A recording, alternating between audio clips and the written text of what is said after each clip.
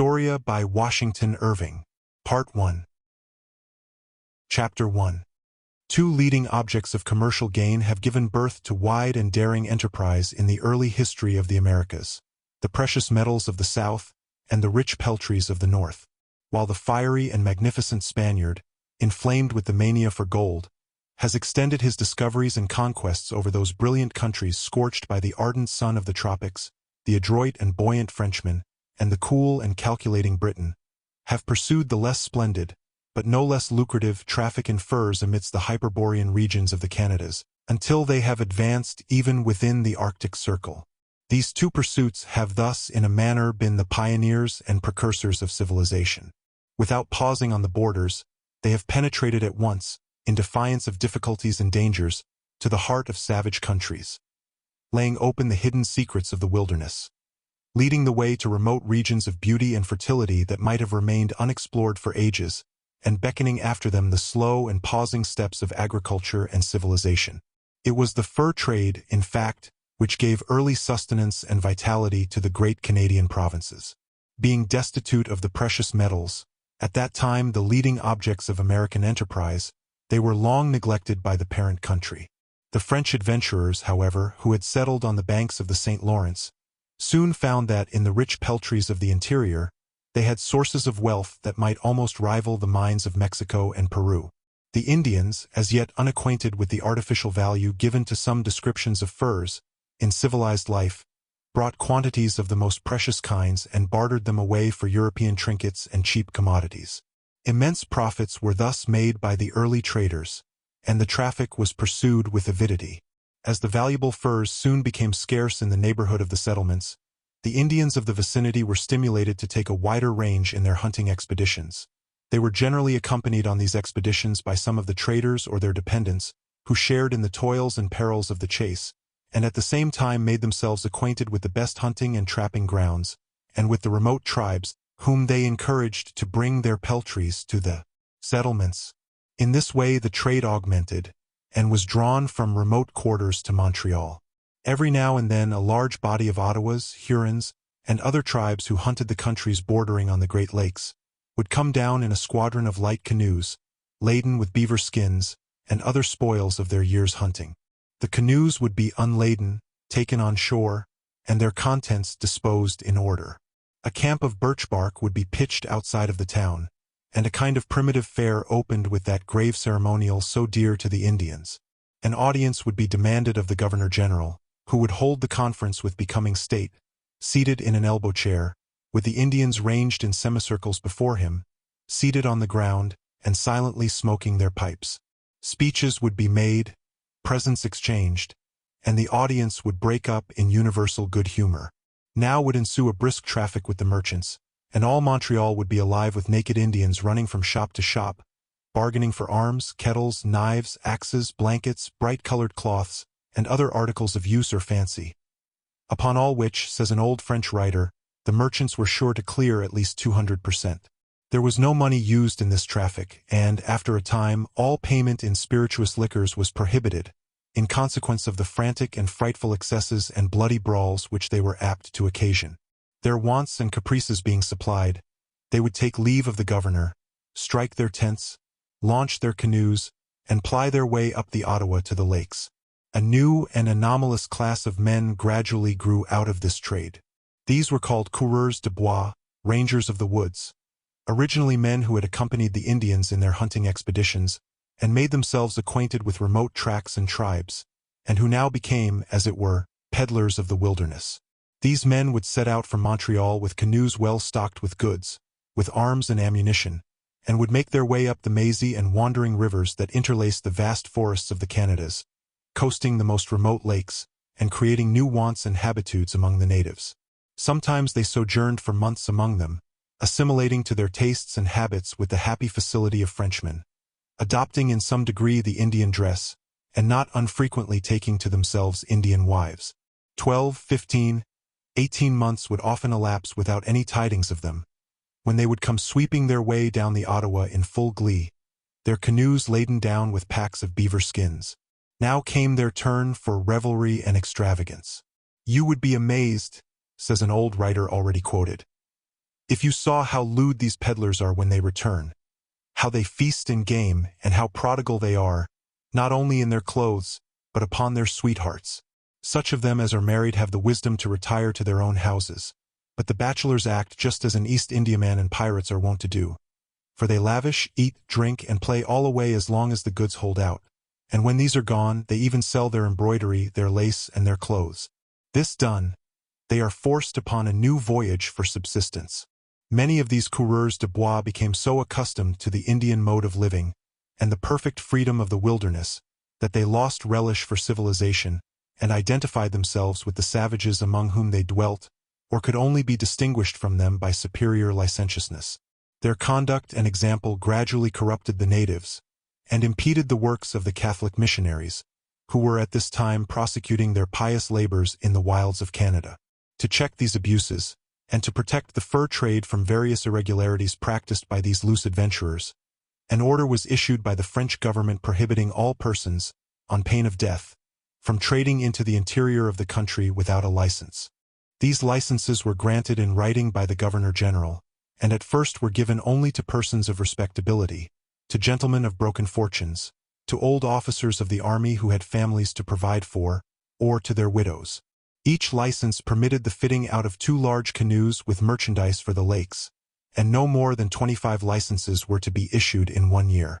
By degrees, however, private licenses were also granted, and the number rapidly increased. Those who did not choose to fit out the expeditions themselves were permitted to sell them to the merchants. These employed the coureurs de bois or rangers of the woods to undertake the long voyages on shares, and thus the abuses of the old system were revived and continued. The pious missionaries employed by the Roman Catholic Church to convert the Indians did everything in their power to counteract the profligacy caused and propagated by these men in the heart of the wilderness. The Catholic chapel might often be seen planted beside the trading house, and its spire surmounted by a cross, towering from the midst of an Indian village, on the banks of a river or a lake.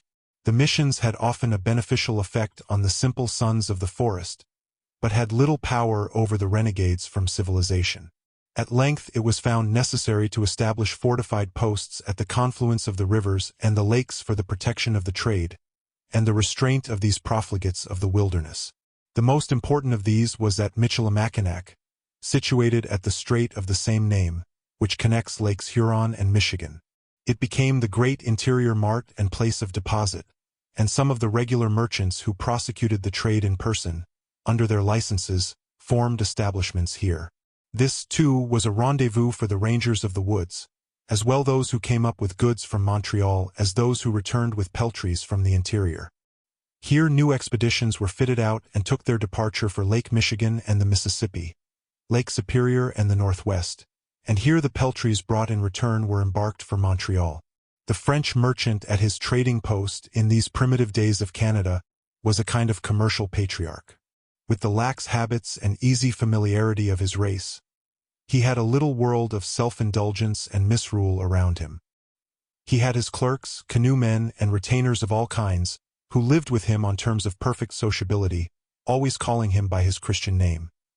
He had his harem of Indian beauties and his troop of half-breed children, nor was there ever wanting a louting train of Indians, hanging about the establishment, eating and drinking at his expense in the intervals of their hunting expeditions.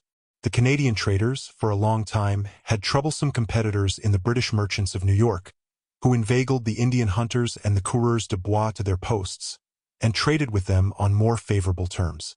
A still more formidable opposition was organized in the Hudson's Bay Company, chartered by Charles II.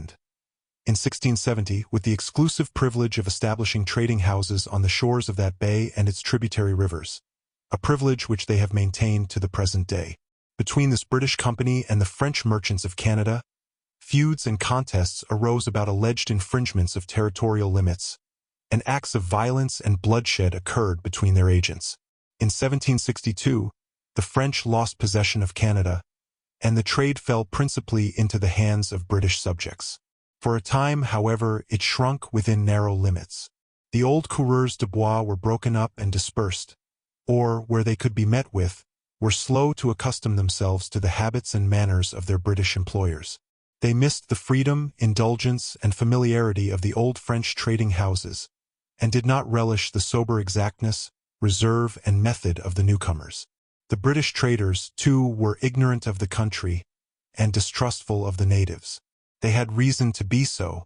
The treacherous and bloody affairs of Detroit and Michilimackinac showed them the lurking hostility cherished by the savages, who had too long been taught by the French to regard them as enemies. It was not until the year 1766 that the trade regained its old channels, but it was then pursued with much avidity and emulation by individual merchants, and soon transcended its former bounds. Expeditions were fitted out by various persons from Montreal and Michilimackinac, and rival ships and jealousies of course ensued. The trade was injured by their artifices to outbid and undermine each other. The Indians were debauched by the sale of spirituous liquors, which had been prohibited under the French rule. Scenes of drunkenness, brutality, and brawl were the consequence, in the Indian villages and around the trading houses, while bloody feuds took place between rival trading parties when they happened to encounter each other in the lawless depths of the wilderness. To put an end to these sordid and ruinous contentions, several of the principal merchants of Montreal entered into a partnership in the winter of 1783, which was augmented by amalgamation with a rival company in 1787. Thus was created the famous Northwest Company, which for a time held a lordly sway over the wintry lakes and boundless forests of the Canadas, almost equal to that of the East India Company over the voluptuous climes and magnificent realms of the Orient.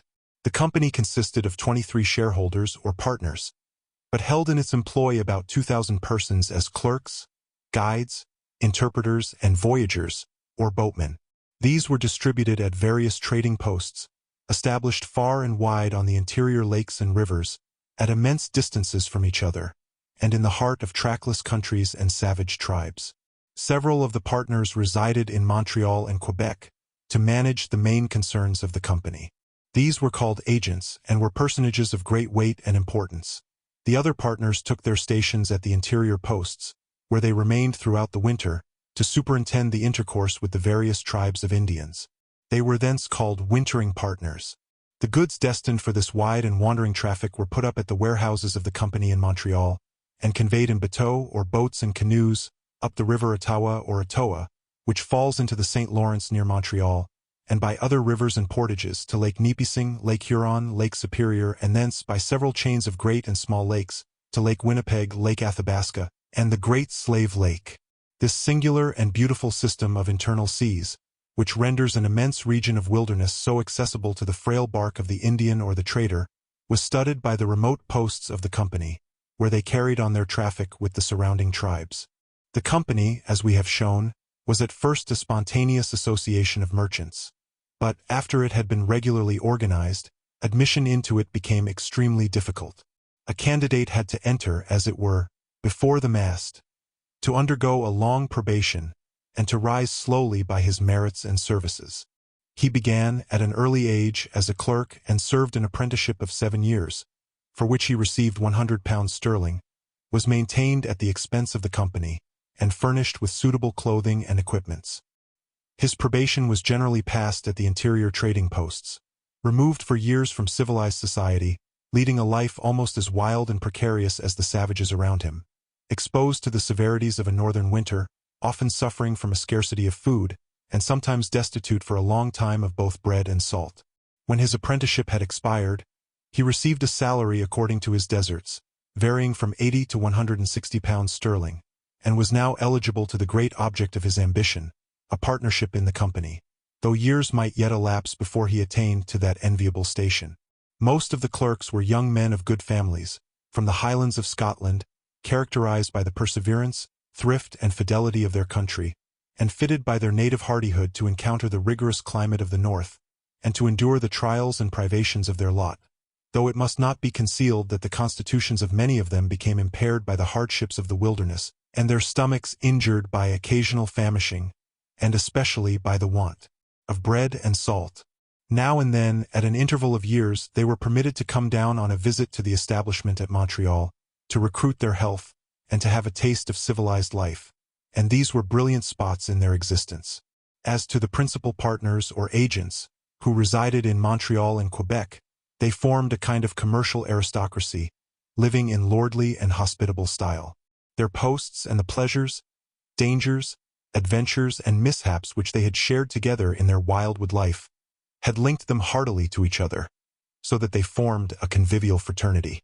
Few travelers that have visited Canada some 30 years since, in the days of the McTavishes, the McGillivrays, the Mackenzies, the Frobishers, and the other magnates of the Northwest, when the company was in all its glory, but must remember the round of feasting and revelry kept up among these Hyperborean nabobs.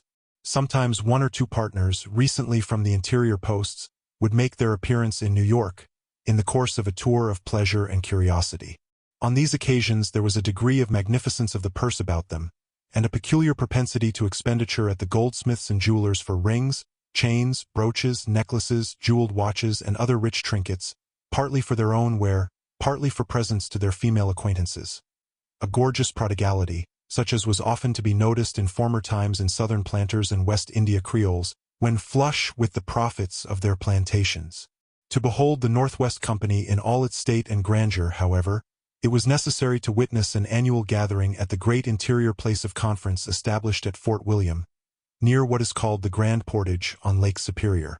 Here 2 or 3 of the leading partners from Montreal proceeded once a year to meet the partners from the various trading posts of the wilderness, to discuss the affairs of the company during the preceding year, and to arrange plans for the future.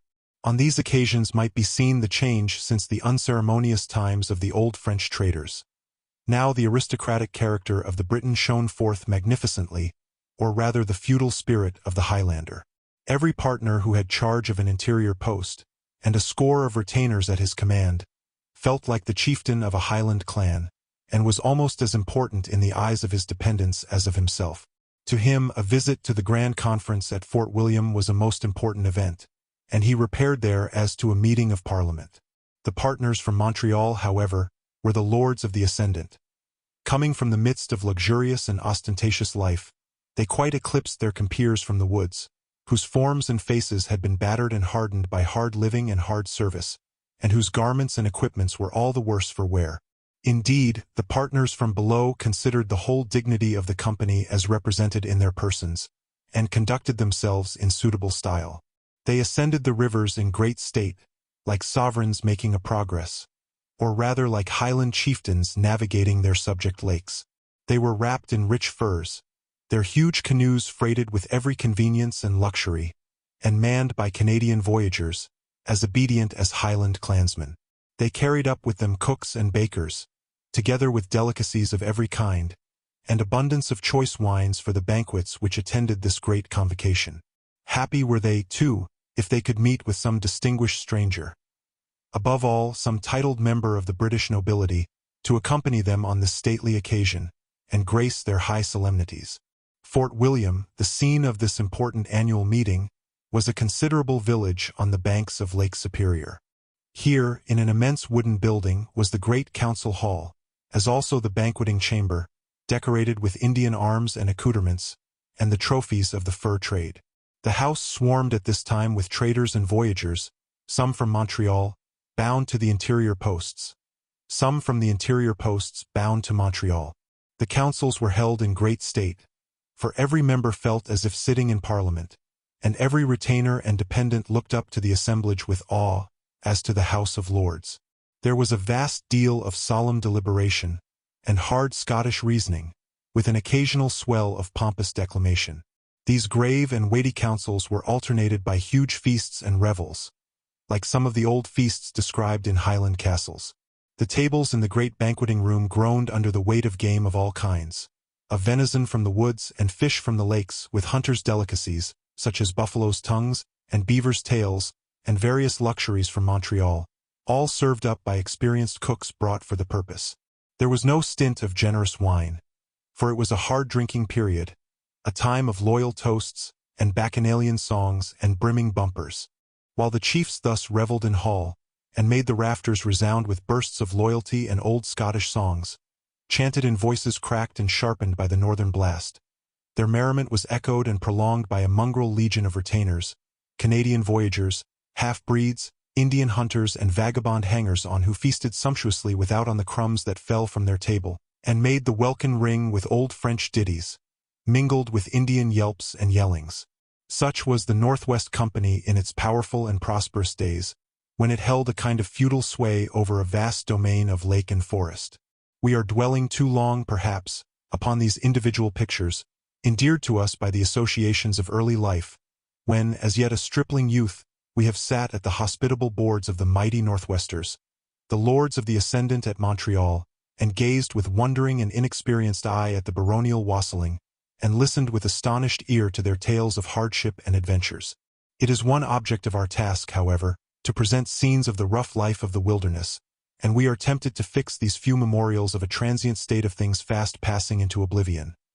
For the feudal state of Fort William is at an end, its council chamber is silent and deserted, its banquet hall no longer echoes to the burst of loyalty, or the old-world ditty. The lords of the lakes and forests have passed away, and the hospitable magnates of Montreal, where are they? Chapter 2. The success of the Northwest Company stimulated further enterprise in this opening and apparently boundless field of profit. The traffic of that company lay principally in the high northern latitudes, while there were immense regions to the south and west, known to abound with valuable peltries, but which, as yet, had been but little explored by the fur trader. A new association of British merchants was therefore formed, to prosecute the trade in this direction. The chief factory was established at the old emporium of Michilimackinac, from which place the association took its name, and was commonly called the Mackinaw Company. While the Northwesters continued to push their enterprises into the Hyperborean regions from their stronghold at Fort William, and to hold almost sovereign sway over the tribes of the upper lakes and rivers, the Mackinaw Company sent forth their light pirogues and barks, by Green Bay, Fox River, and the Wisconsin, to that area's artery of the West, the Mississippi, and down that stream to all its tributary rivers. In this way they hoped soon to monopolize the trade with all the tribes on the southern and western waters, and of those vast tracts comprised in ancient Louisiana. The government of the United States began to view with a wary eye the growing influence thus acquired by combinations of foreigners over the aboriginal tribes inhabiting its territories, and endeavored to counteract it. For this purpose, as early as 1796, the government sent out agents to establish rival trading houses on the frontier, so as to supply the wants of the Indians, to link their interests and feelings with those of the people of the United States, and to divert this important branch of trade into national channels. The expedition, however, was unsuccessful, as most commercial expedients are prone to be, where the dull patronage of government is counted upon to outvie the keen activity of private enterprise. What government failed to effect, however, with all its patronage and all its agents, was at length brought about by the enterprise and perseverance of a single merchant, one of its adopted citizens. And this brings us to speak of the individual whose enterprise is the especial subject of the following pages. A man whose name and character are worthy of being enrolled in the history of commerce, as illustrating its noblest aims and soundest maxims. A few brief anecdotes of his early life, and of the circumstances which first determined him to the branch of commerce of which we are treating, cannot be but interesting. John Jacob Astor, the individual in question, was born in the honest little German village of Waldorf, near Heidelberg, on the banks of the Rhine.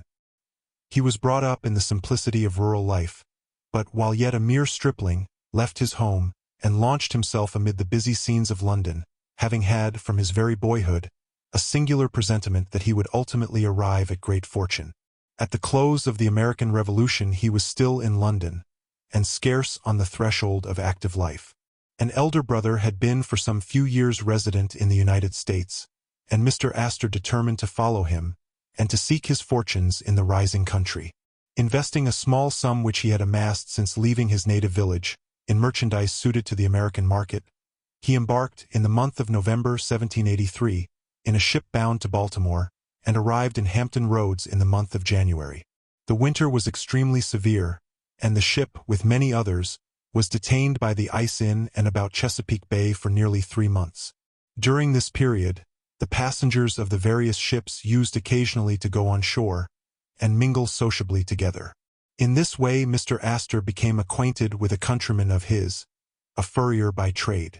Having had a previous impression that this might be a lucrative trade in the New World, he made many inquiries of his new acquaintance on the subject, who cheerfully gave him all the information in his power as to the quality and value of different furs, and the mode of carrying on the traffic. He subsequently accompanied him to New York, and, by his advice, Mr. Astor was induced to invest the proceeds of his merchandise in furs. With these he sailed from New York to London in 1784, disposed of them advantageously, made himself further acquainted with the course of the trade, and returned the same year to New York, with a view to settle in the United States. He now devoted himself to the branch of commerce with which he had thus casually been made acquainted. He began his career, of course, on the narrowest scale, but he brought to the task a persevering industry, rigid economy, and strict integrity. To these were added an aspiring spirit that always looked upwards, a genius bold, fertile, and expansive, a sagacity quick to grasp and convert every circumstance to its advantage, and a singular and never-wavering confidence of signal success. As yet, trade in peltries was not organized in the United States, and could not be said to form a regular line of business. Furs and skins were casually collected by the country traders in their dealings with the Indians or the white hunters, but the main supply was derived from Canada. As Mr. Astor's means increased, he made annual visits to Montreal, where he purchased furs from the houses at that place engaged in the trade. These he shipped from Canada to London, no direct trade being allowed from that colony to any but the mother country.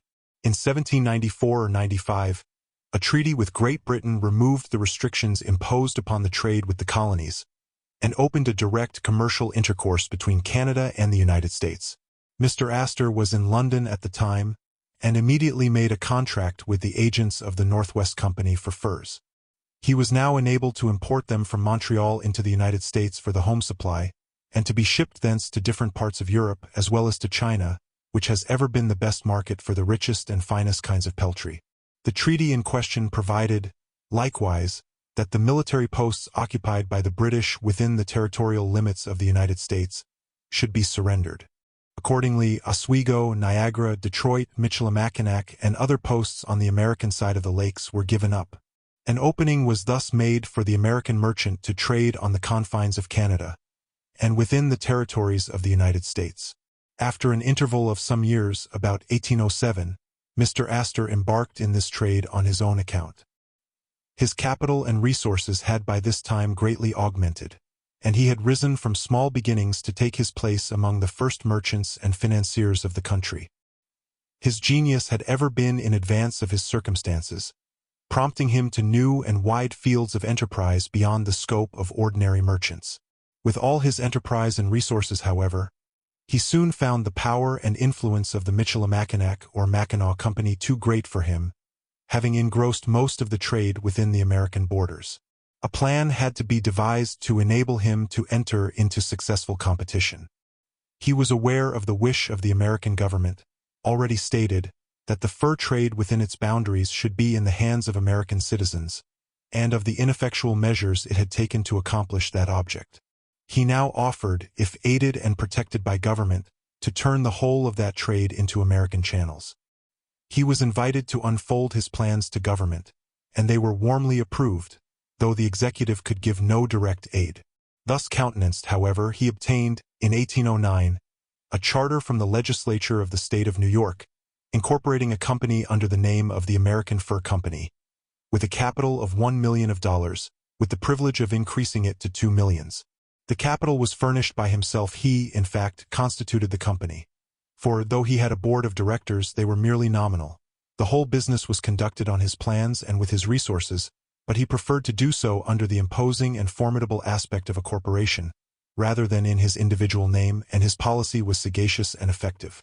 As the Mackinac Company still continued its rivalry, and as the fur trade would not advantageously admit of competition, he made a new arrangement in 1811, by which, in conjunction with certain partners of the Northwest Company and other persons engaged in the fur trade, he bought out the Mackinac Company, and merged that and the American Fur Company into a new association, to be called the Southwest Company. This he likewise did with the privity and approbation of the American government.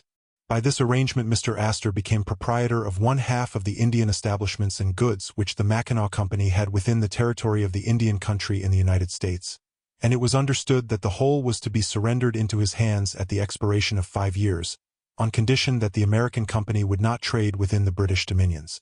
Unluckily, the war which broke out in 1812 between Great Britain and the United States suspended the association, and after the war it was entirely dissolved, Congress having passed a law prohibiting the British fur traders from prosecuting their enterprises within the territories of the United States. Chapter 3. While the various companies we have noticed were pushing their enterprises far and wide in the wilds of Canada, and along the course of the great western waters, other adventurers, intent on the same objects, were traversing the watery wastes of the Pacific and skirting the northwest coast of America. The last voyage of that renowned but unfortunate discoverer, Captain Cook, had made known the vast quantities of the sea otter to be found along that coast, and the immense prices to be obtained for its fur in China. It was as if a new Gold Coast had been discovered. Individuals from various countries dashed into this lucrative traffic, so that in the year 1792, there were 21 vessels under different flags, plying along the coast and trading with the natives.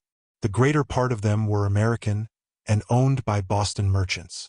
They generally remained on the coast and about the adjacent seas for 2 years, carrying on as wandering and adventurous a commerce on the water as did the traders and trappers on land. Their trade extended along the whole coast from California to the high northern latitudes. They would run in near shore, anchor, and wait for the natives to come off in their canoes with peltries. The trade exhausted at one place, they would up anchor and off to another. In this way they would consume the summer, and when autumn came on, would run down to the Sandwich Islands and winter in some friendly and plentiful harbor. In the following year they would resume their summer trade, commencing at California and proceeding north, and, having in the course of the 2 seasons collected a sufficient cargo of peltries, would make the best of their way to China. Here they would sell their furs, take in teas, nankeens, and other merchandise, and return to Boston, after an absence of 2 or 3 years. The people, however, who entered most extensively and effectively in the fur trade of the Pacific were the Russians. Instead of making casual voyages in transient ships, they established regular trading houses in the high latitudes, along the northwest coast of America, and upon the chain of the Aleutian Islands between Kamchatka and the promontory of Alaska. To promote and protect these enterprises, a company was incorporated by the Russian government with exclusive privileges and a capital of £260,000 sterling, and the sovereignty of that part of the American continent, along the coast of which the posts had been established, was claimed by the Russian crown, on the plea that the land had been discovered and occupied by its subjects. As China was the grand mart for the furs collected in these quarters, the Russians had the advantage over their competitors in the trade.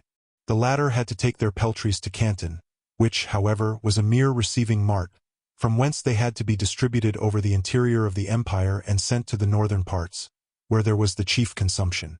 The Russians, on the contrary, carried their furs, by a shorter voyage, directly to the northern parts of the Chinese empire, thus being able to afford them in the market without the additional cost of internal transportation. We come now to the immediate field of operation of the great enterprise we have undertaken to illustrate. Among the American ships which traded along the northwest coast in 1792 was the Columbia, Captain Gray of Boston. In the course of her voyage she discovered the mouth of a large river in lat. 46·19 foot north. Entering it with some difficulty, on account of sandbars and breakers, she came to anchor in a spacious bay. A boat was well manned, and sent on shore to a village on the beach, but all the inhabitants fled excepting the aged and infirm. The kind manner in which these were treated, and the presents given them, gradually lured back the others, and a friendly intercourse took place. They had never seen a ship or a white man. When they had first descried the Columbia, they had supposed it a floating island, then some monster of the deep, but when they saw the boat putting for shore with human beings on board, they considered them cannibals sent by the Great Spirit to ravage the country and devour the inhabitants. Captain Gray did not ascend the river farther than the bay in question, which continues to bear his name. After putting to sea, he fell in with the celebrated discoverer, Vancouver, and informed him of his discovery, furnished him with a chart which he had made of the river. Vancouver visited the river, and his lieutenant, Broughton, explored it by the aid of Captain Gray's chart, ascending it upwards of 100 miles, until within view of a snowy mountain, to which he gave the name of Empty Hood, which it still retains. The existence of this river, however, was known long before the visits of Gray and Vancouver, but the information concerning it was vague and indefinite, being gathered from the reports of Indians. It was spoken of by travelers as the Oregon, and as the Great River of the West. A Spanish ship is said to have been wrecked at the mouth, several of the crew of which lived for some time among the natives. The Columbia, however, is believed to be the first ship that made a regular discovery and anchored within its waters, and it has since generally borne the name of that vessel.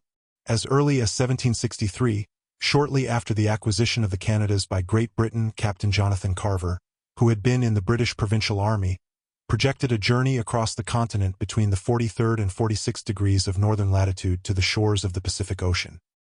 His objects were to ascertain the breadth of the continent at its broadest part, and to determine on some place on the shores of the Pacific, where government might establish a post to facilitate the discovery of a northwest passage, or a communication between Hudson's Bay and the Pacific Ocean.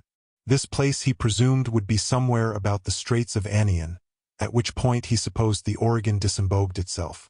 It was his opinion, also, that a settlement on this extremity of America would disclose new sources of trade, promote many useful discoveries, and open a more direct communication with China and the English settlements in the East Indies, than that by the Cape of Good Hope or the Straits of Magellan. This enterprising and intrepid traveler was twice baffled in individual efforts to accomplish this great journey. In 1774, he was joined in the scheme by Richard Whitworth, a member of Parliament and a man of wealth. Their enterprise was projected on a broad and bold plan. They were to take with them 50 or 60 men, artificers and mariners. With these they were to make their way up one of the branches of the Missouri, explore the mountains for the source of the Oregon, or River of the West, and sail down that river to its supposed exit, near the Straits of Anian. Here they were to erect a fort, and build the vessels necessary to carry their discoveries by sea into effect. Their plan had the sanction of the British government, and grants and other requisites were nearly completed, when the breaking out of the American Revolution once more defeated the undertaking. The expedition of Sir Alexander Mackenzie in 1793, across the continent to the Pacific Ocean, which he reached in lat. 52 20 feet 48 inches, again suggested the possibility of linking together the trade of both sides of the continent. In lat. 52 30 foot he had descended a river for some distance which flowed towards the south, and wag called by the natives Tecouchtesse, and which he erroneously supposed to be the Columbia. It was afterwards ascertained that it emptied itself in lat. 49 degrees, whereas the mouth of the Columbia is about 3 degrees further south. When Mackenzie some years subsequently published an account of his expeditions, he suggested the policy of opening an intercourse between the Atlantic and Pacific Oceans, and forming regular establishments through the interior and at both extremes, as well as along the coasts and islands. By this means, he observed, the entire command of the fur trade of North America might be obtained from lat. 48 north to the pole, excepting that portion held by the Russians, for as to the American adventurers who had hitherto enjoyed the traffic along the northwest coast, they would instantly disappear, he added, before a well-regulated trade. A scheme of this kind, however, was too vast and hazardous for individual enterprise. It could only be undertaken by a company under the sanction and protection of a government, and as there might be a clashing of claims between the Hudson's Bay and Northwest Company, the one holding by right of charter, the other by right of possession, he proposed that the two comparties should coalesce in this great undertaking. The long-cherished jealousies of these two companies, however, were too deep and strong to allow them to listen to such counsel.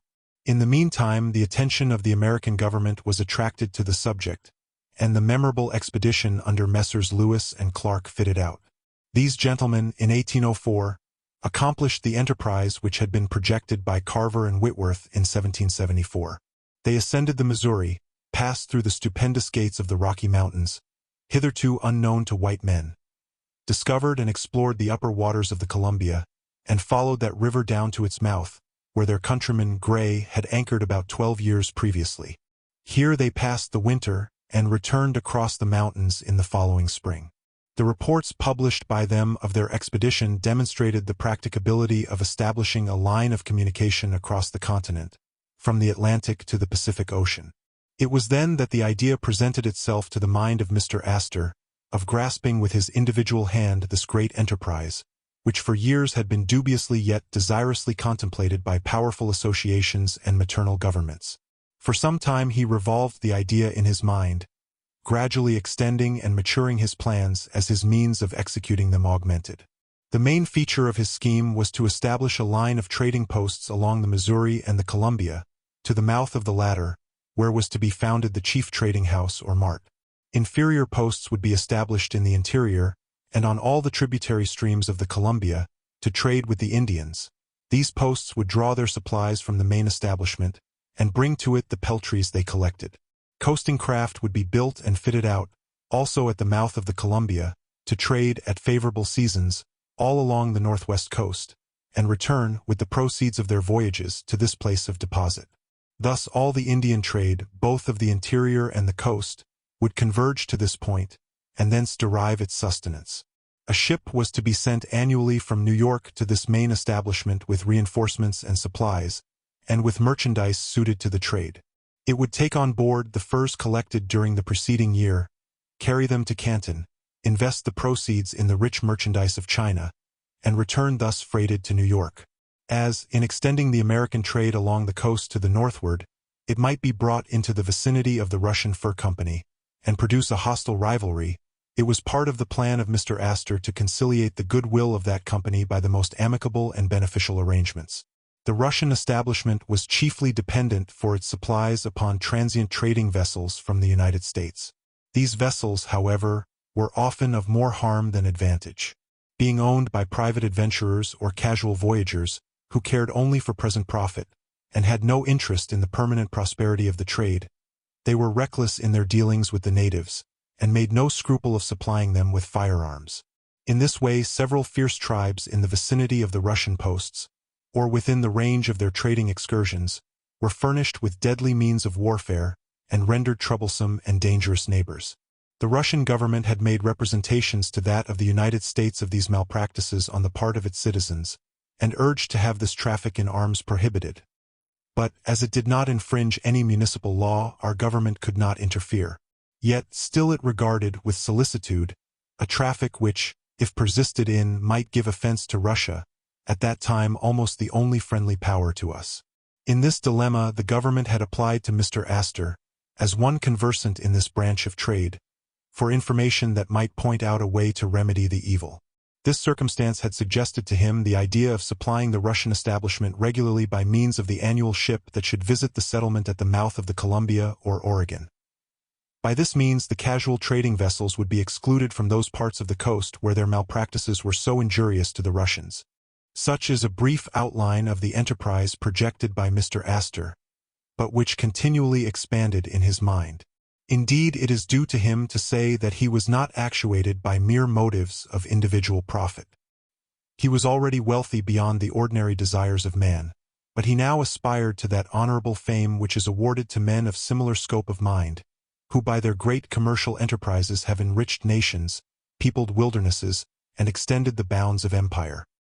He considered his projected establishment at the mouth of the Columbia as the emporium to an immense commerce, as a colony that would form the germ of a wide civilization, that would, in fact, carry the American population across the Rocky Mountains and spread it along the shores of the Pacific, as it already animated the shores of the Atlantic.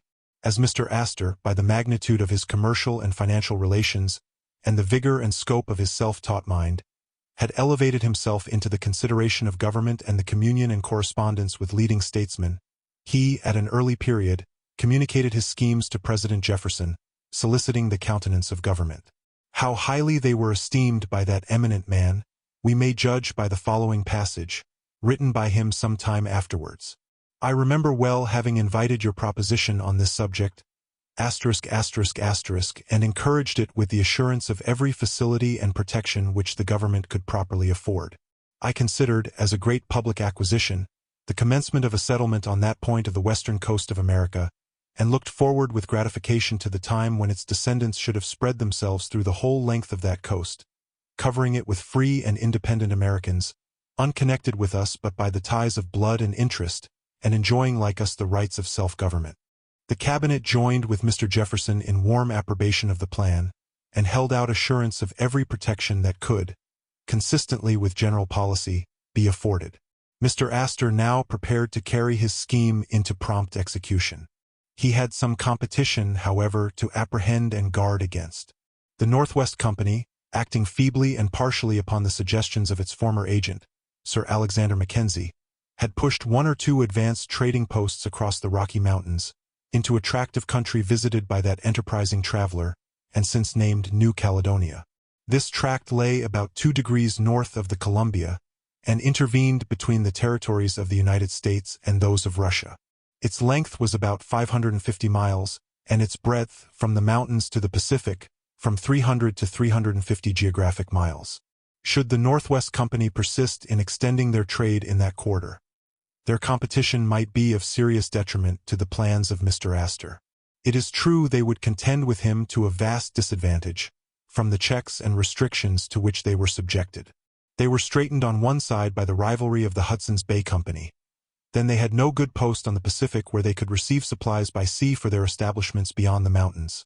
Nor, if they had one, could they ship their furs thence to China, that great mart for peltries, the Chinese trade being comprised in the monopoly of the East India Company. Their posts beyond the mountains had to be supplied in yearly expeditions, like caravans, from Montreal, and the furs conveyed back in the same way, by long, precarious, and expensive routes across the continent. Mr. Astor, on the contrary, would be able to supply his proposed establishment at the mouth of the Columbia by sea, and to ship the furs collected there directly to China, so as to undersell the Northwest Company in the great Chinese market. Still, the competition of two rival companies west of the Rocky Mountains could not but prove detrimental to both, and fraught with those evils, both to the trade and to the Indians, that had attended similar rivalries in the Canadas. To prevent any contest of the kind, therefore, he made known his plan to the agents of the Northwest Company, and proposed to interest them, to the extent of 1/3, in the trade thus to be opened. Some correspondence and negotiation ensued. The company were aware of the advantages which would be possessed by Mr. Astor should he be able to carry his scheme into effect, but they anticipated a monopoly of the trade beyond the mountains by their establishments in New Caledonia, and were loath to share it with an individual who had already proved a formidable competitor in the Atlantic trade. They hoped, too, by a timely move, to secure the mouth of the Columbia before Mr. Astor would be able to put his plans into operation, and, that key to the internal trade once in their possession, the whole country would be at their command.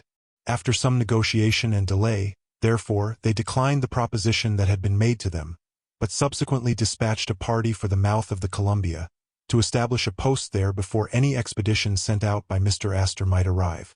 In the meantime Mr. Astor, finding his overtures rejected, proceeded fearlessly to execute his enterprise in face of the whole power of the Northwest Company.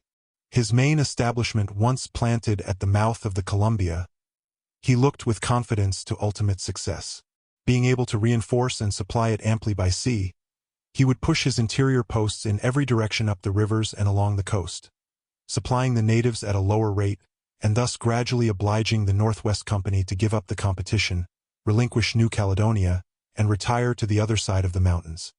He would then have possession of the trade, not merely of the Columbia and its tributaries, but of the regions farther north, quite to the Russian possessions. Such was a part of his brilliant and comprehensive plan.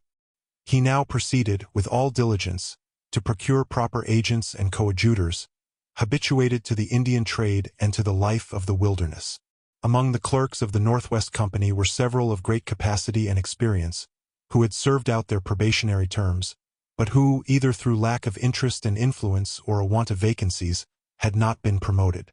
They were consequently much dissatisfied, and ready for any employment in which their talents and acquirements might be turned to better account. Mr. Astor made his overtures to several of these persons, and 3 of them entered into his views. One of these, Mr. Alexander M.K., had accompanied Sir Alexander Mackenzie in both of his expeditions to the northwest coast of America in 1789 and 1793. The other 2 were Duncan Dougal and Donald Mackenzie. To these were subsequently added Mr. Wilson Price Hunt, of New Jersey. As this gentleman was a native-born citizen of the United States, a person of great probity and worth, he was selected by Mr. Astor to be his chief agent, and to represent him in the contemplated establishment. On the 23rd of June, 1810, articles of agreement were entered into between Mr. Astor and those 4 gentlemen, acting for themselves and for the several persons who had already agreed to become, or should thereafter become, associated under the firm of the Pacific Fur Company. According to these articles, Mr. Astor was to be at the head of the company, and to manage its affairs in New York. He was to furnish vessels, goods, provisions, arms, ammunition, and all other requisites for the enterprise at first cost and charges, provided that they did not, at any time, involve an advance of more than $400,000. The stock of the company was to be divided into 100 equal shares, with the profits accruing thereon. 50 shares were to be at the disposition of Mr. Astor, and the other 50 to be divided among the partners and their associates. Mr. Astor was to have the privilege of introducing other persons into the connection as partners, 2 of whom, at least, should be conversant with the Indian trade, and none of them entitled to more than 3 shares. A general meeting of the company was to be held annually at Columbia River, for the investigation and regulation of its affairs, at which absent members might be represented, and might vote by proxy under certain specified conditions. The association, if successful, was to continue for 20 years, but the parties had full power to abandon and dissolve it within the first 5 years, should it be found unprofitable. For this term Mr. Astor covenanted to bear all the loss that might be incurred, after which it was to be borne by all the partners, in proportion to their respective shares. The parties of the second part were to execute faithfully such duties as might be assigned to them by a majority of the company on the northwest coast, and to repair to such place or places as the majority might direct. An agent, appointed for the term of 5 years, was to reside at the principal establishment on the northwest coast, and Wilson Price Hunt was the one chosen for the first term. Should the interests of the concern at any time require his absence, a person was to be appointed in general meeting to take his place. Such were the leading conditions of this association. We shall now proceed to relate the various hardy and eventful expeditions, by sea and land, to which it gave rise. Chapter 4. In prosecuting his great scheme of commerce and colonization, 2 expeditions were devised by Mr. Astor, one by sea, the other by land. The former was to carry out the people, stores, ammunition, and merchandise requisite for establishing a fortified trading post at the mouth of Columbia River. The latter, conducted by Mr. Hunt, was to proceed up the Missouri and across the Rocky Mountains to the same point, exploring a line of communication across the continent and noting the places where interior trading posts might be established. The expedition by sea is the one which comes first under consideration. A fine ship was provided called the Tonquin, of 290 tons burden, mounting 10 guns, with a crew of 20 men. She carried an assortment of merchandise for trading with the natives of the seaboard and of the interior, together with the frame of a schooner, to be employed in the coasting trade. Seeds also were provided for the cultivation of the soil, and nothing was neglected for the necessary supply of the establishment. The command of the ship was entrusted to Jonathan Thorne of New York, a lieutenant in the United States Navy, on leave of absence. He was a man of courage and firmness who had distinguished himself in our Tripolitan War, and, from being accustomed to naval discipline, was considered by Mr. Astor as well fitted to take charge of an expedition of the kind. 4 of the partners were to embark in the ship, namely Messrs. M.K. McDougall, David Stewart, and his nephew Robert Stewart. Mr. McDougall was empowered by Mr. Astor to act as his proxy in the absence of Mr. Hunt, to vote for him and in his name, on any question that might come before any meeting of the persons interested in the voyage. Besides the partners, there were 12 clerks to go out in the ship, several of them natives of Canada, who had some experience in the Indian trade. They were bound to the service of the company for 5 years, at the rate of $100 a year, payable at the expiration of the term, and an annual equipment of clothing to the amount of $40. In case of ill conduct, they were liable to forfeit their wages and be dismissed. But, should they acquit themselves well, the confident expectation was held out to them of promotion and partnership. Their interests were thus, to some extent, identified with those of the company. Several artisans were likewise to sail in the ship, for the supply of the colony, but the most peculiar and characteristic part of this motley embarkation consisted of 13 Canadian voyageurs, who had enlisted for 5 years. As this class of functionaries will continually recur in the course of the following narrations, and as they form one of those distinct and strongly marked castes or orders of people, springing up in this vast continent out of geographical circumstances, or the varied pursuits, habitudes, and origins of its population, we shall sketch a few of their characteristics for the information of the reader. The voyageurs form a kind of confraternity in the Canadas, like the arrieros or carriers of Spain, and, like them, are employed in long internal expeditions of travel and traffic, with this difference that the arrieros travel by land, the voyagers by water, the former with mules and horses, the latter with bateaux and canoes. The voyagers may be said to have sprung up out of the fur trade, having originally been employed by the early French merchants in their trading expeditions through the labyrinth of rivers and lakes of the boundless interior. They were coeval with the coureurs de bois or rangers of the woods, already noticed, and like them, in the intervals of their long, arduous, and laborious expeditions, were prone to pass their time in idleness and revelry about the trading posts or settlements, squandering their hard earnings in heedless conviviality, and rivaling their neighbors, the Indians, in indolent indulgence and an imprudent disregard of the morrow. When Canada passed under British domination, and the old French trading houses were broken up, the voyagers, like the coureurs de bois, were for a time disheartened and disconsolate, and with difficulty could reconcile themselves to the service of the newcomers, so different in habits, manners, and language from their former employers. By degrees, however, they became accustomed to the change, and at length came to consider the British fur traders, and especially the members of the Northwest Company, as the legitimate lords of creation. The dress of these people is generally half civilized, half savage. They wear a capot or surcoat, made of a blanket, a striped cotton shirt, cloth trousers or leathern leggings, moccasins of deerskin, and a belt of variegated worsted, from which are suspended the knife, tobacco pouch, and other implements. Their language is of the same piebald character, being a French patois, embroidered with Indian and English words and phrases.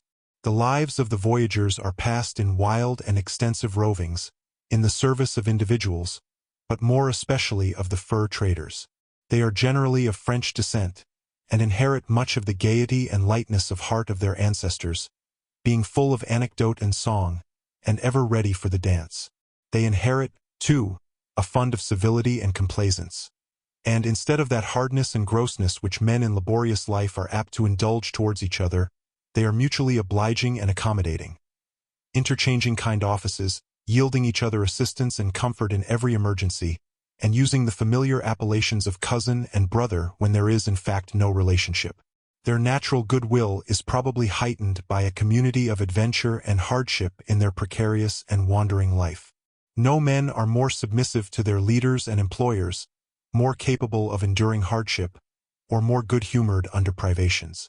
Never are they so happy as when on long and rough expeditions, toiling up rivers or coasting lakes, encamping at night on the borders, gossiping round their fires, and bivouacking in the open air. They are dexterous boatmen, vigorous and adroit with the oar and paddle, and will row from morning until night without a murmur. The steersman often sings an old traditionary French song, with some regular burden in which they all join, keeping time with their oars. If at any time they flag in spirits or relax in exertion, it is but necessary to strike up a song of the kind to put them all in fresh spirits and activity. The Canadian waters are vocal with these little French chansons, that have been echoed from mouth to mouth and transmitted from father to son, from the earliest days of the colony. And it has a pleasing effect in a still golden summer evening, to see a bateau gliding across the bosom of a lake and dipping its oars to the cadence of these quaint old ditties, or sweeping along in full chorus on a bright sunny morning, down the transparent current of one of the Canada rivers. But we are talking of things that are fast fading away. The march of mechanical invention is driving everything poetical before it. The steamboats, which are fast dispelling the wildness and romance of our lakes and rivers, and aiding to subdue the world into commonplace, are proving as fatal to the race of the Canadian voyagers as they have been to that of the boatmen of the Mississippi. Their glory is departed. They are no longer the lords of our internal seas, and the great navigators of the wilderness. Some of them may still occasionally be seen coasting the lower lakes with their frail barks, and pitching their camps and lighting their fires upon the shores. But their range is fast contracting to those remote waters and shallow and obstructed rivers unvisited by the steamboat. In the course of years they will gradually disappear. Their songs will die away like the echoes they once awakened, and the Canadian voyagers will become a forgotten race, or remembered, like their associates, the Indians, among the poetical images of past times, and as themes for local and romantic associations. An instance of the buoyant temperament and the professional pride of these people was furnished in the gay and braggart style in which they arrived at New York to join the enterprise. They were determined to regale and astonish the people of the States with the sight of a Canadian boat and a Canadian crew.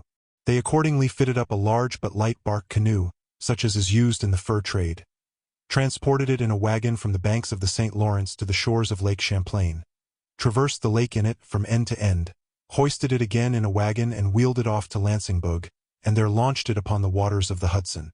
Down this river they plied their course merrily on a fine summer's day, making its banks resound for the first time with their old French boat songs, passing by the villages with whoop and halloo, so as to make the honest Dutch farmers mistake them for a crew of savages.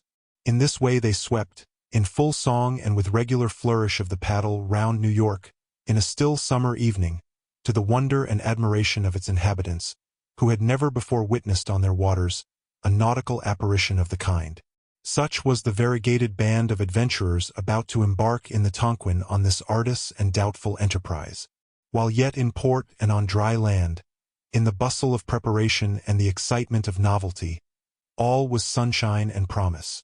The Canadians, especially, who, with their constitutional vivacity, have a considerable dash of the Gascon, were buoyant and boastful and great braggarts as to the future, while all those who had been in the service of the Northwest Company and engaged in the Indian trade plumed themselves upon their hardihood and their capacity to endure privations.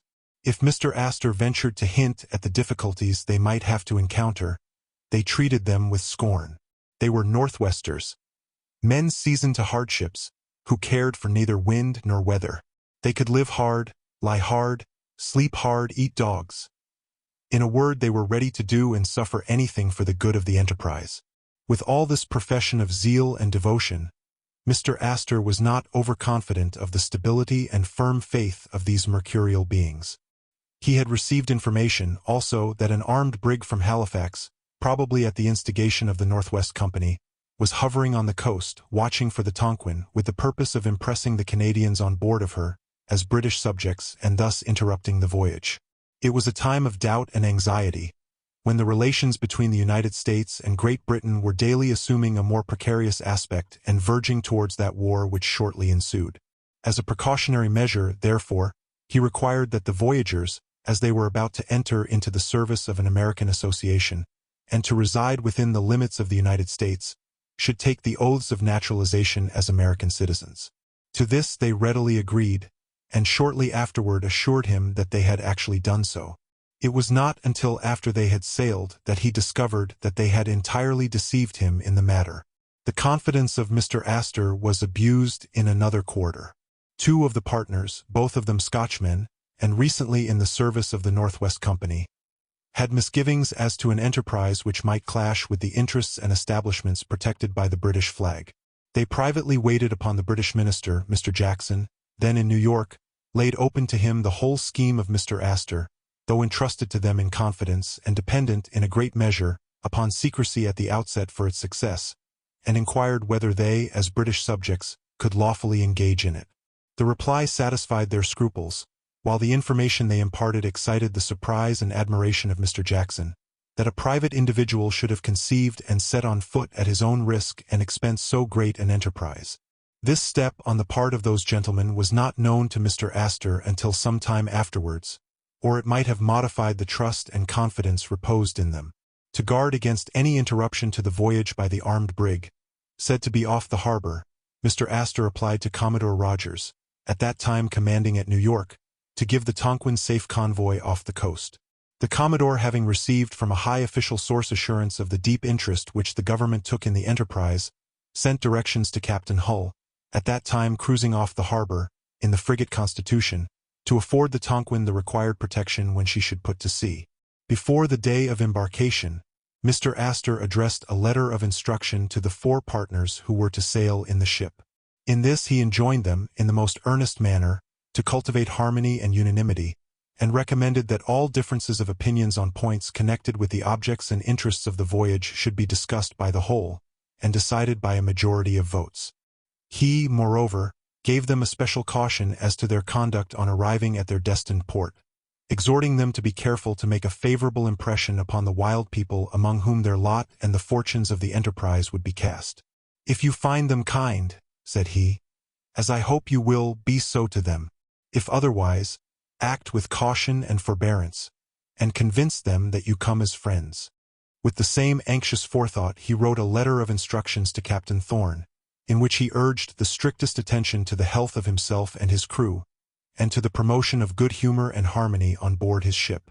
To prevent any misunderstanding, added he, will require your particular good management. His letter closed with an injunction of wariness in his intercourse with the natives, a subject on which Mr. Astor was justly sensible he could not be too earnest. I must recommend you, said he, to be particularly careful on the coast, and not to rely too much on the friendly disposition of the natives.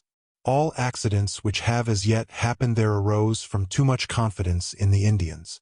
The reader will bear these instructions in mind, as events will prove their wisdom and importance, and the disasters which ensued in consequence of the neglect of them. Chapter 5. On the 8th of September 1810, the Tonquin put to sea, where she was soon joined by the frigate Constitution. The wind was fresh and fair from the southwest, and the ship was soon out of sight of land and free from the apprehended danger of interruption. The frigate, therefore, gave her Godspeed, and left her to her course. The harmony so earnestly enjoined by Mr. Astor on this heterogeneous crew, and which had been so confidently promised in the buoyant moments of preparation, was doomed to meet with a check at the very outset. Captain Thorn was an honest, straightforward, but somewhat dry and dictatorial commander, who, having been nurtured in the system and discipline of a ship of war, and in a sacred opinion of the supremacy of the quarterdeck, was disposed to be absolute lord and master on board of his ship. He appears, moreover, to have had no great opinion, from the first, of the persons embarked with him. He had stood by with surly contempt while they vaunted so bravely to Mr. Astor of all they could do and all they could undergo, how they could face all weathers, put up with all kinds of fare, and even eat dogs with a relish when no better food was to be had. He had set them down as a set of landlubbers and braggadocios, and was disposed to treat them accordingly. Mr. Astor was, in his eyes, his only real employer, being the father of the enterprise, who furnished all funds and bore all losses. The others were mere agents and subordinates, who lived at his expense. He evidently had but a narrow idea of the scope and nature of the enterprise, limiting his views merely to his part of it. Everything beyond the concerns of his ship was out of his sphere, and anything that interfered with the routine of his nautical duties put him in a passion. The partners, on the other hand, had been brought up in the service of the Northwest Company, and in a profound idea of the importance, dignity, and authority of a partner. They already began to consider themselves on a par with the McTavishes, the M'Gillivrays, the Frobishers, and the other magnates of the Northwest, whom they had been accustomed to look up to as the great ones of the earth, and they were a little disposed, perhaps, to wear their suddenly acquired honors with some air of pretension. Mr. Astor, too, had put them on their mettle with respect to the captain, describing him as a gunpowder fellow who would command his ship in fine style, and, if there was any fighting to do, would blow all out of the water. Thus prepared to regard each other with no very cordial eye, it is not to be wondered at that the parties soon came into collision. On the very first night, Captain Thorn began his man-of-war discipline by ordering the lights in the cabin to be extinguished at 8 o'clock. The pride of the partners was immediately in arms. This was an invasion of their rights and dignities not to be borne. They were on board of their own ship, and entitled to consult their ease and enjoyment. Dougal was the champion of their cause. He was an active, irritable, fuming, vainglorious little man, and elevated in his own opinion, by being the proxy of Mr. Astor. A violent altercation ensued, in the course of which Thorn threatened to put the partners in irons should they prove refractory, upon which M'Dougall seized a pistol and swore to be the death of the captain should he ever offer such an indignity. It was some time before the irritated parties could be pacified by the more temperate bystanders. Such was the captain's outset with the partners. Nor did the clerk stand much higher in his good graces. Indeed, he seems to have regarded all the landsmen on board his ship as a kind of live lumber, continually in the way.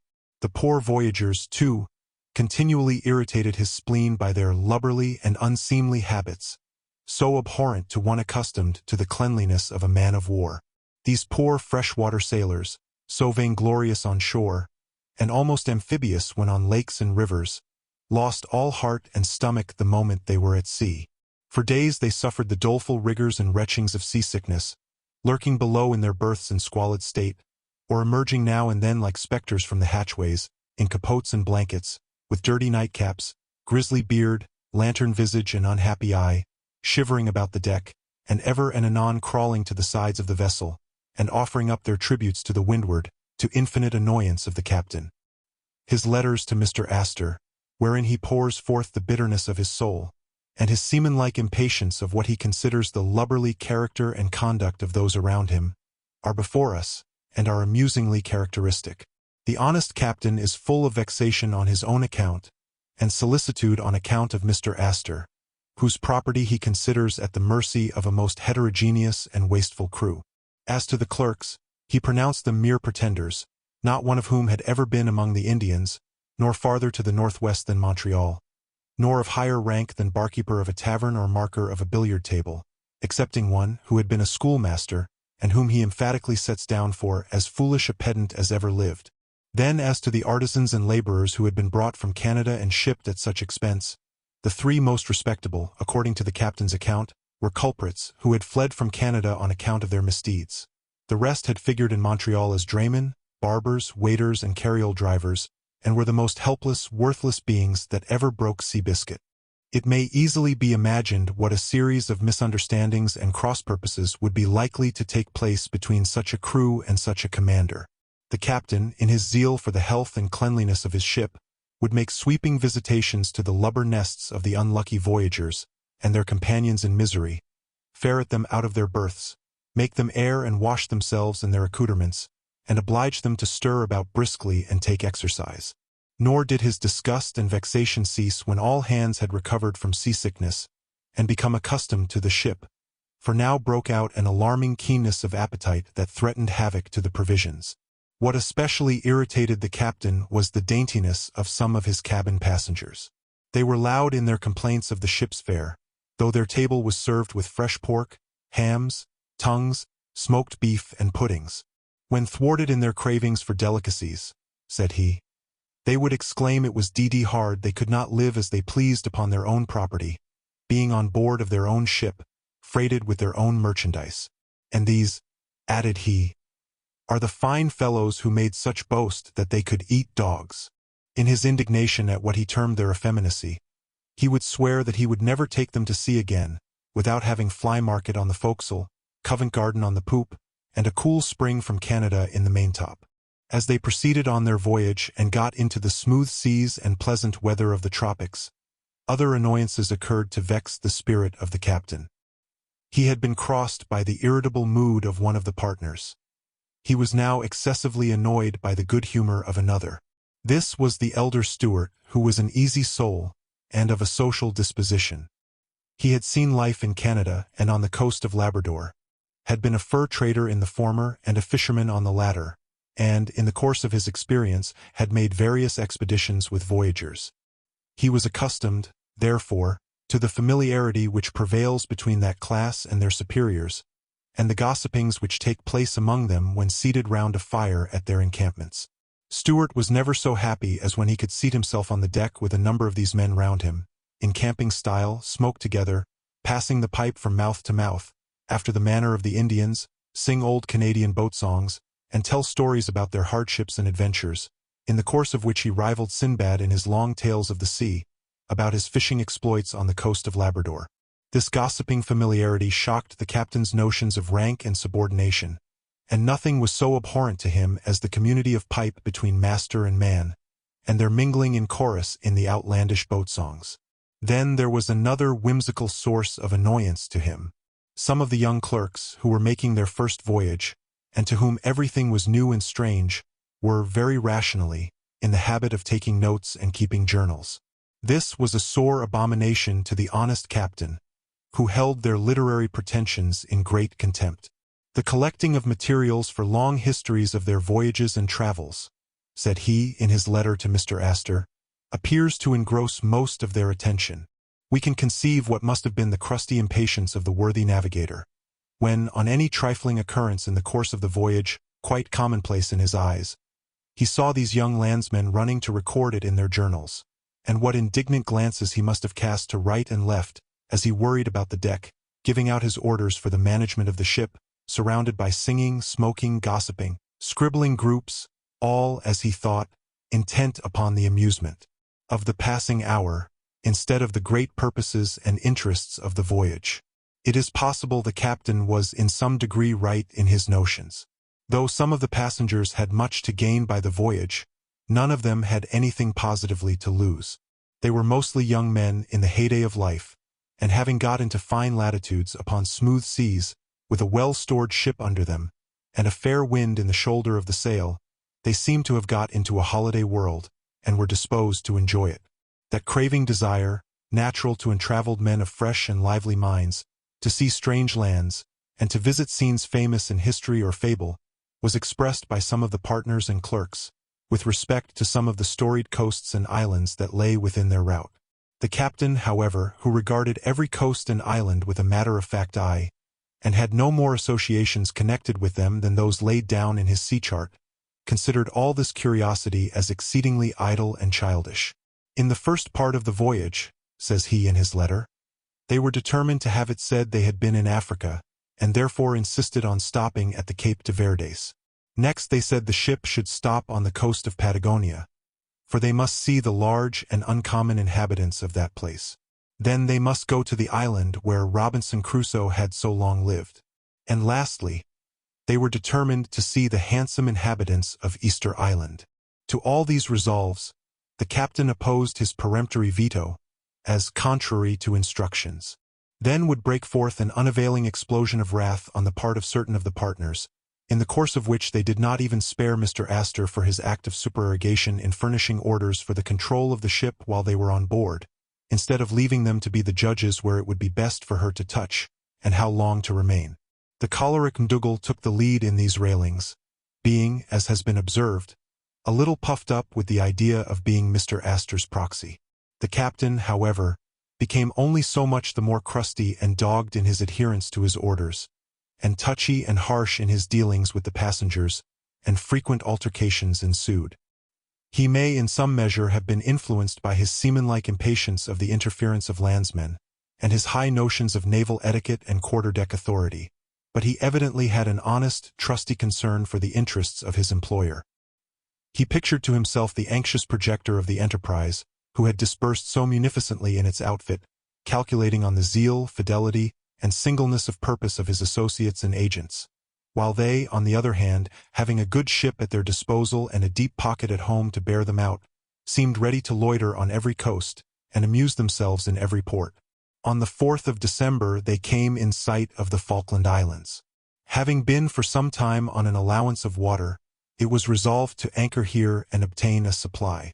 A boat was sent into a small bay to take soundings. Mr. M'Dougall and Mr. M.K. took this occasion to go on shore, but with a request from the captain that they would not detain the ship. Once on shore, however, they were in no haste to obey his orders, but rambled about in search of curiosities. The anchorage proving unsafe and water difficult to be procured, the captain stood out to sea, and made repeated signals for those on shore to rejoin the ship, but it was not until 9 at night that they came on board. The wind being adverse, the boat was again sent on shore on the following morning, and the same gentleman again landed, but promised to come off at a moment's warning. They again forgot their promise in their eager pursuit of wild geese and sea-wolves. After a time the wind hauled fair, and signals were made for the boat. Half an hour elapsed, but no boat put off. The captain reconnoitered the shore with his glass, and, to his infinite vexation, saw the loiterers in the full enjoyment of their wild goose chase. Nettled to the quick, he immediately made sail. When those on shore saw the ship actually under way, they embarked with all speed, but had a hard pull of 8 miles before they got on board, and then experienced but a grim reception, notwithstanding that they came well laden with the spoils of the chase. 2 days afterwards, on the 7th of December, they anchored at Fort Egmont in the same island, where they remained 4 days taking in water and making repairs. This was a joyous time for the landsmen. They pitched a tent on shore, had a boat at their command, and passed their time merrily in rambling about the island, and coasting along the shores, shooting selians, seals, foxes, geese, ducks, and penguins. None were keener in pursuit of this kind of game than M'Dougall and David Stewart. The latter was reminded of aquatic sports on the coast of Labrador, and his hunting exploits in the northwest. In the meantime, the captain addressed himself steadily to the business of his ship, scorning the holiday spirit and useless pursuits of his emancipated messmates, and warning them, from time to time, not to wander away nor be out of hail. They promised, as usual, that the ship should never experience a moment's detention on their account, but, as usual, forgot their promise. On the morning of the 11th, the repairs being all finished, and the water casks replenished, the signal was given to embark, and the ship began to weigh anchor. At this time several of the passengers were dispersed about the island, amusing themselves in various ways. Some of the young men had found 2 inscriptions, in English, over a place where 2 unfortunate mariners had been buried in this desert island. As the inscriptions were worn out by the time and weather, they were playing the part of old mortality, and piously renewing them. The signal from the ship summoned them from their labors. They saw the sails unfurled, and that she was getting under way. The 2 sporting partners, however, Mr. McDougall and David Stewart, had strolled away to the south of the island in pursuit of penguins. It would never do to put off without them, as there was but one boat to convey the whole. While this delay took place on shore, the captain was storming on board. This was the 3rd time his orders had been treated with contempt, and the ship wantonly detained, and it should be the last. So he spread all sail and put to sea, swearing he would leave the laggards to shift for themselves. It was in vain that those on board made remonstrances and entreaties, and represented the horrors of abandoning men upon a sterile and uninhabited island.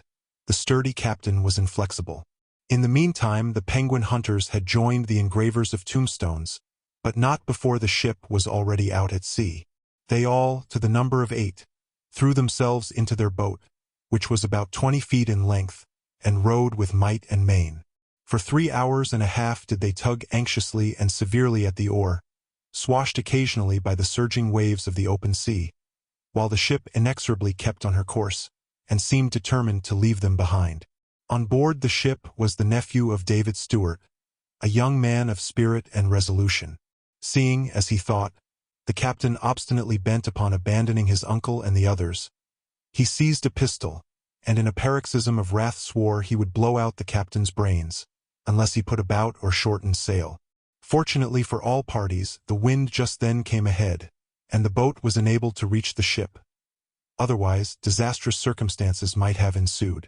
We can hardly believe that the captain really intended to carry his threat into full effect, and rather think he meant to let the laggards off for a long pull and a hearty fright. He declared, however, in his letter to Mr. Astor, that he was serious in his threats, and there is no knowing how far such an iron man may push his notions of authority. Had the wind, writes he, unfortunately, not hauled ahead soon after leaving the harbor's mouth, I should positively have left them, and indeed, I cannot but think it an unfortunate circumstance for you that it so happened, for the first loss in this instance would, in my opinion, have proved the best, as they seem to have no idea of the value of property, nor any apparent regard for your interest, although interwoven with their own. This, it must be confessed, was acting with a high hand, and carrying a regard to the owner's property to a dangerous length. Various petty feuds occurred also between him and the partners in respect to the goods on board ship, some articles of which they wished to distribute for clothing among the men, or for other purposes which they deemed essential. The captain, however, kept a mastiff watch upon the cargo, and growled and snapped if they but offered to touch box or bale. It was contrary to orders. It would forfeit his insurance. It was out of all rule. It was in vain they insisted upon their right to do so, as part owners, and as acting for the good of the enterprise. The captain only stuck to his point the more stanchly. They consoled themselves, therefore, by declaring that as soon as they made land, they would assert their rights, and do with ship and cargo as they pleased. Beside these feuds between the captain and the partners, there were feuds between the partners themselves, occasioned in some measure by jealousy of rank. McDougall and M.K. began to draw plans for the fort, and other buildings of the intended establishment.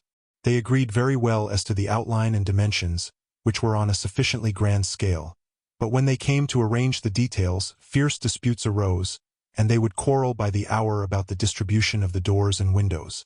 Many were the hard words and hard names bandied between them on these occasions, according to the captain's account.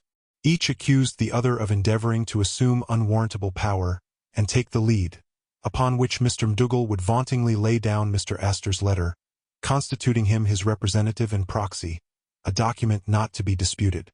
These wordy contests, though violent, were brief, and within 15 minutes, says the captain, they would be caressing each other like children.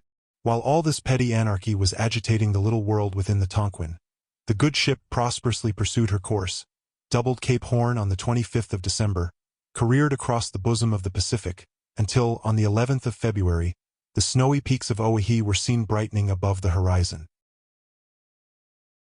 Chapter 6. Oahe, or Hawaii, as it is written by more exact orthographers, is the largest of the cluster, 10 in number, of the Sandwich Islands. It is about 97 miles in length and 78 in breadth, rising gradually into 3 pyramidal summits or cones, the highest, Mauna Roa, being 18,000 feet above the level of the sea, so as to domineer over the whole archipelago, and to be a landmark over a wide extent of ocean. It remains a lasting monument of the enterprising and unfortunate Captain Cook, who was murdered by the natives of this island. The Sandwich Islanders, when first discovered, evinced a character superior to most of the savages of the Pacific Isles. They were frank and open in their deportment, friendly and liberal in their dealings, with an apt ingenuity apparent in all their rude inventions. The tragical fate of the discoverer, which, for a time, brought them under the charge of ferocity, was, in fact, the result of sudden exasperation, caused by the seizure of their chief. At the time of the visit of the Tonquin, the islanders had profited, in many respects, by occasional intercourse with white men, and had shown a quickness to observe and cultivate those arts important to their mode of living. Originally they had no means of navigating the seas by which they were surrounded, superior to light pirogues, which were little competent to contend with the storms of the broad ocean.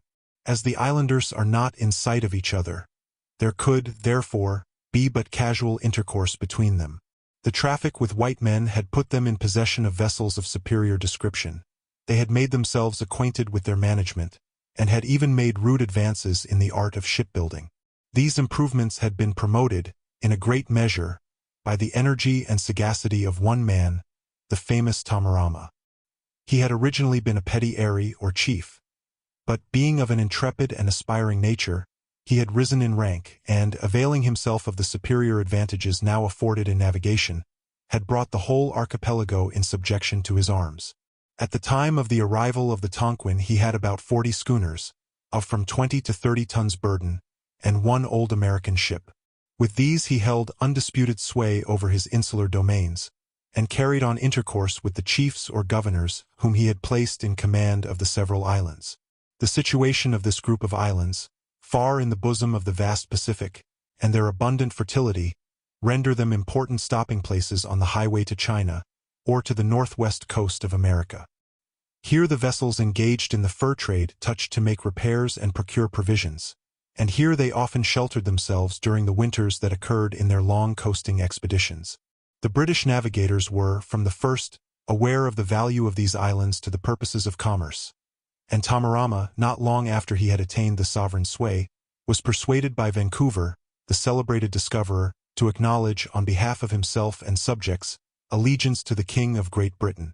The reader cannot but call to mind the visit which the royal family and court of the Sandwich Islands was, in late years, induced to make to the court of St. James, and the serious-comic ceremonials and mock parade which attended that singular travesty of monarchical style.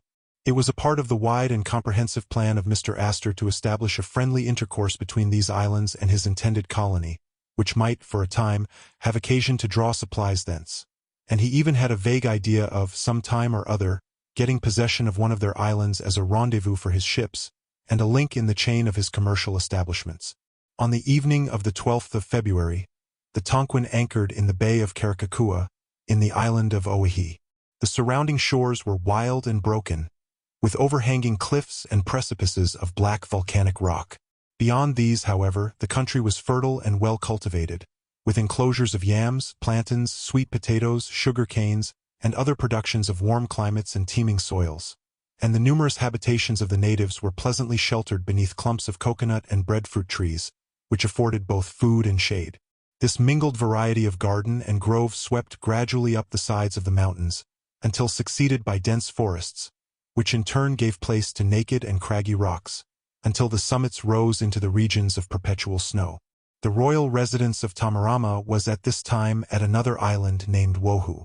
The island of Oahe was under the command of one of his eras or chiefs, who resided at the village of Takei, situated on a different part of the coast from the Bay of Karakakua. On the morning after her arrival, the ship was surrounded by canoes and pirogues, filled with the islanders of both sexes, bringing off supplies of fruits and vegetables, bananas, plantains, watermelons, yams, cabbages, and taro. The captain was desirous, however, of purchasing a number of hogs, but there were none to be had. The trade in pork was a royal monopoly, and no subject of the great Tamarama dared to meddle with it. Such provisions as they could furnish, however, were brought by the natives in abundance, and a lively intercourse was kept up during the day, in which the women mingled in the kindest manner. The islanders are a comely race, of a copper complexion.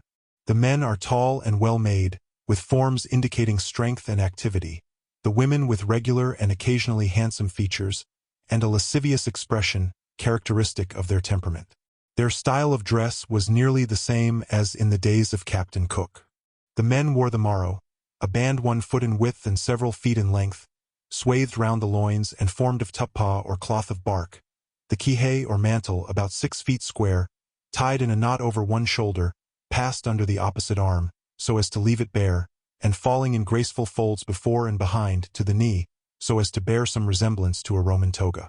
The female dress consisted of the pau, a garment formed of a piece of tuppa, several yards in length and 1 in width, wrapped round the waist and reaching like a petticoat to the knees.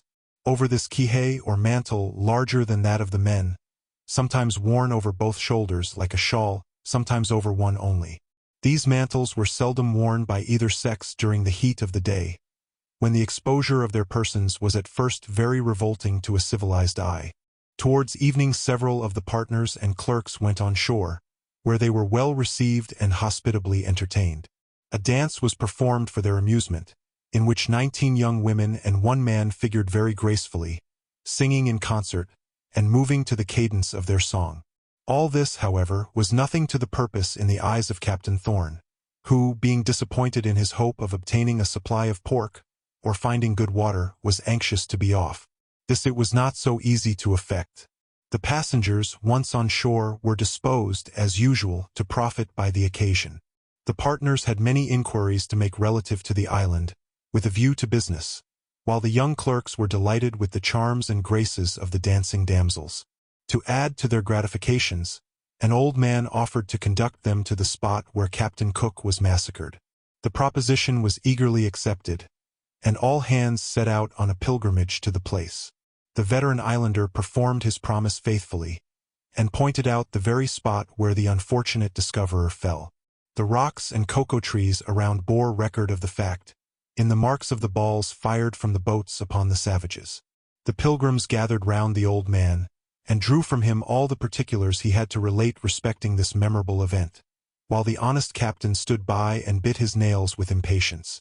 To add to his vexation, they employed themselves in knocking off pieces of the rocks, and cutting off the bark of the trees marked by the balls, which they conveyed back to the ship as precious relics.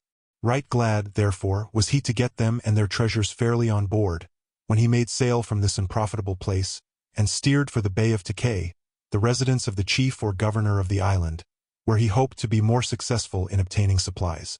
On coming to anchor, the captain went on shore, accompanied by Mr. Mdougall and Mr. Mk, and paid a visit to the governor. This dignitary proved to be an old sailor by the name of John Young, who, after being tossed about the seas like another Sinbad, had, by one of the whimsical freaks of fortune, been elevated to the government of a savage island.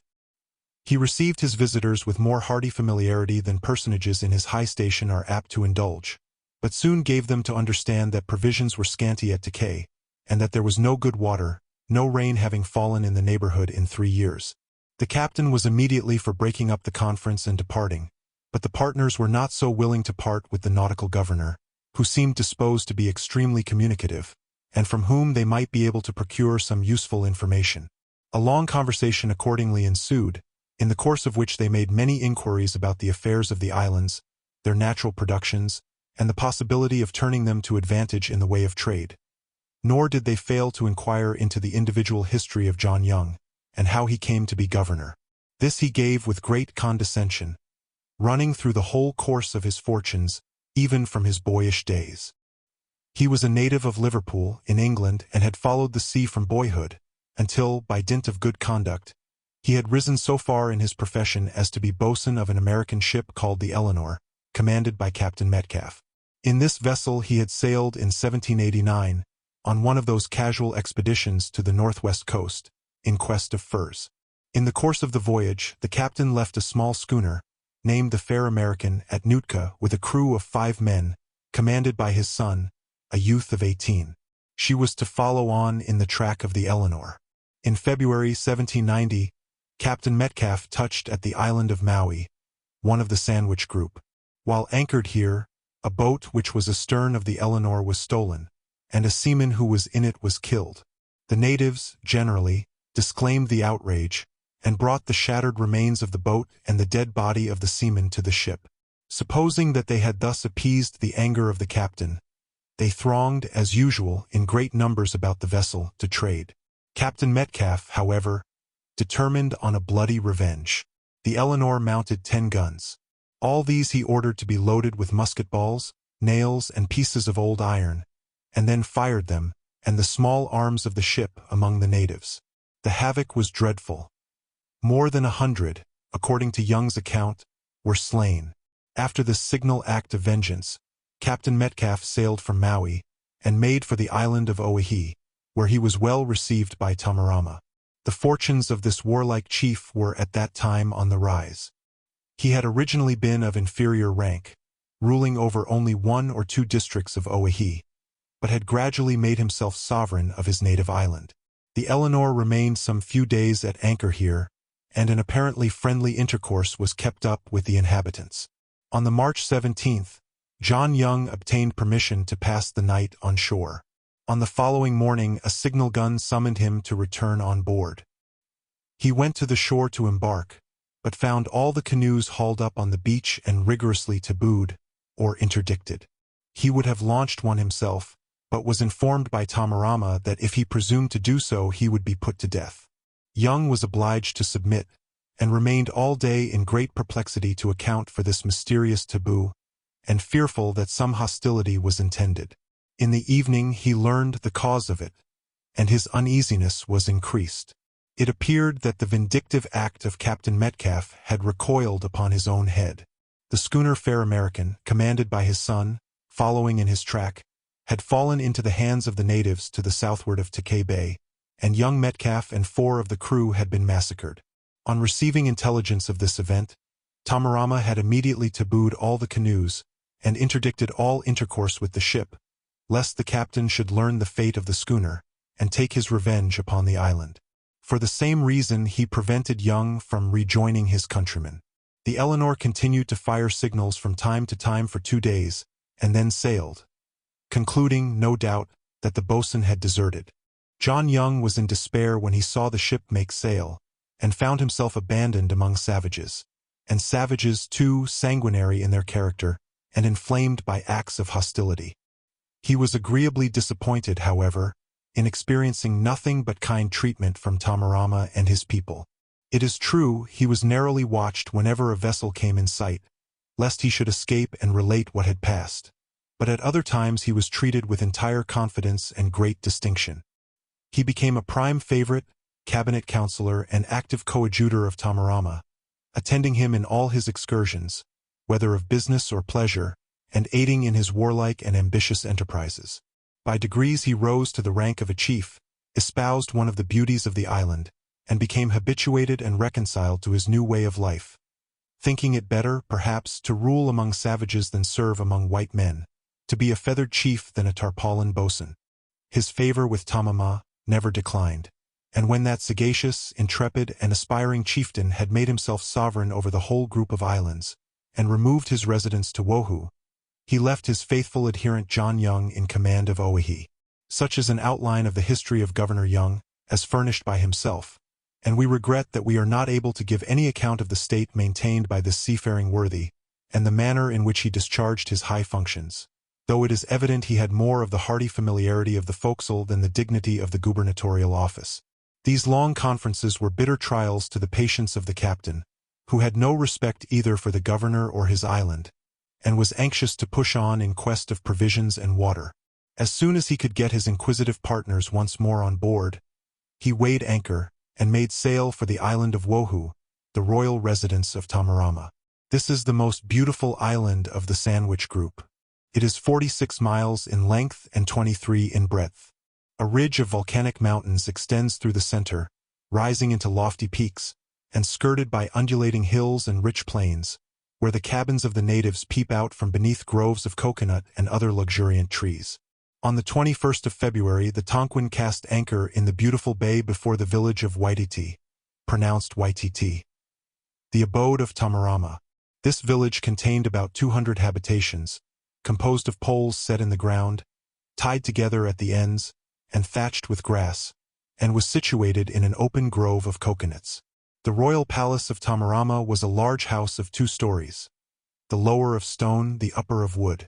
Round this his bodyguard kept watch, composed of 24 men in long blue cassocks, turned up with yellow, and each armed with a musket.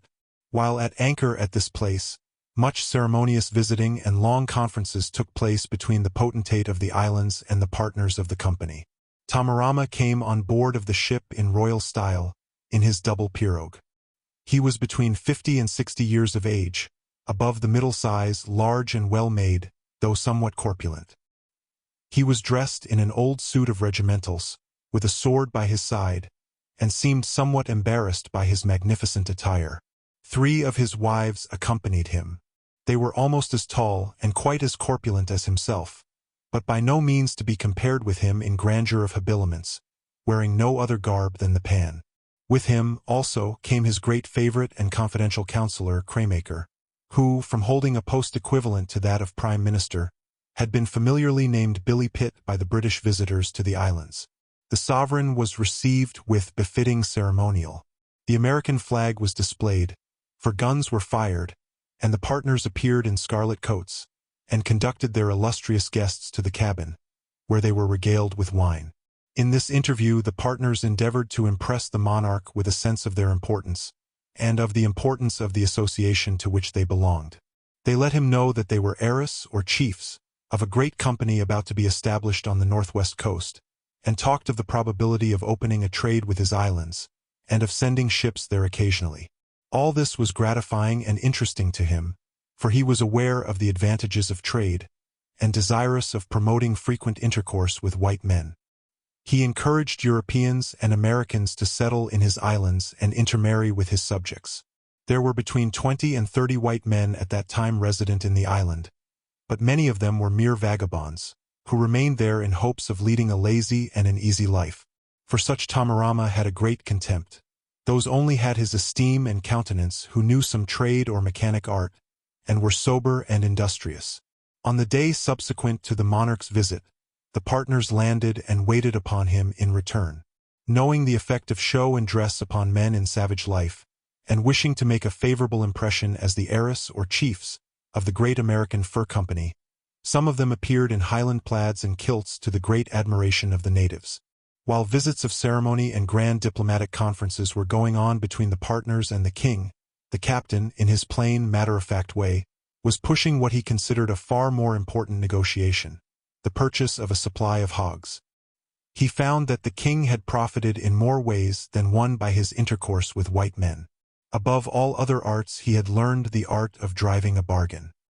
He was a magnanimous monarch, but a shrewd pork merchant, and perhaps thought he could not do better with his future allies, the American Fur Company, than to begin by close dealing. Several interviews were requisite and much bargaining before he could be brought to part with a bristle of his bacon, and then he insisted upon being paid in hard Spanish dollars, giving as a reason that he wanted money to purchase a frigate from his brother George, as he affectionately termed the King of England. Asterisk. At length the royal bargain was concluded, the necessary supply of hogs obtained, besides several goats, 2 sheep, a quantity of poultry, and vegetables in abundance. The partners now urged to recruit their forces from the natives of this island. They declared they had never seen watermen equal to them, even among the voyagers of the Northwest, and indeed they are remarkable for their skill in managing their light craft, and can swim and dive like waterfowl.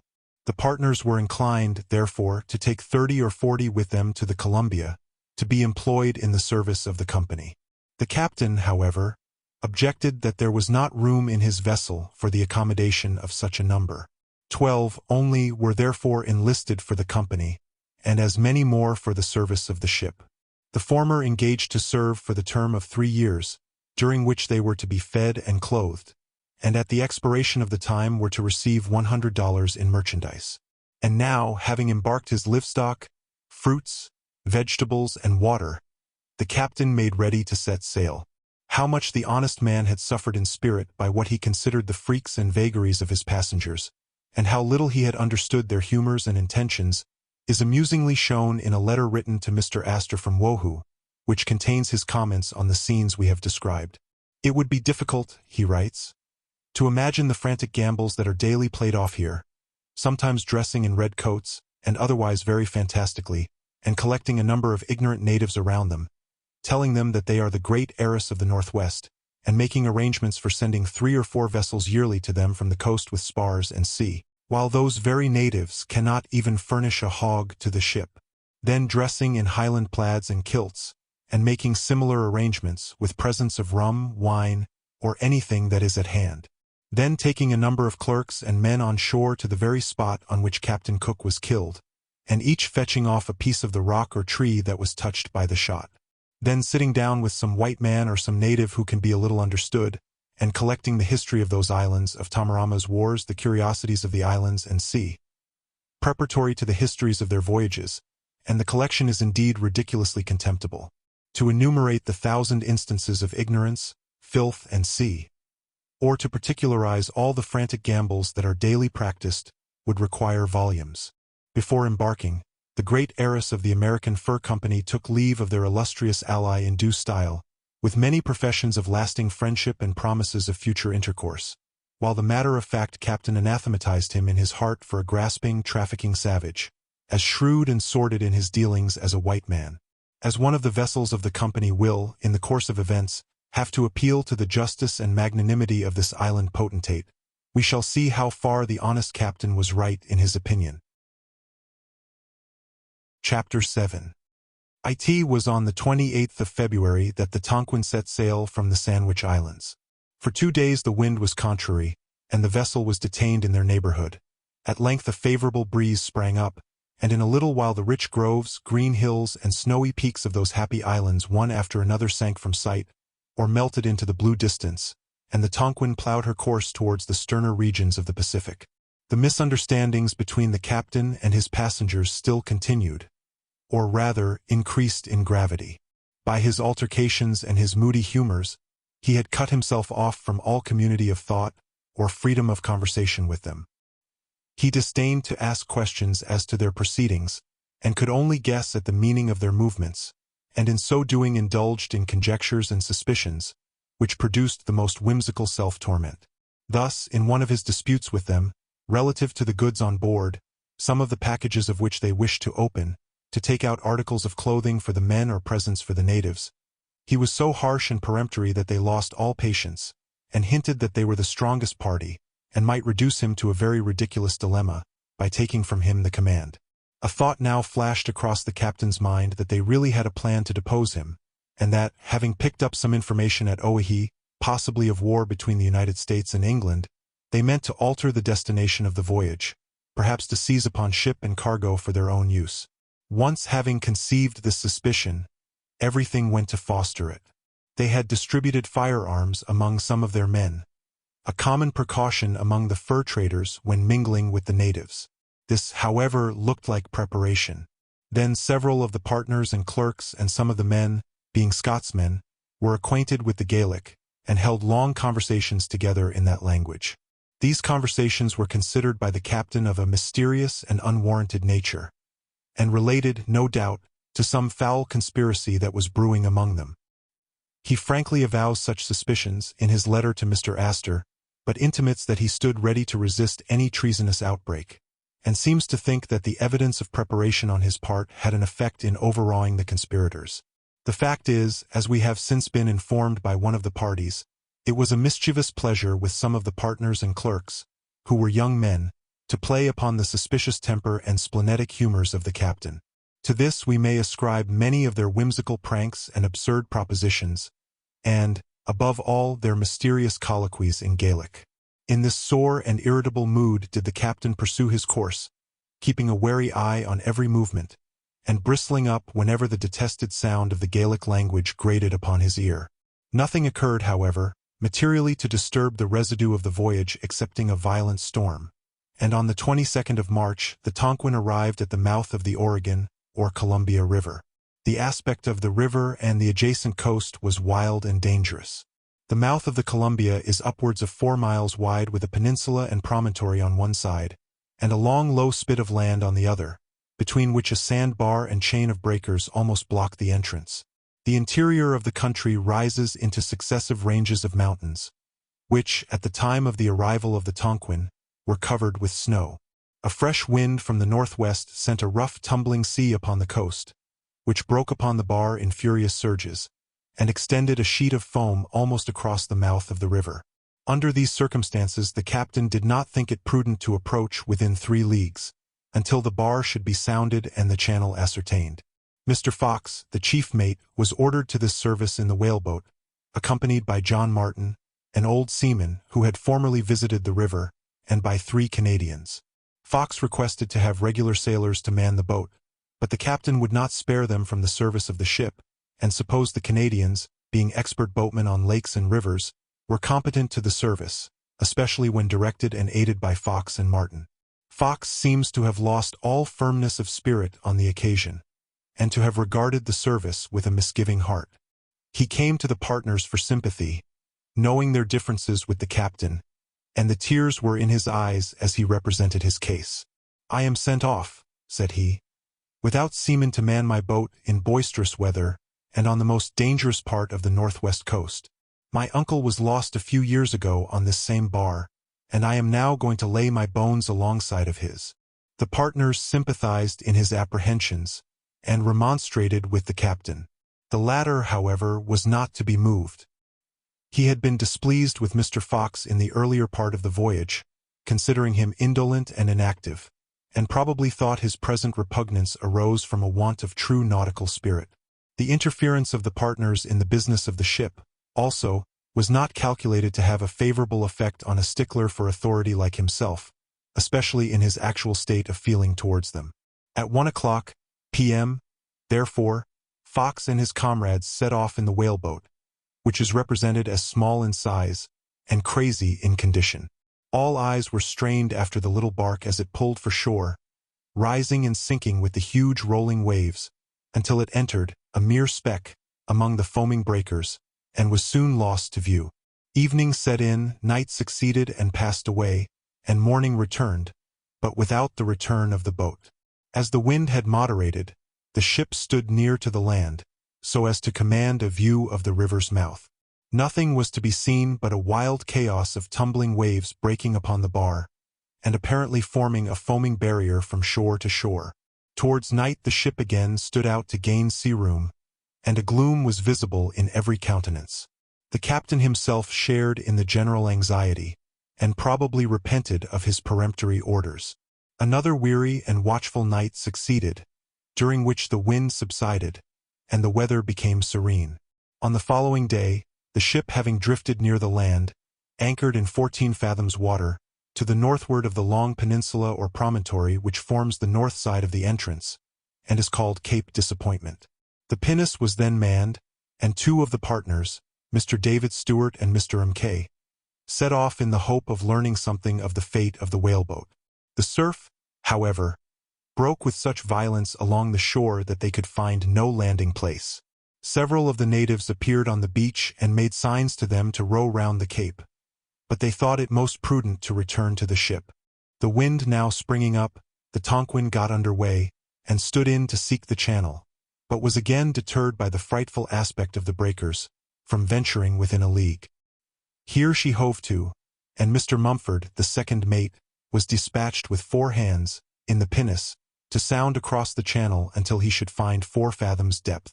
The pinnace entered among the breakers, but was near being lost, and with difficulty got back to the ship.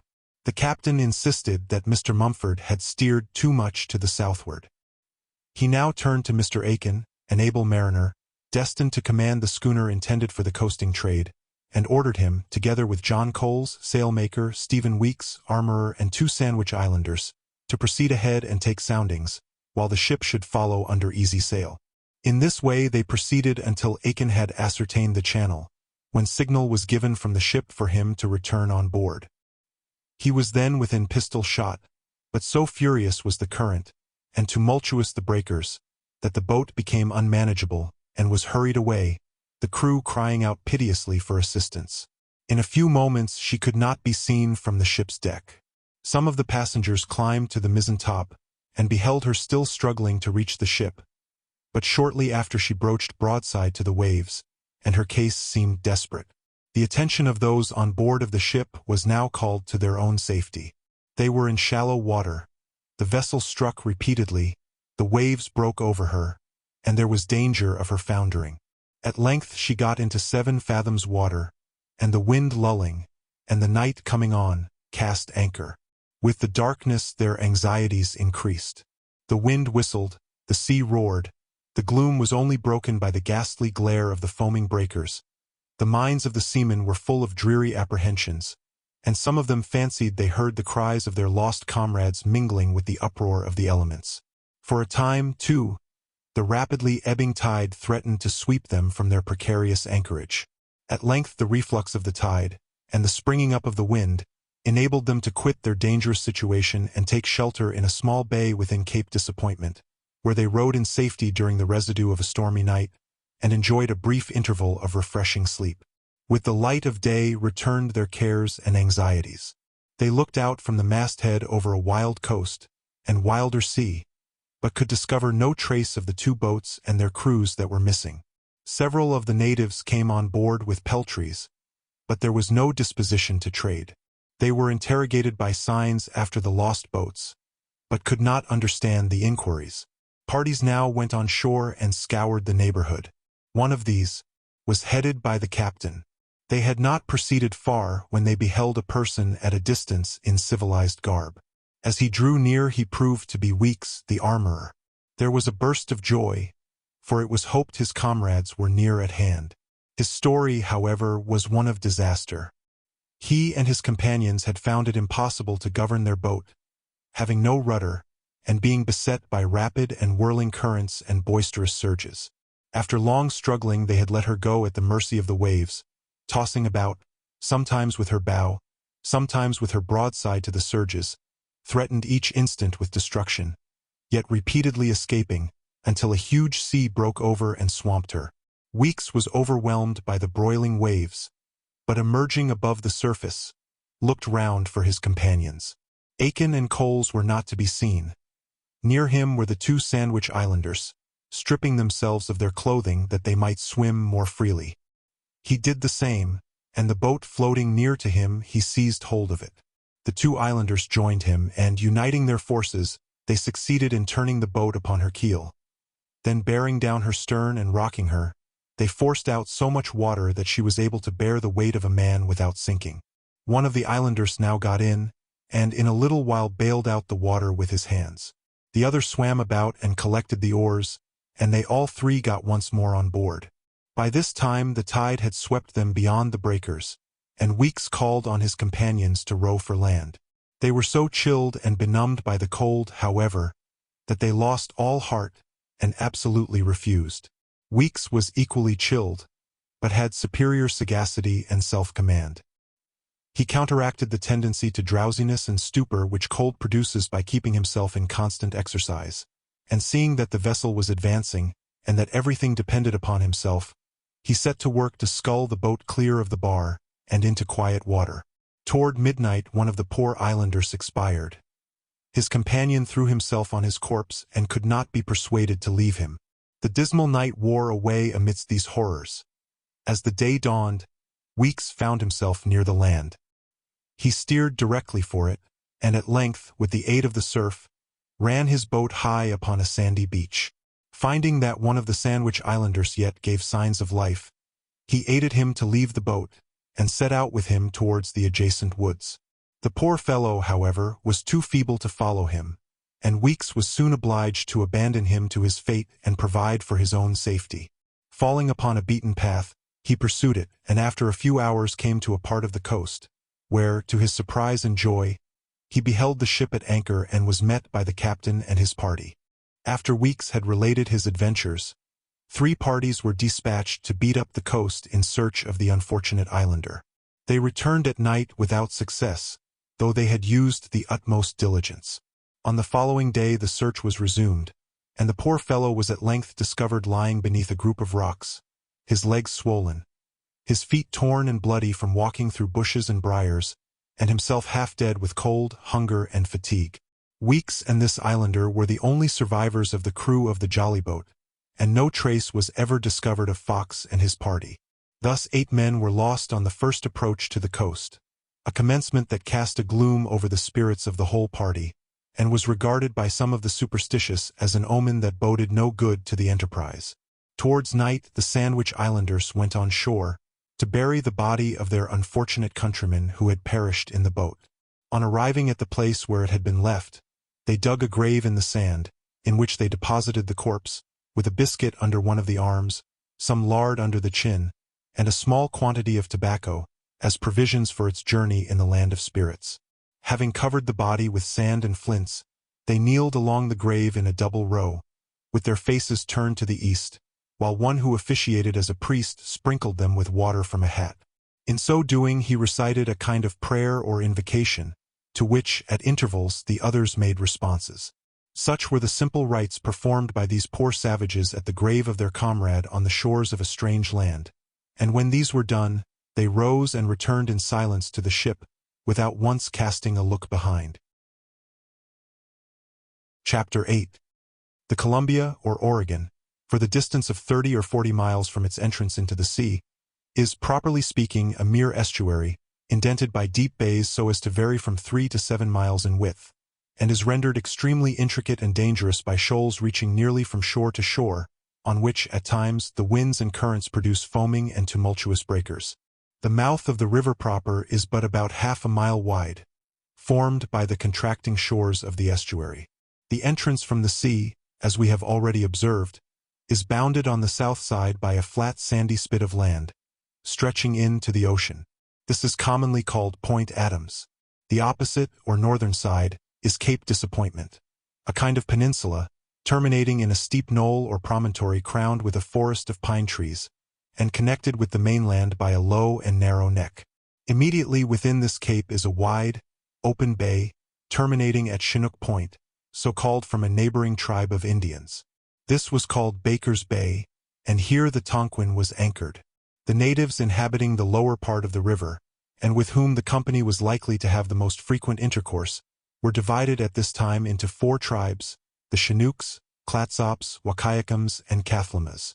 They resembled each other in person, dress, language, and manner, and were probably from the same stock, but broken into tribes, or rather hordes, by those feuds and schisms frequent among Indians. These people generally live by fishing. It is true they occasionally hunt the elk and deer, and ensnare the waterfowl of their ponds and rivers, but these are casual luxuries. Their chief subsistence is derived from the salmon and other fish which abound in the Columbia and its tributary streams, aided by roots and herbs, especially the wappatoo, which is found on the islands of the river. As the Indians of the plains who depend upon the chase are bold and expert riders, and pride themselves upon their horses, so these piscatory tribes of the coast excel in the management of canoes, and are never more at home than when riding upon the waves. Their canoes vary in form and size. Some are upwards of 50 feet long, cut out of a single tree, either fir or white cedar, and capable of carrying 30 persons. They have thwart pieces from side to side about 3 inches thick, and their gunnels flare outwards so as to cast off the surges of the waves.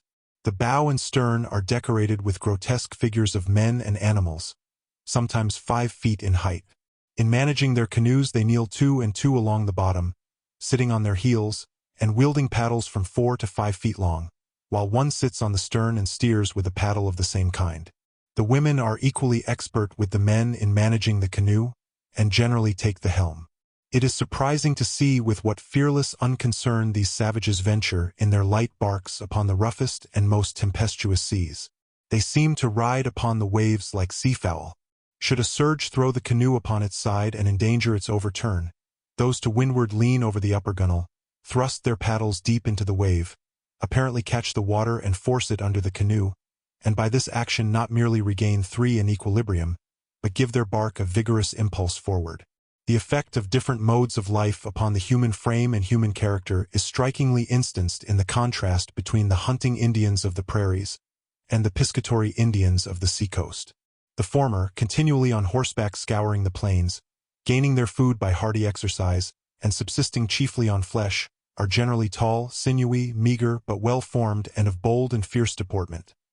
The latter, lounging about the river banks or squatting and curved up in their canoes, are generally low in stature, ill-shaped, with crooked legs, thick ankles, and broad, flat feet. They are inferior also in muscular power and activity, and in game qualities and appearance, to their hard-riding brethren of the prairies. Having premised these few particulars concerning the neighboring Indians, we will return to the immediate concerns of the Tonquin and her crew. Further search was made for Mr. Fox and his party, but with no better success, and they were at length given up as lost. In the meantime, the captain and some of the partners explored the river for some distance in a large boat, to select a suitable place for the trading post. Their old jealousies and differences continued. They never could coincide in their choice, and the captain objected altogether to any site so high up the river. They all returned, therefore, to Baker's Bay in no very good humor. The partners proposed to examine the opposite shore, but the captain was impatient of any further delay. His eagerness to get on had increased upon him. He thought all these excursions a sheer loss of time, and was resolved to land at once, build a shelter for the reception of that part of his cargo destined for the use of the settlement, and, having cleared his ship of it and of his irksome shipmates, to depart upon the prosecution of his coasting voyage according to orders. On the following day, therefore, without troubling himself to consult the partners, he landed in Baker's Bay, and proceeded to erect a shed for the reception of the rigging, equipments, and stores of the schooner that was to be built for the use of the settlement. This dogged determination on the part of the sturdy captain gave high offense to Mr. McDougall, who now considered himself at the head of the concern, as Mr. Astor's representative and proxy. He set off the same day, April 5th, accompanied by David Stewart, for the southern shore, intending to be back by the 7th. Not having the captain to contend with, they soon pitched upon a spot which appeared to them favorable for the intended establishment. It was on a point of land called Point George, having a very good harbor, where vessels not exceeding 200 tons burden might anchor within 50 yards of the shore. After a day thus profitably spent, they recrossed the river, but landed on the northern shore several miles above the anchoring ground of the Tonquin, in the neighborhood of Chinooks, and visited the village of that tribe. Here they were received with great hospitality by the chief, who was named Comcomly, a shrewd old savage with but one eye, who will occasionally figure in this narrative. Each village forms a petty sovereignty, governed by its own chief, who, however, possesses but little authority, unless he be a man of wealth and substance. That is to say, possessed of canoe, slaves, and wives. The greater the number of these, the greater is the chief. How many wives this one-eyed potentate maintained we are not told, but he certainly possessed great sway, not merely over his own tribe, but over the neighborhood. Having mentioned slaves, we would observe that slavery exists among several of the tribes beyond the Rocky Mountains. The slaves are well treated while in good health, but occupied in all kinds of drudgery. Should they become useless, however, by sickness or old age, they are totally neglected and left to perish, nor is any respect paid to their bodies after death. A singular custom prevails, not merely among the Chinooks, but among most of the tribes about this part of the coast, which is the flattening of the forehead. The process by which this deformity is effected commences immediately after birth. The infant is laid in a wooden trough by way of cradle. The end on which the head reposes is higher than the rest. A padding is placed on the forehead of the infant, with a piece of bark above it, and is pressed down by cords, which pass through holes on each side of the trough. As the tightening of the padding and the pressing of the head to the board is gradual, the process is said not to be attended with much pain. The appearance of the infant, however, while in this state of compression, is whimsically hideous, and its little black eyes, we are told, being forced out by the tightness of the bandages, resemble those of a mouse choked in a trap. About a year's pressure is sufficient to produce the desired effect, at the end of which time the child emerges from its bandages a complete flathead, and continues so through life. It must be noted that this flattening of the head has something in it of aristocratical significancy, like the crippling of the feet among the Chinese ladies of quality. At any rate, it is a sign of freedom. No slave is permitted to bestow this enviable deformity upon his child. All the slaves, therefore, are Roundheads. With this worthy tribe of Chinooks, the two partners passed a part of the day very agreeably. McDougall, who was somewhat vain of his official rank, had given it to be understood that they were two chiefs of a great trading company, about to be established here, and the quick-sighted, though one-eyed chief, who was somewhat practiced in traffic with white men, immediately perceived the policy of cultivating the friendship of two such important visitors. He regaled them, therefore, to the best of his ability, with abundance of salmon and wappatu. The next morning, April 7th, they prepared to return to the vessel, according to promise. They had 11 miles of open bay to traverse. The wind was fresh, the waves ran high. Comcomly remonstrated with them on the hazard to which they would be exposed. They were resolute, however, and launched their boat, while the wary chieftain followed at some short distance in his canoe. Scarce had they rowed a mile, when a wave broke over their boat and upset it. They were in imminent peril of drowning, especially Mr. McDougall, who could not swim. Comcomly, however, came bounding over the waves in his light canoe, and snatched them from a watery grave. They were taken on shore and a fire made, at which they dried their clothes, after which Comcomly conducted them back to his village. Here everything was done that could be devised for their entertainment during 3 days that they were detained by bad weather. Comcomly made his people perform antics before them, and his wives and daughters endeavored, by all the soothing and endearing arts of women, to find favor in their eyes. Some even painted their bodies with red clay, and anointed themselves with fish oil, to give additional luster to their charms. Mr. McDougall seems to have had a heart susceptible to the influence of the gentler sex. Whether or no it was first touched on this occasion we do not learn, but it will be found, in the course of this work, that one of the daughters of the hospitable Comcomly eventually made a conquest of the great eyrie of the American Fur Company.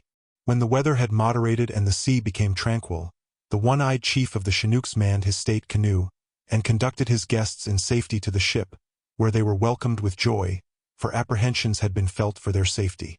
Comcomly and his people were then entertained on board of the Tonquin, and liberally rewarded for their hospitality and services. They returned home highly satisfied, promising to remain faithful friends and allies of the white men. Chapter 9. From the report made by the two exploring partners, it was determined that Point George should be the site of the trading house. These gentlemen, it is true, were not perfectly satisfied with the place, and were desirous of continuing their search, but Captain Thorne was impatient to land his cargo and continue his voyage, and protested against any more of what he termed sporting excursions. Accordingly, on the 12th of April, the launch was freighted with all things necessary for the purpose, and 16 persons departed in her to commence the establishment, leaving the Tonquin to follow as soon as the harbor could be sounded. Crossing the wide mouth of the river, the party landed, and encamped at the bottom of a small bay within Point George. The situation chosen for the fortified post was on an elevation facing to the north, with the wide estuary, its sandbars and tumultuous breakers spread out before it, and the promontory of Cape Disappointment, 15 miles distant, closing the prospect to the left. The surrounding country was in all the freshness of spring. The trees were in the young leaf, the weather was superb, and everything looked delightful to men just emancipated from a long confinement on shipboard. The Tonquin shortly afterwards made her way through the intricate channel, and came to anchor in the little bay, and was saluted from the encampment with 3 volleys of musketry and 3 cheers. She returned the salute with 3 cheers and 3 guns.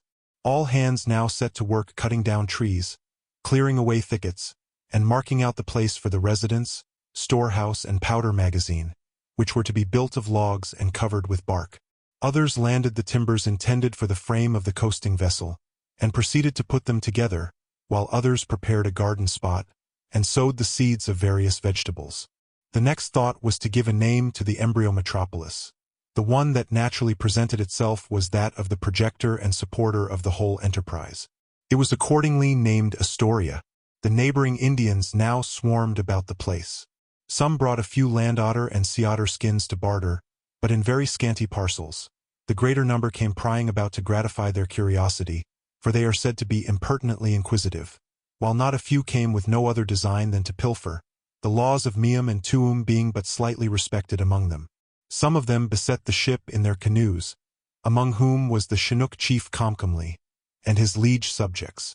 These were well received by Mr. McDougall, who was delighted with an opportunity of entering upon his functions, and acquiring importance in the eyes of his future neighbors. The confusion thus produced on board, and the derangement of the cargo caused by this petty trade, stirred the spleen of the captain, who had a sovereign contempt for the one-eyed chieftain and all his crew. He complained loudly of having his ship lumbered by a host of Indian ragamuffins, who had not a skin to dispose of, and at length put his positive interdict upon all trafficking on board. Upon this Mr. McDougall was fain to land, and establish his quarters at the encampment, where he could exercise his rights and enjoy his dignities without control. The feud, however, between these rival powers still continued, but was chiefly carried on by letter. Day after day and week after week elapsed, yet the storehouse requisite for the reception of the cargo was not completed, and the ship was detained in port, while the captain was teased by frequent requisitions for various articles for the use of the establishment, or the trade with the natives. An angry correspondence took place in which he complained bitterly of the time wasted in smoking and sporting parties, as he termed the reconnoitering expeditions, and in clearing and preparing meadow ground and turnip patches, instead of dispatching his ship. At length all these jarring matters were adjusted, if not to the satisfaction, at least to the acquiescence of all parties. The part of the cargo destined for the use of Astoria was landed, and the ship left free to proceed on her voyage.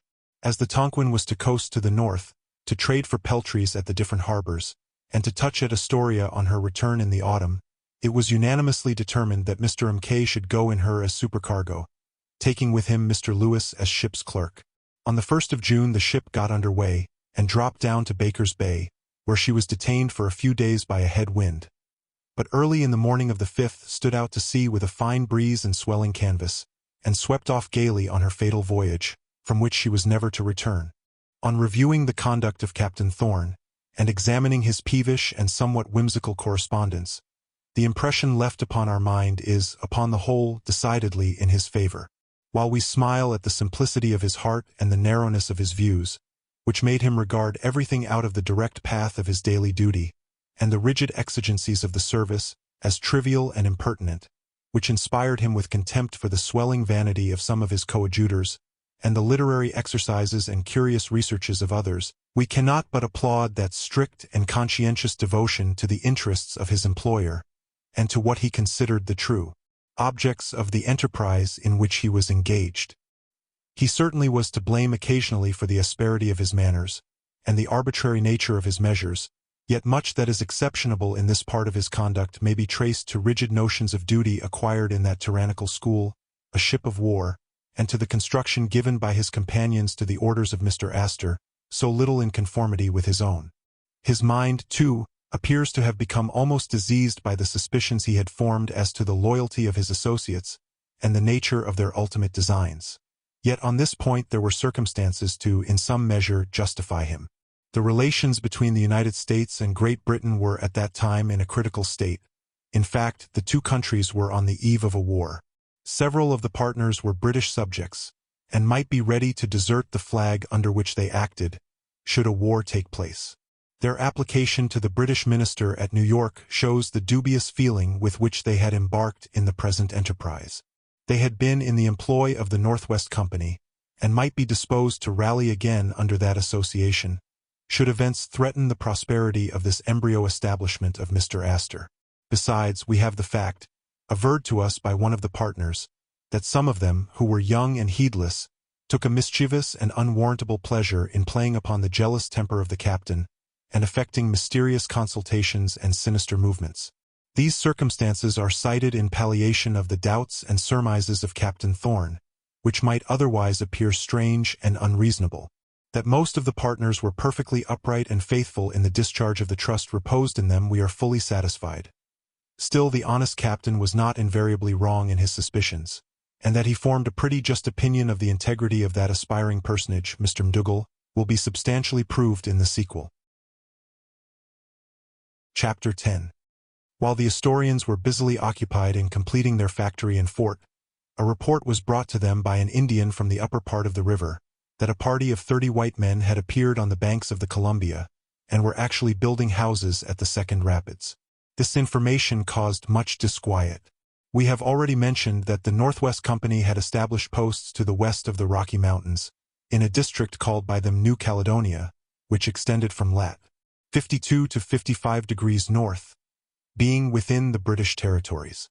It was now apprehended that they were advancing within the American limits, and were endeavoring to seize upon the upper part of the river and forestall the American Fur Company in the surrounding trade, in which case bloody feuds might be anticipated, such as had prevailed between the rival fur companies in former days. A reconnoitering party was sent up the river to ascertain the truth of the report. They ascended to the foot of the first rapid, about 200 miles, but could hear nothing of any white men being in the neighborhood. Not long after their return, however, further accounts were received, by 2 wandering Indians, which established the fact that the Northwest Company had actually erected a trading house on the Spokane River, which falls into the north branch of the Columbia. What rendered this intelligence the more disquieting was the inability of the Astorians, in their present reduced state as to numbers, and the exigencies of their new establishment, to furnish detachments to penetrate the country in different directions, and fix the posts necessary to secure the interior trade. It was resolved, however, at any rate, to advance a countercheck to this post on the Spokane, and one of the partners, Mr. David Stewart, prepared to set out for the purpose with 8 men and a small assortment of goods. He was to be guided by the 2 Indians, who knew the country and promised to take him to a place not far from the Spokane River, and in a neighborhood abounding with beaver. Here he was to establish himself and to remain for a time, provided he found the situation advantageous and the natives friendly. On the 15th of July, when Mr. Stewart was nearly ready to embark, a canoe made its appearance, standing for the harbor and manned by 9 white men. Much speculation took place who these strangers could be, for it was too soon to expect their own people under Mr. Hunt who were to cross the continent. As the canoe drew near, the British standard was distinguished. On coming to land, one of the crew stepped on shore, and announced himself as Mr. David Thompson, astronomer and partner of the Northwest Company. According to his account, he had set out in the preceding year with a tolerably strong party, and a supply of Indian goods, to cross the Rocky Mountains. A part of his people, however, had deserted him on the eastern side, and returned with the goods to the nearest northwest post. He had persisted in crossing the mountains with 8 men, who remained true to him. They had traversed the higher regions and ventured near the source of the Columbia, where, in the spring, they had constructed a cedar canoe, the same in which they had reached Astoria. This, in fact, was the party dispatched by the Northwest Company to anticipate Mr. Astor in his intention of effecting a settlement at the mouth of the Columbia River. It appears, from information subsequently derived from other sources, that Mr. Thompson had pushed on his course with great haste, calling at all the Indian villages in his march, presenting them with British flags, and even planting them at the forks of the rivers, proclaiming formally that he took possession of the country in the name of the King of Great Britain for the Northwest Company.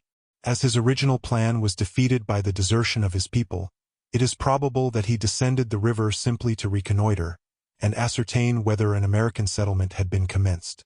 Mr. Thompson was, no doubt, the first white man who descended the northern branch of the Columbia from so near its source. Lewis and Clark struck the main body of the river at the forks, about 400 miles from its mouth. They entered it from Lewis River, its southern branch, and thence descended. Though Mr. Thompson could be considered as little better than a spy in the camp, he was received with great cordiality by Mr. McDougall, who had a lurking feeling of companionship and goodwill for all of the Northwest Company. He invited him to headquarters, where he and his people were hospitably entertained. Nay, further, being somewhat in extremity, he was furnished by Mr. McDougall with goods and provisions for his journey back across the mountains, much against the wishes of Mr. David Stewart, who did not think the object of his visit entitled him to any favor. On the 23rd of July, Mr. Stewart set out upon his expedition to the interior. His party consisted of 4 of the clerks, Messrs. Pillett, Ross, Lennon, and Montigny, 2 Canadian voyagers, and 2 natives of the Sandwich Islands. They had 3 canoes well laden with provisions, and with goods and necessities for a trading establishment. Mr. Thompson and his party set out in company with them, it being his intention to proceed direct to Montreal. The partners at Astoria forwarded by him a short letter to Mr. Astor, informing him of their safe arrival at the mouth of the Columbia, and that they had not yet heard of Mr. Hunt. The little squadron of canoes set sail with a favorable breeze, and soon passed Tongue Point, a long, high, and rocky promontory, covered with trees, and stretching far into the river. Opposite to this, on the northern shore, is a deep bay, where the Columbia anchored at the time of the discovery, and which is still called Gray's Bay, from the name of her commander. From hence, the general course of the river for about 70 miles was nearly southeast, varying in breadth according to its bays and indentations, and navigable for vessels of 300 tons. The shores were in some places high and rocky, with low marshy islands at their feet, subject to inundation, and covered with willows, poplars, and other trees that love an alluvial soil. Sometimes the mountains receded, and gave place to beautiful plains and noble forests. While the river margin was richly fringed with trees of deciduous foliage, the rough uplands were crowned by majestic pines, and firs of gigantic size, some towering to the height of between 200 and 300 feet, with proportionate circumference. Out of these the Indians wrought their great canoes and pirogues. At one part of the river, they passed, on the northern side, an isolated rock, about 150 feet high, rising from a low marshy soil, and totally disconnected with the adjacent mountains. This was held in great reverence by the neighboring Indians, being one of their principal places of sepulture. The same provident care for the deceased that prevails among the hunting tribes of the prairies is observable among the piscatory tribes of the rivers and seacoast.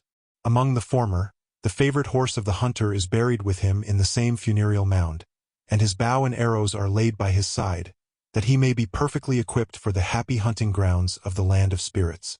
Among the latter, the Indian is wrapped in his mantle of skins, laid in his canoe with his paddle, his fishing spear, and other implements beside him, and placed aloft on some rock or other eminence overlooking the river, or bay or lake that he has frequented. He is thus fitted out to launch away upon those placid streams and sunny lakes stocked with all kinds of fish and waterfowl, which are prepared in the next world for those who have acquitted themselves as good sons, good fathers, good husbands, and, above all, good fishermen, during their mortal sojourn. The isolated rock in question presented a spectacle of the kind, numerous dead bodies being deposited in canoes on its summit, while on poles around were trophies, or, rather, funeral offerings of trinkets, garments, baskets of roots, and other articles for the use of the deceased. A reverential feeling protects these sacred spots from robbery or insult.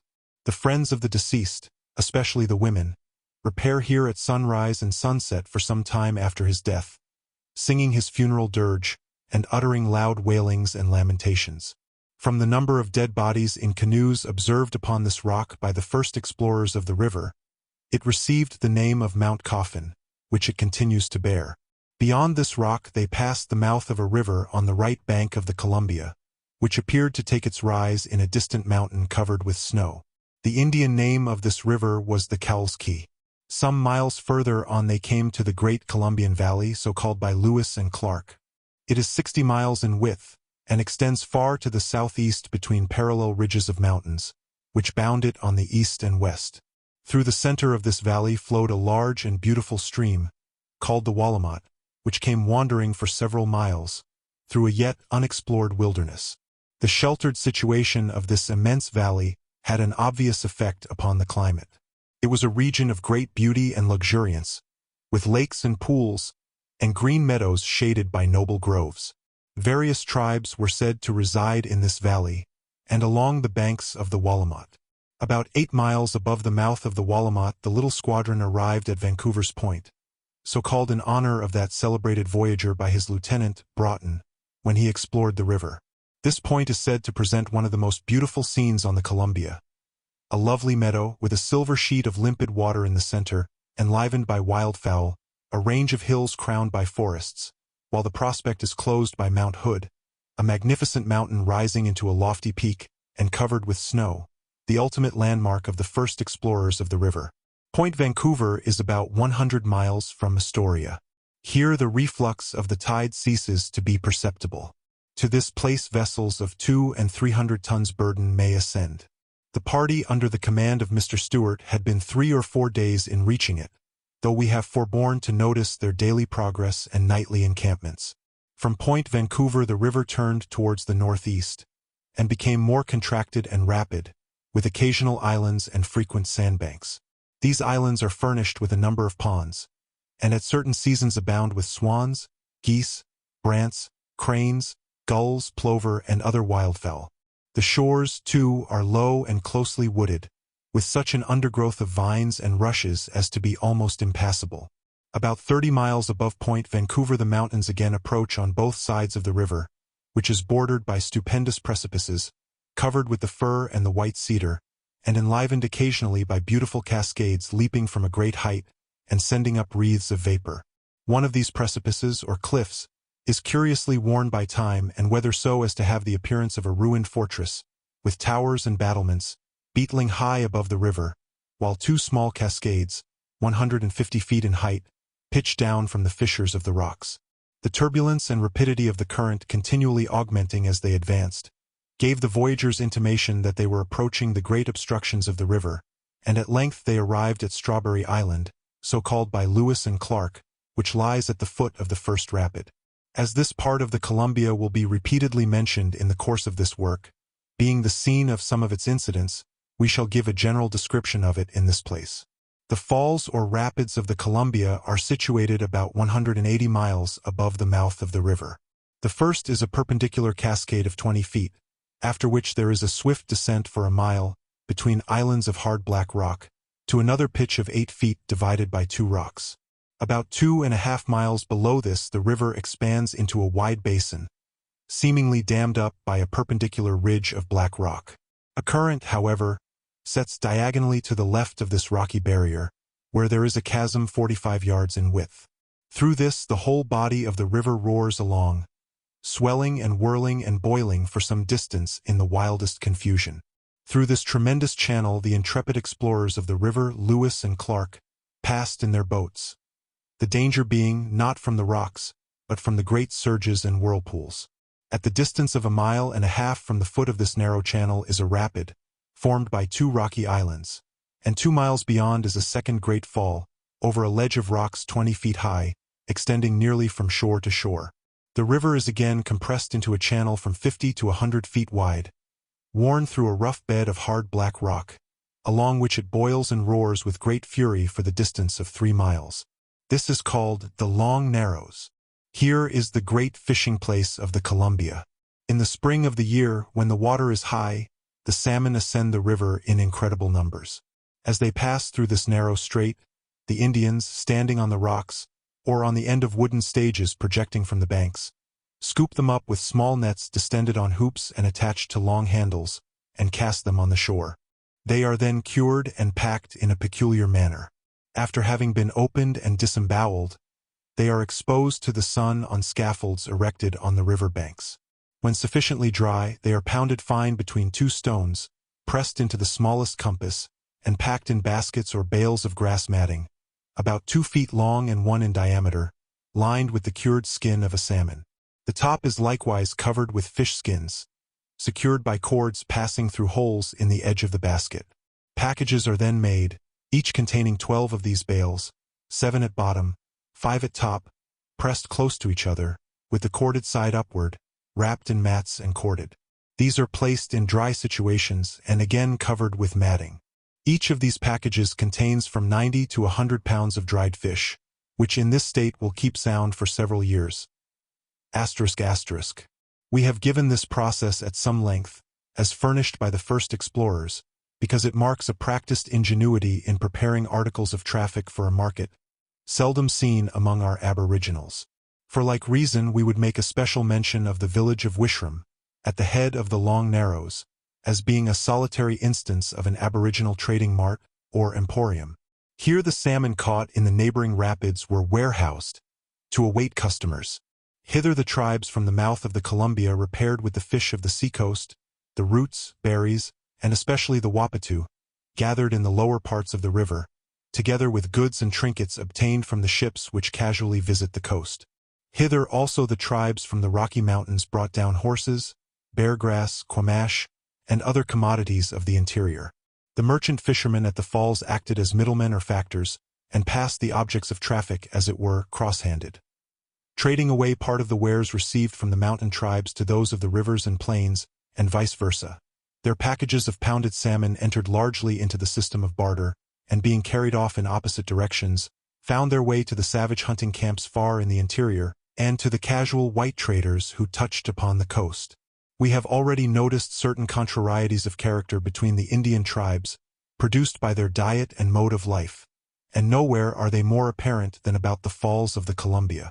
The Indians of this great fishing mart are represented by the earliest explorers as sleeker and fatter, but less hardy and active, than the tribes of the mountains and prairies, who live by hunting, or of the upper parts of the river, where fish is scanty, and the inhabitants must eke out their subsistence by digging roots or chasing the deer.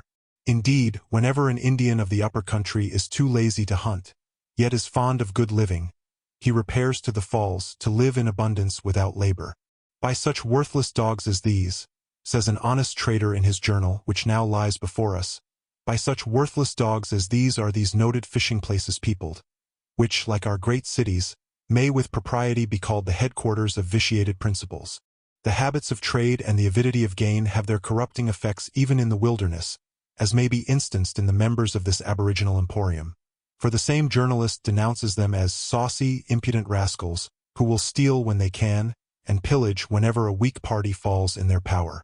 That he does not belie them will be evidenced hereafter, when we have occasion again to touch at Wishram and navigate the rapids. In the present instance, the travelers effected the laborious ascent of this part of the river, with all its various portages, without molestation, and once more launched away in smooth water above the high falls. The two parties continued together, without material impediment, for 300 or 400 miles further up the Columbia, Mr. Thompson appearing to take great interest in the success of Mr. Stewart, and pointing out places favorable, as he said, to the establishment of his contemplated trading post. Mr. Stewart, who distrusted his sincerity, at length pretended to adopt his advice, and, taking leave of him, remained as if to establish himself, while the other proceeded on his course towards the mountains. No sooner, however, had he fairly departed than Mr. Stewart again pushed forward, under guidance of the two Indians, nor did he stop until he had arrived within about 140 miles of the Spoken River, which he considered near enough to keep the rival establishment in check. The place which he pitched upon for his trading post was a point of land about 3 miles in length and 2 in breadth, formed by the junction of the Okanagan with the Columbia. The former is a river which has its source in a considerable lake about 150 miles west of the point of junction.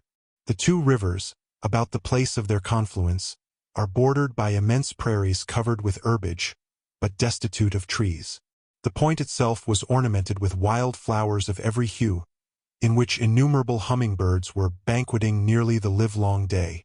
The situation of this point appeared to be well adapted for a trading post.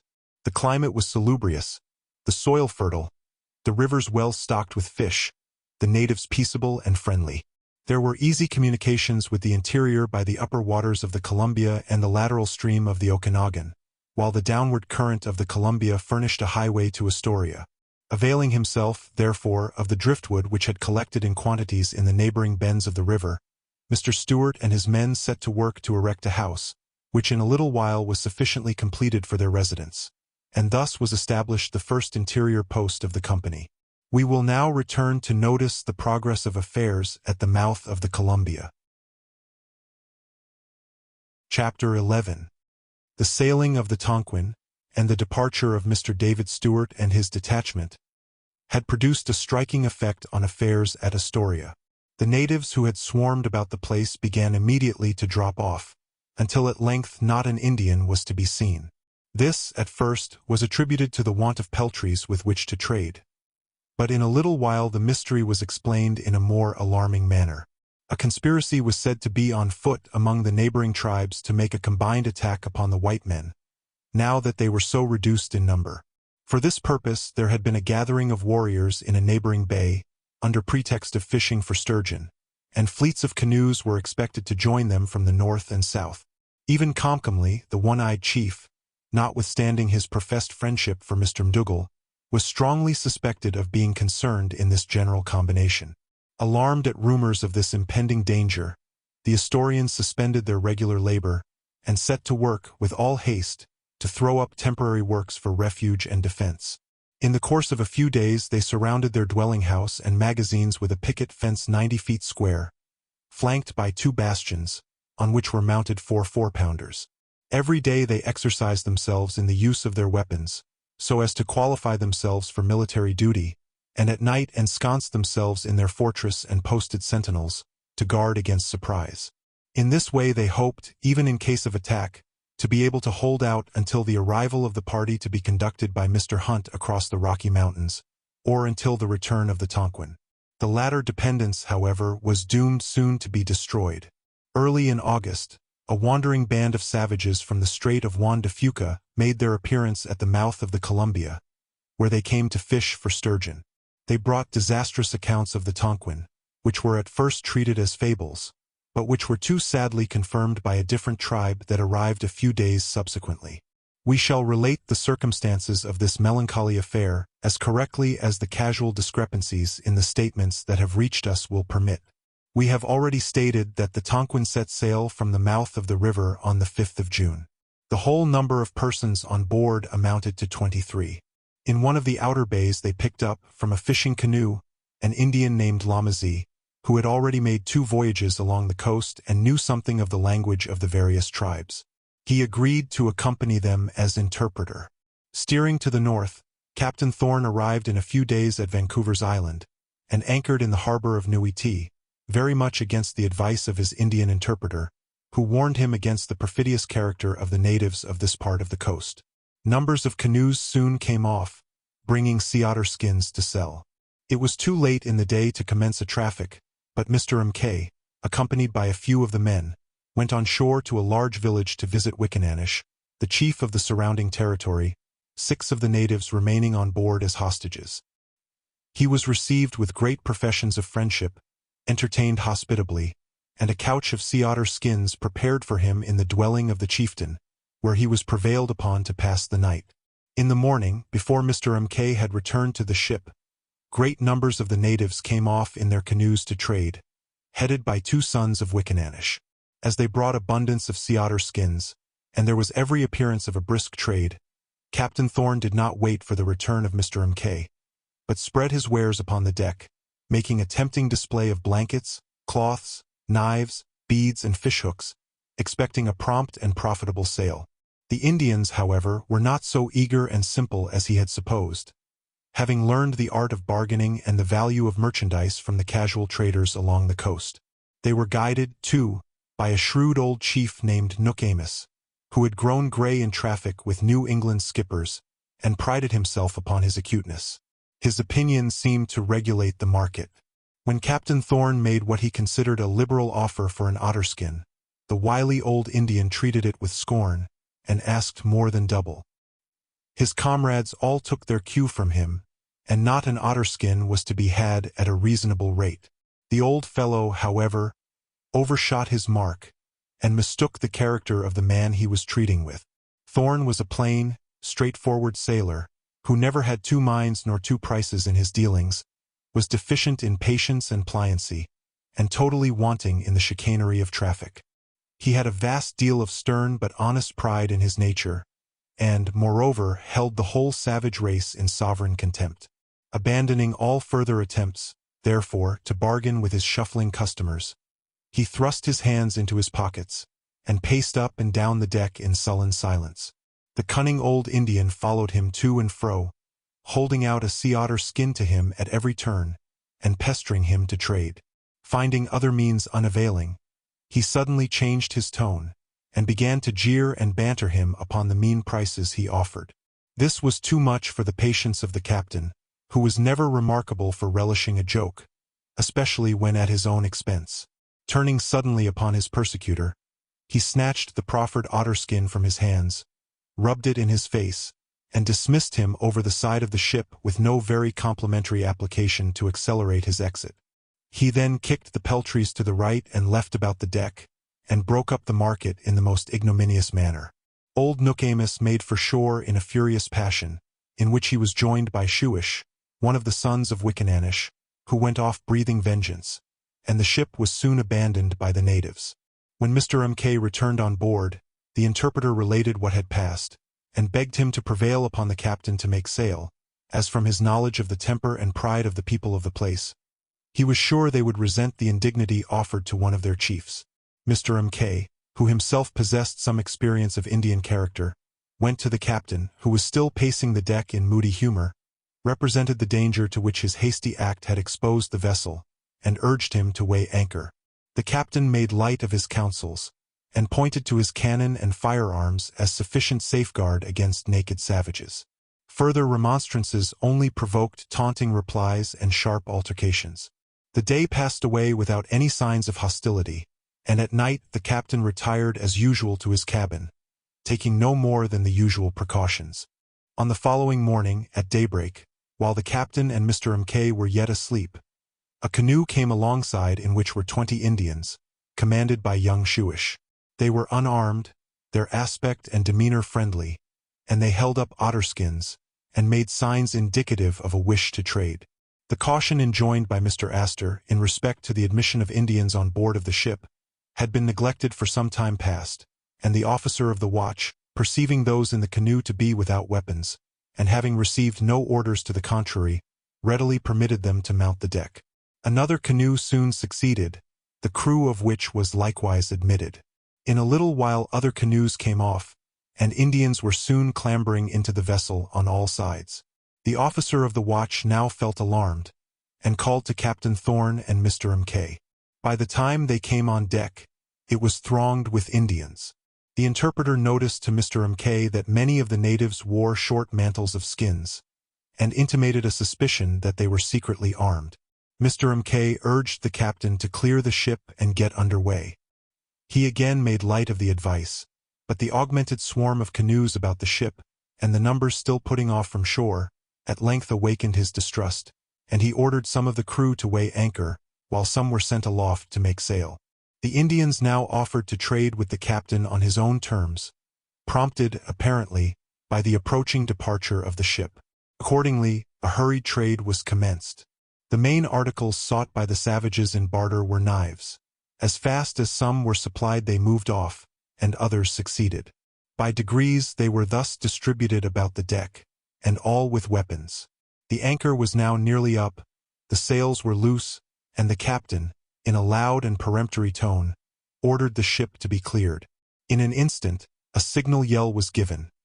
It was echoed on every side, knives and war-clubs were brandished in every direction, and the savages rushed upon their marked victims. The first that fell was Mr. Lewis, the ship's clerk.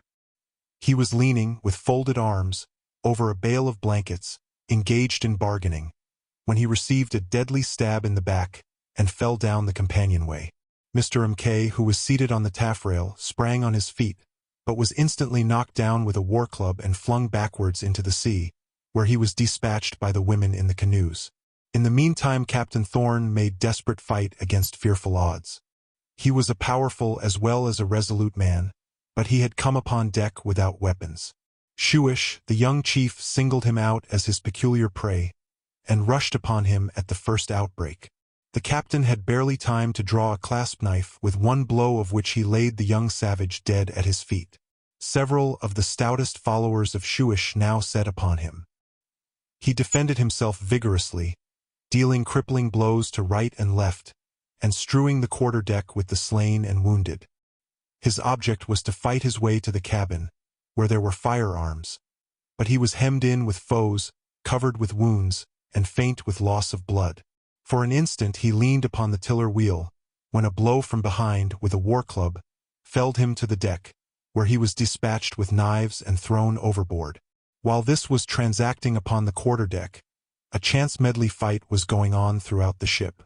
The crew fought desperately with knives, handspikes, and whatever weapon they could seize upon in the moment of surprise. They were soon, however, overpowered by numbers, and mercilessly butchered. As to the 7 who had been sent aloft to make sail, they contemplated with horror the carnage that was going on below. Being destitute of weapons, they let themselves down by the running rigging, in hopes of getting between decks. One fell in the attempt and was instantly dispatched. Another received a death blow in the back as he was descending. A third, Stephen Weeks, the armorer, was mortally wounded as he was getting down the hatchway. The remaining 4 made good their retreat into the cabin, where they found Mr. Lewis, still alive though mortally wounded. Barricading the cabin door, they broke holes through the companionway, and, with the muskets and ammunition which were at hand, opened a brisk fire that soon cleared the deck. Thus far the Indian interpreter, from whom these particulars are derived, had been an eyewitness to the deadly conflict. He had taken no part in it, and had been spared by the natives as being of their race. In the confusion of the moment he took refuge with the rest, in the canoes. The survivors of the crew now sallied forth, and discharged some of the deck guns, which did great execution among the canoes, and drove all the savages to shore. For the remainder of the day no one ventured to put off to the ship, deterred by the effects of the firearms. The night passed away without any further attempts on the part of the natives. When the day dawned, the Tonquin still lay at anchor in the bay, her sails all loose and flapping in the wind, and no one apparently on board of her. After a time, some of the canoes ventured forth to reconnoiter, taking with them the interpreter. They paddled about her, keeping cautiously at a distance, but growing more and more emboldened at seeing her quiet and lifeless. One man at length made his appearance on the deck, and was recognized by the interpreter as Mr. Lewis. He made friendly signs and invited them on board. It was long before they ventured to comply. Those who mounted the deck met with no opposition. No one was to be seen on board, for Mr. Lewis, after inviting them, had disappeared. Other canoes now pressed forward to board the prize. The decks were soon crowded, and the sides covered with clambering savages, all intent on plunder. In the midst of their eagerness and exultation, the ship blew up with a tremendous explosion. Arms, legs, and mutilated bodies were blown into the air, and dreadful havoc was made in the surrounding canoes. The interpreter was in the main chains at the time of the explosion, and was thrown unhurt into the water, where he succeeded in getting into one of the canoes. According to his statement, the bay presented an awful spectacle after the catastrophe. The ship had disappeared, but the bay was covered with fragments of the wreck, with shattered canoes, and Indians swimming for their lives, or struggling in the agonies of death, while those who had escaped the danger remained aghast and stupefied, or made with frantic panic for the shore. Upwards of 100 savages were destroyed by the explosion. Many more were shockingly mutilated, and for days afterwards the limbs and bodies of the slain were thrown upon the beach. The inhabitants of Nuiti were overwhelmed with consternation at this astounding calamity, which had burst upon them in the very moment of triumph. The warriors sat mute and mournful, while the women filled the air with loud lamentations. Their weeping and wailing, however, was suddenly changed into yells of fury at the sight of 4 unfortunate white men, brought captive into the village. They had been driven on shore in one of the ship's boats, and taken at some distance along the coast. The interpreter was permitted to converse with them. They proved to be the 4 brave fellows who had made such desperate defense from the cabin. The interpreter gathered from them some of the particulars already related. They told him further that after they had beaten off the enemy and cleared the ship, Lewis advised that they should slip the cable and endeavor to get to sea. They declined to take his advice, alleging that the wind set too strongly into the bay and would drive them on shore. They resolved, as soon as it was dark, to put off quietly in the ship's boat, which they would be able to do unperceived, and to coast along back to Astoria. They put their resolution into effect, but Lewis refused to accompany them, being disabled by his wound, hopeless of escape, and determined on a terrible revenge. On the voyage out, he had repeatedly expressed a presentiment that he should die by his own hands, thinking it highly probable that he should be engaged in some contest with the natives, and being resolved, in case of extremity, to commit suicide rather than be made a prisoner. He now declared his intention to remain on board of the ship until daylight, to decoy as many of the savages on board as possible, then to set fire to the powder magazine, and terminate his life by a signal of vengeance. How well he succeeded has been shown. His companions bade him a melancholy adieu, and set off on their precarious expedition. They strove with might and main to get out of the bay, but found it impossible to weather a point of land, and were at length compelled to take shelter in a small cove, where they hoped to remain concealed until the wind should be more favorable. Exhausted by fatigue and watching, they fell into a sound sleep, and in that state were surprised by the savages. Better had it been for those unfortunate men had they remained with Lewis and shared his heroic death. As it was, they perished in a more painful and protracted manner, being sacrificed by the natives to the manies of their friends with all the lingering tortures of savage cruelty. Some time after their death, the interpreter, who had remained a kind of prisoner at large, effected his escape, and brought the tragical tidings to Astoria. Such is the melancholy story of the Tonquin, and such was the fate of her brave but headstrong commander, and her adventurous crew. It is a catastrophe that shows the importance, in all enterprises of moment, to keep in mind the general instructions of the sagacious heads which devised them. Mr. Astor was well aware of the perils to which ships were exposed on this coast from quarrels with the natives, and from perfidious attempts of the latter to surprise and capture them in unguarded moments.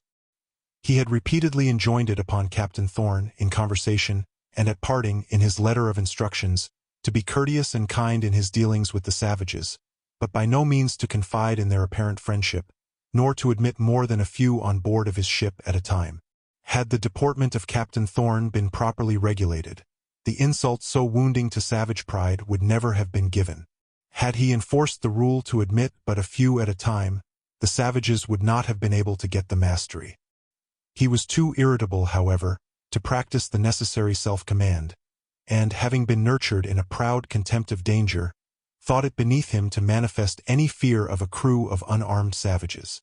With all his faults and foibles, we cannot but speak of him with esteem, and deplore his untimely fate, for we remember him well in early life, as a companion in pleasant scenes and joyous hours. When on shore, among his friends, he was a frank, manly, sound-hearted sailor.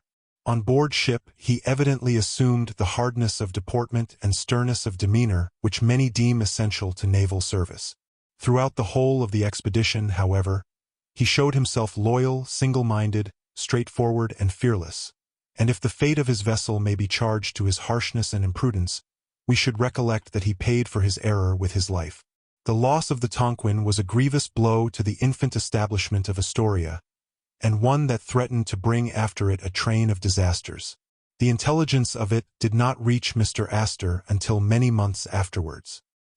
He felt it in all its force, and was aware that it must cripple, if not entirely defeat, the great scheme of his ambition. In his letters, written at the time, he speaks of it as a calamity, the length of which he could not foresee. He indulged, however, in no weak and vain lamentation, but sought to devise a prompt and efficient remedy. The very same evening he appeared at the theater with his usual serenity of countenance. A friend, who knew the disastrous intelligence he had received, expressed his astonishment that he could have calmness of spirit sufficient for such a scene of light amusement. "What would you have me do?" was his characteristic reply. "Would you have me stay at home and weep for what I cannot help?" Chapter 12. The tidings of the loss of the Tonquin, and the massacre of her crew, struck dismay into the hearts of the Astorians. They found themselves a mere handful of men, on a savage coast, surrounded by hostile tribes, who would doubtless be incited and encouraged to deeds of violence by the late fearful catastrophe. In this juncture Mr. McDougall, we are told, had recourse to a stratagem by which to avail himself of the ignorance and credulity of the savages, and which certainly does credit to his ingenuity. The natives of the coast, and, indeed, of all the regions west of the mountains, had an extreme dread of the smallpox, that terrific scourge having, a few years previously, appeared among them and almost swept off entire tribes. Its origin and nature were wrapped in mystery, and they conceived it an evil inflicted upon them by the Great Spirit, or brought among them by the white men. The last idea was seized upon by Mr. McDougall. He assembled several of the chieftains whom he believed to be in the conspiracy. When they were all seated around, He informed them that he had heard of the treachery of some of their northern brethren towards the Tonquin, and was determined on vengeance. "The white men among you," said he, "are few in number, it is true, but they are mighty in medicine. See here," continued he, drawing forth a small bottle and holding it before their eyes. "In this bottle I hold the smallpox, safely corked up. I have but to draw the cork, and let loose the pestilence, to sweep man, woman, and child from the face of the earth." The chiefs were struck with horror and alarm. They implored him not to uncork the bottle, since they and all their people were firm friends of the white men, and would always remain so. But should the smallpox be once let out, it would run like wildfire throughout the country, sweeping off the good as well as the bad, and surely he would not be so unjust as to punish his friends for crimes committed by his enemies. Mr. McDougall pretended to be convinced by their reasoning, and assured them that, so long as the white people should be unmolested, and the conduct of their Indian neighbors friendly and hospitable, the phial of wrath should remain sealed up. But on the least hostility, the fatal cork should be drawn. From this time, it is added, he was much dreaded by the natives, as one who held their fate in his hands, and was called, by way of preeminence, the great smallpox chief. All this while, the labors at the infant settlement went on with unremitting assiduity, and, by the 26th of September, a commodious mansion, spacious enough to accommodate all hands, was completed. It was built of stone and clay, there being no calcareous stone in the neighborhood from which lime for mortar could be procured. The schooner was also finished, and launched, with the accustomed ceremony, on the 2nd of October, and took her station below the fort. She was named the Dolly, and was the first American vessel launched on this coast. On the 5th of October, in the evening, the little community at Astoria was enlivened by the unexpected arrival of a detachment from Mr. David Stewart's post on the Okanagan. It consisted of 2 of the clerks and 2 of the privates. They brought favorable accounts of the new establishment, but reported that, as Mr. Stewart was apprehensive there might be a difficulty of subsisting his whole party throughout the winter, he had sent one half back to Astoria, retaining with him only Ross, Montigny, and 2 others. Such is the hardihood of the Indian trader. In the heart of a savage and unknown country, 700 miles from the main body of his fellow adventurers, Stewart had dismissed half of his little number, and was prepared with the residue to brave all the perils of the wilderness, and the rigors of a long and dreary winter. With the return party came a Canadian Creole named Regis Bergère and an Iroquois hunter, with his wife and 2 children. As these 2 personages belong to certain classes which have derived their peculiar characteristics from the fur trade, we deem some few particulars concerning them pertinent to the nature of this work. Bergère was of a class of beaver trappers and hunters technically called freemen, in the language of the traders. They are generally Canadians by birth and of French descent who have been employed for a term of years by some fur company, but, their term being expired, continue to hunt and trap on their own account, trading with the company like the Indians. Hence they derive their appellation of freemen, to distinguish them from the trappers who are bound for a number of years, and receive wages or hunt on shares. Having passed their early youth in the wilderness, separated almost entirely from civilized man, and in frequent intercourse with the Indians, they relapse, with a facility common to human nature, into the habitudes of savage life. Though no longer bound by engagements to continue in the interior, they have become so accustomed to the freedom of the forest and the prairie, that they look back with repugnance upon the restraints of civilization. Most of them intermarry with the natives, and, like the latter, have often a plurality of wives.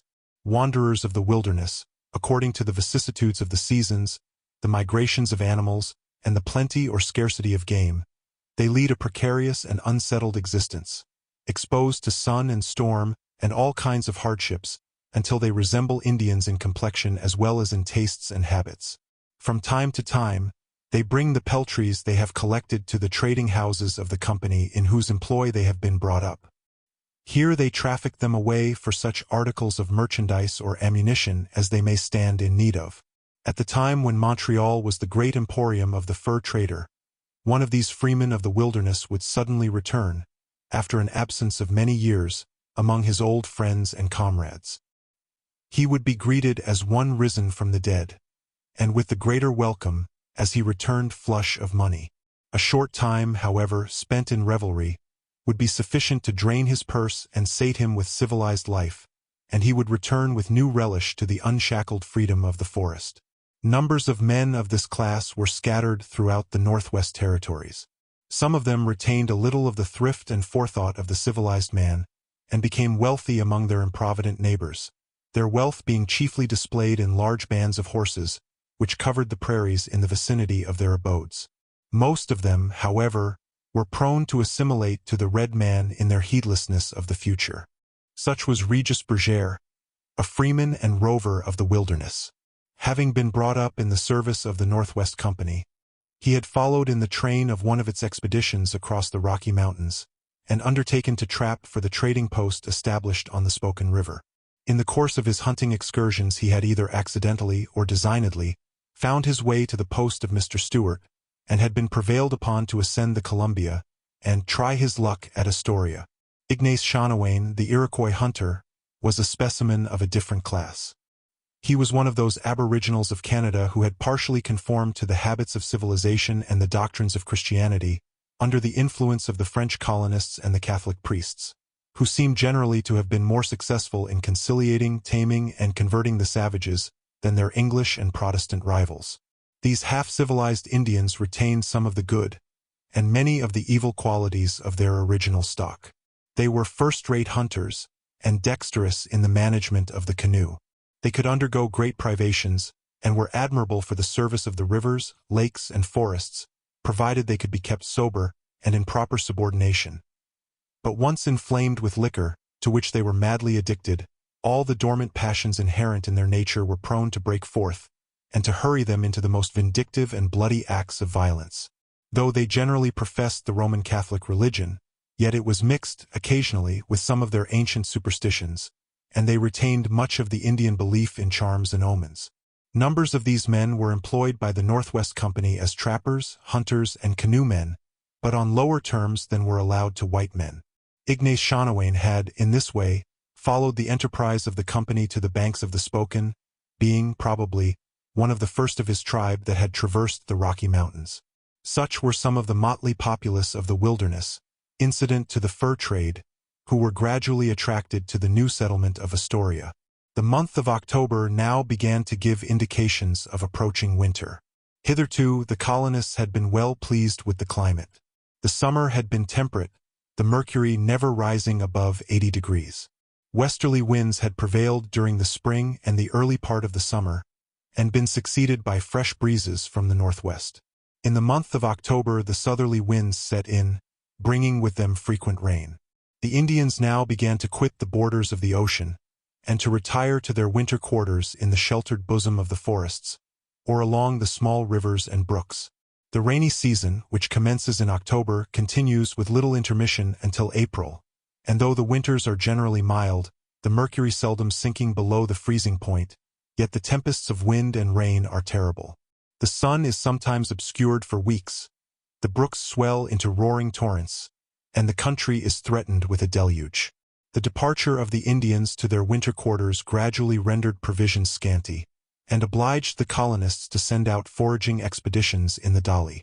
Still the little handful of adventurers kept up their spirits in their lonely fort at Astoria, looking forward to the time when they should be animated and reinforced by the party under Mr. Hunt, that was to come to them across the Rocky Mountains. The year gradually wore away. The rain, which had poured down almost incessantly since the 1st of October, cleared up towards the evening of the 31st of December, and the morning of the 1st of January ushered in a day of sunshine. The hereditary French holiday spirit of the French voyageurs is hardly to be depressed by any adversities, and they can manage to get up a fete in the most squalid situations, and under the most untoward circumstances. An extra allowance of rum, and a little flour to make cakes and puddings, constitute a regale, and they forget all their toils and troubles in the song and dance. On the present occasion, the partners endeavored to celebrate the new year with some effect. At sunrise the drums beat to arms, the colors were hoisted, with 3 rounds of small arms and 3 discharges of cannon. The day was devoted to games of agility and strength, and other amusements, and grog was temperately distributed, together with bread, butter, and cheese. The best dinner their circumstances could afford was served up at midday. At sunset the colors were lowered, with another discharge of artillery. The night was spent in dancing, and, though there was a lack of female partners to excite their gallantry, the voyagers kept up the ball with true French spirit until 3 o'clock in the morning. So passed the New Year festival of 1812 at the infant colony of Astoria. Chapter 13. We have followed up the fortunes of the maritime part of this enterprise to the shores of the Pacific, and have conducted the affairs of the embryo establishment to the opening of the new year. Let us now turn back to the adventurous band to whom was entrusted the land expedition, and who were to make their way to the mouth of the Columbia, up vast rivers, across trackless plains, and over the rugged barriers of the Rocky Mountains. The conduct of this expedition, as has been already mentioned, was assigned to Mr. Wilson Price Hunt, of Trenton, New Jersey, one of the partners of the company, who was ultimately to be at the head of the establishment at the mouth of the Columbia. He is represented as a man scrupulously upright and faithful his dealings, amicable in his disposition, and of most accommodating manners, and his whole conduct will be found in unison with such a character.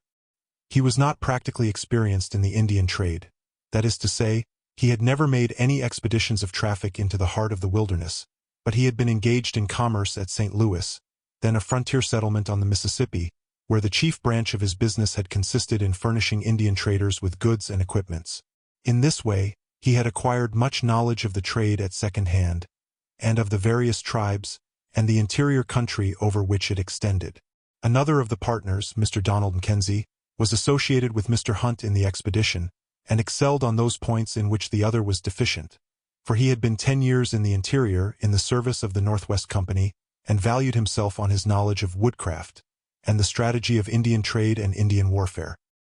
He had a frame seasoned to toils and hardships, a spirit not to be intimidated, and was reputed to be a remarkable shot, which of itself was sufficient to give him renown upon the frontier. Mr. Hunt and his coadjutor repaired, about the latter part of July 1810, to Montreal, the ancient emporium of the fur trade where everything requisite for the expedition could be procured. One of the first objects was to recruit a complement of Canadian voyagers from the disbanded herd usually to be found loitering about the place.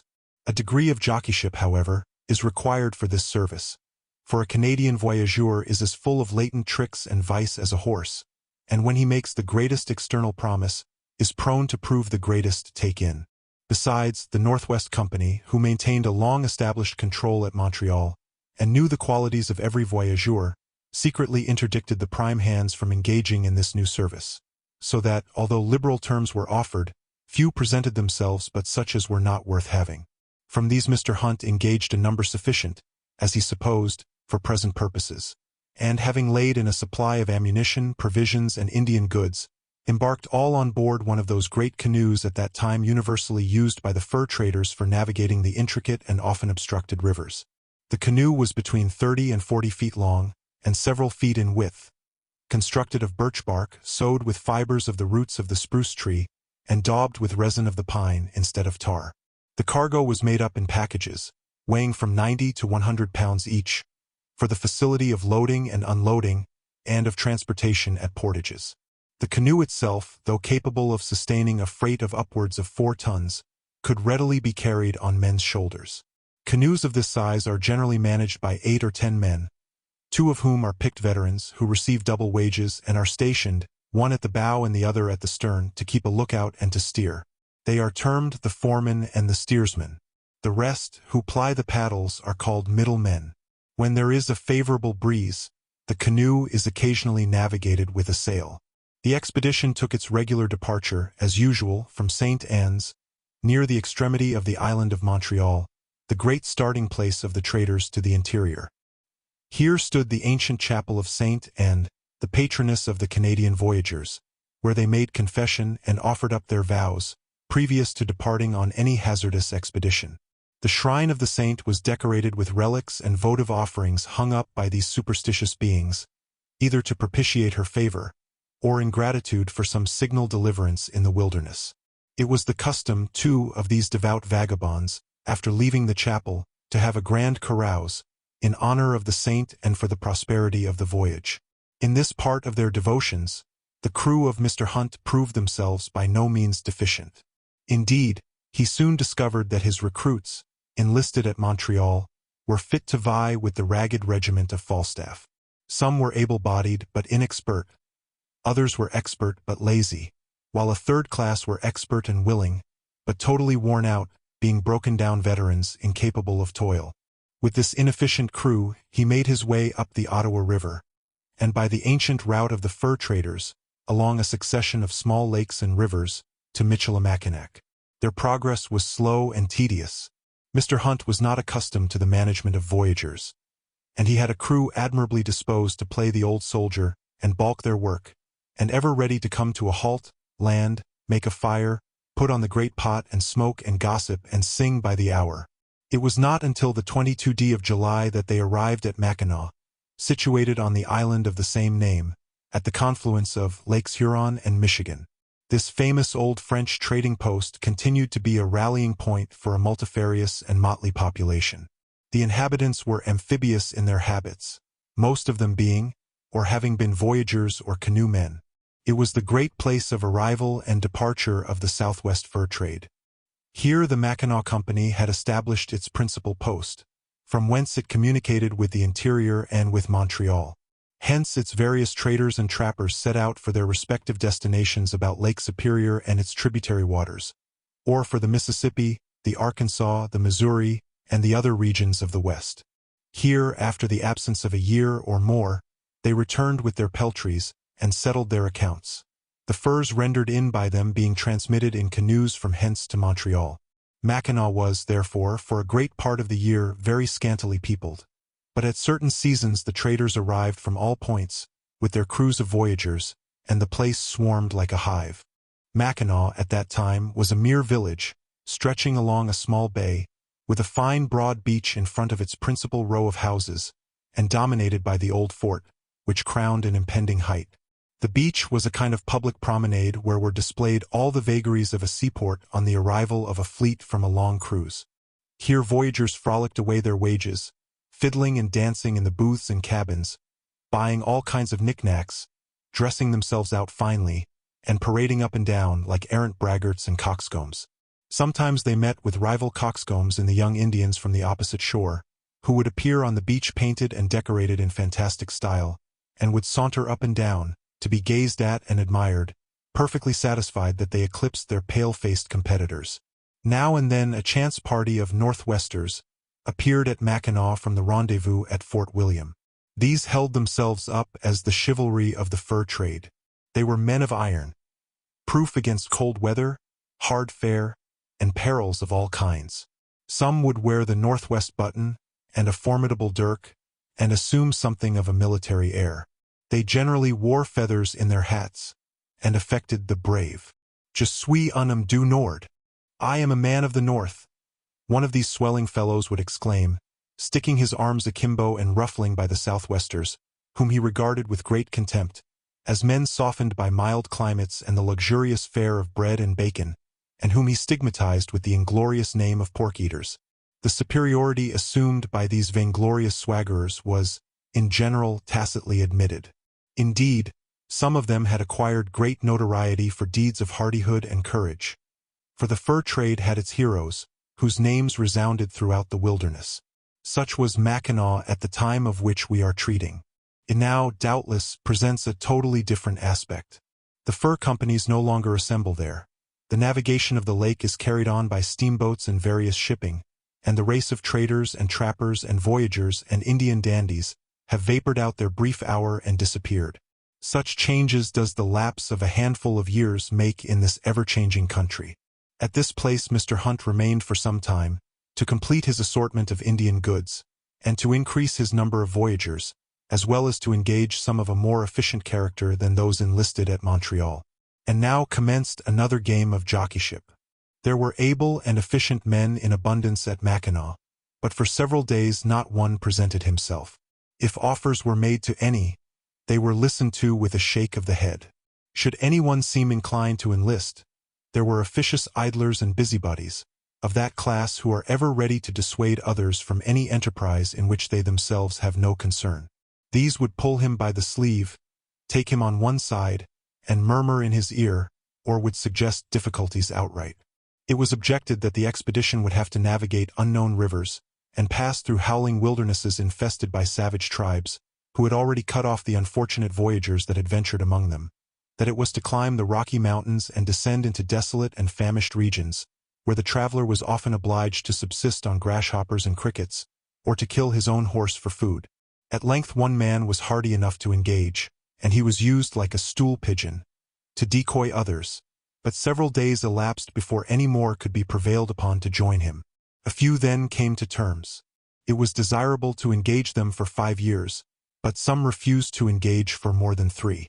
Then they must have part of their pay in advance, which was readily granted. When they had pocketed the amount and squandered it in regales or in outfits, they began to talk of pecuniary obligations at Mackinac, which must be discharged before they would be free to depart, or engagements with other persons which were only to be cancelled by a reasonable consideration. It was in vain to argue or remonstrate. The money advanced had already been sacked and spent, and must be lost and the recruits left behind, unless they could be freed from their debts and engagements. Accordingly, a fine was paid for one, a judgment for another, a tavern bill for a third, and almost all had to be bought off from some prior engagement, either real or pretended. Mr. Hunt groaned in spirit at the incessant and unreasonable demands of these worthies upon his purse.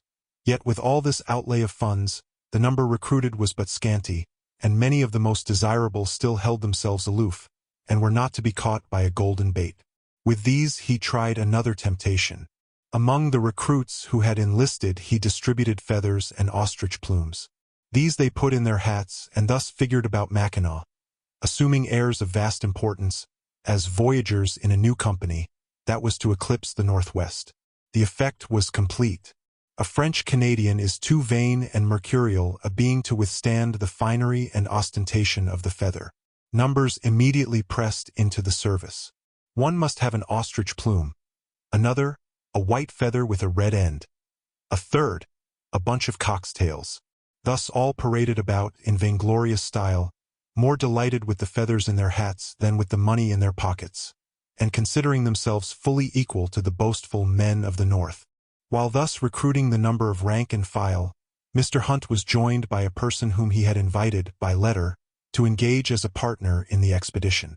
This was Mr. Ramsay Crooks, a young man, a native of Scotland, who had served under the Northwest Company, and been engaged in trading expeditions upon his individual account, among the tribes of the Missouri. Mr. Hunt knew him personally, and had conceived a high and merited opinion of his judgment, enterprise, and integrity. He was rejoiced, therefore, when the latter consented to accompany him. Mr. Crooks, however, drew from experience a picture of the dangers to which they would be subjected, and urged the importance of going with a considerable force. In ascending the upper Missouri they would have to pass through the country of the Sioux Indians, who had manifested repeated hostility to the white traders, and rendered their expeditions extremely perilous, firing upon them from the river banks as they passed beneath in their boats, and attacking them in their encampments. Mr. Crooks himself, when voyaging in company with another trader of the name of Mlellan, had been interrupted by these marauders, and had considered himself fortunate in escaping down the river without loss of life or property, but with a total abandonment of his trading voyage.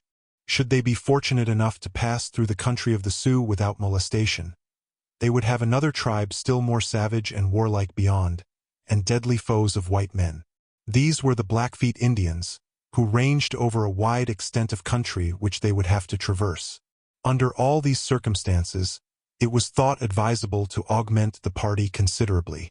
It already exceeded the number of 30, to which it had originally been limited, but it was determined, on arriving at St. Louis, to increase it to the number of 60. These matters being arranged, they prepared to embark. But the embarkation of a crew of Canadian voyagers on a distant expedition is not so easy a matter as might be imagined, especially of such a set of vainglorious fellows with money in both pockets and cock's tails in their hats. Like sailors, the Canadian voyagers generally preface a long cruise with a carouse. They have their cronies, their brothers, their cousins, their wives, their sweethearts, all to be entertained at their expense. They feast, they fiddle, they drink, they sing, they dance, they frolic and fight, until they are all as mad as so many drunken Indians. The publicans are all obedience to their commands, never hesitating to let them run up scores without limit, knowing that, when their own money is expended, the purses of their employers must answer for the bill, or the voyage must be delayed. Neither was it possible at that time to remedy the matter at Mackinac. In that amphibious community there was always a propensity to wrest the laws in favor of riotous or mutinous boatmen.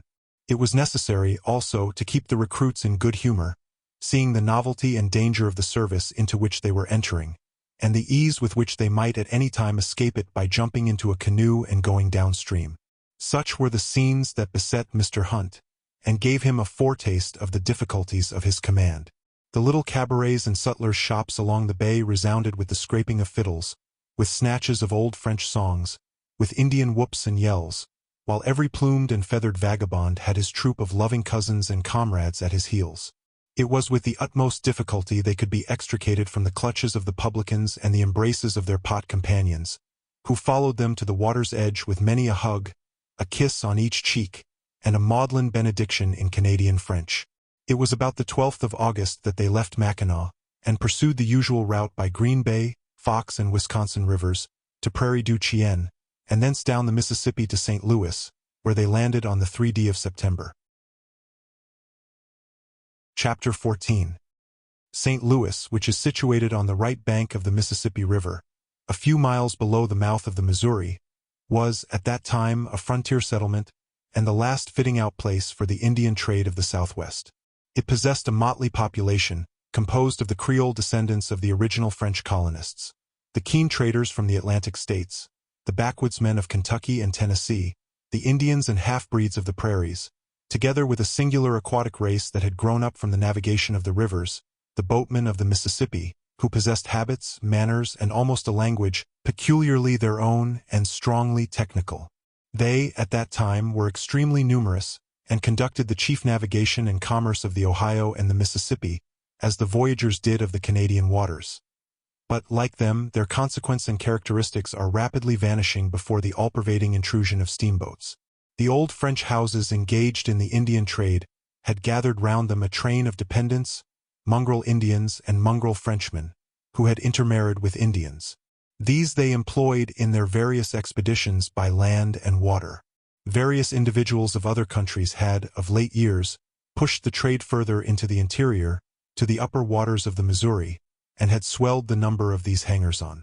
Several of these traders had, 2 or 3 years previously, formed themselves into a company, composed of 12 partners with a capital of about $40,000, called the Missouri Fur Company, the object of which was to establish posts along the upper part of that river and monopolize the trade.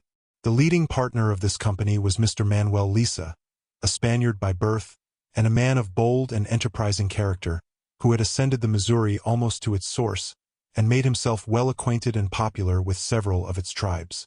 By his exertions, trading posts had been established in 1808 in the Sioux country and among the Arikara and Mandan tribes, and a principal one under Mr. Henry, one of the partners at the forks of the Missouri. This company had in its employ about 250 men, partly American and partly Creole voyagers. All these circumstances combined to produce a population at St. Louis even still more motley than that at Mackinac. Here were to be seen, about the river banks, the hectoring, extravagant, bragging boatmen of the Mississippi, with the gay, grimacing, singing, good-humored Canadian voyagers. Vagrant Indians of various tribes loitered about the streets.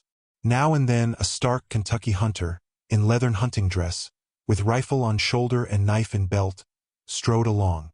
Here and there were new brick houses and shops, just set up by bustling, driving, and eager men of traffic from the Atlantic states. While, on the other hand, the old French mansions with open casements still retained the easy, indolent air of the original colonists. And now and then the scraping of a fiddle, a strain of an ancient French song, or the sound of billiard balls, showed that the happy Gallic turn for gaiety and amusement still lingered about the place. Such was St. Louis at the time of Mr. Hunt's arrival there, and the appearance of a new fur company, with ample funds at its command, produced a strong sensation among the eye traders of the place, and awakened keen jealousy and opposition on the part of the Missouri Company. Mr. Hunt proceeded to strengthen himself against all competition. For this purpose, he secured to the interests of the association another of those enterprising men, who had been engaged in individual traffic with the tribes of the Missouri. This was a Mr. Joseph Miller, a gentleman well educated and well informed, and of a respectable family of Baltimore. He had been an officer in the Army of the United States, but had resigned in disgust on being refused a furlough, and had taken to trapping beaver and trading among the Indians. He was easily induced by Mr. Hunt to join as a partner, and was considered by him, on account of his education and acquirements, and his experience in Indian trade, a valuable addition to the company. Several additional men were likewise enlisted at St. Louis, some as boatmen, and others as hunters. These last were engaged, not merely to kill game for provisions, but also, and indeed chiefly, to trap beaver and other animals of rich furs, valuable in the trade. They enlisted on different terms. Some were to have a fixed salary of $300. Others were to be fitted out and maintained at the expense of the company, and were to hunt and trap on shares. As Mr. Hunt met with much opposition on the part of rival traders, especially the Missouri Fur Company, it took him some weeks to complete his preparations. The delays which he had previously experienced at Montreal, Mackinac, and on the way, added to those at St. Louis, had thrown him much behind his original calculations, so that it would be impossible to effect his voyage up the Missouri in the present year. This river, flowing from high and cold latitudes, and through wide and open plains, exposed to chilling blasts, freezes early. The winter may be dated from the 1st of November. There was every prospect, therefore, that it would be closed with ice long before Mr. Hunt could reach its upper waters. To avoid, however, the expense of wintering at St. Louis, he determined to push up the river as far as possible, to some point above the settlements, where game was plenty, and where his whole party could be subsisted by hunting, until the breaking up of the ice in the spring should permit them to resume their voyage. Accordingly, on the 21st of October, he took his departure from St. Louis. His party was distributed in 3 boats. One was the barge which he had brought from Mackinac. Another was of a larger size, such as was formerly used in navigating the Mohawk River, and known by the generic name of the Schenectady barge.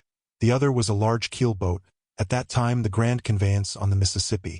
In this way they set out from St. Louis in buoyant spirits, and soon arrived at the mouth of the Missouri. This vast river, 3,000 miles in length, and which, with its tributary streams, drains such an immense extent of country, was as yet but casually and imperfectly navigated by the adventurous bark of the fur trader. A steamboat had never yet stemmed its turbulent current. Sails were but of casual assistance, for it required a strong wind to conquer the force of the stream. The main dependence was on bodily strength and manual dexterity. The boats, in general, had to be propelled by oars and setting poles, or drawn by the hand and by grappling hooks from one root or overhanging tree to another, or towed by the long cordel or towing line, where the shores were sufficiently clear of woods and thickets to permit the men to pass along the banks. During this slow and tedious progress the boat would be exposed to frequent danger from floating trees and great masses of driftwood, or to be impaled upon snags and sawyers, that is to say, sunken trees, presenting a jagged or pointed end above the surface of the water. As the channel of the river frequently shifted from side to side according to the bends and sandbanks, the boat had, in the same way, to advance in a zigzag course. Often a part of the crew would have to leap into the water at the shallows, and wade along with the towing line, while their comrades on board toilfully assisted with or in setting pole. Sometimes the boat would seem to be retained motionless, as if spellbound, opposite some point round which the current set with violence, and where the utmost labor scarce affected any visible progress. On these occasions it was that the merits of the Canadian voyagers came into full action.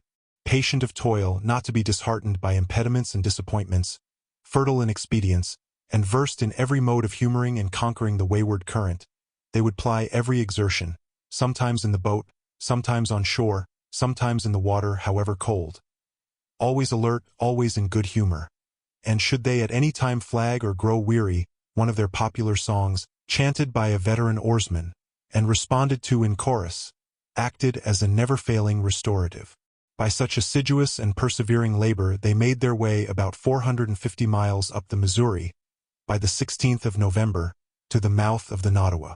As this was a good hunting country, and as the season was rapidly advancing, they determined to establish their winter quarters at this place. And, in fact, 2 days after they had come to a halt, the river closed just above their encampment. The party had not been long at this place when they were joined by Mr. Robert M'Lellan, another trader of the Missouri, the same who had been associated with Mr. Crooks in the unfortunate expedition in which they had been intercepted by the Sioux Indians and obliged to make a rapid retreat down the river.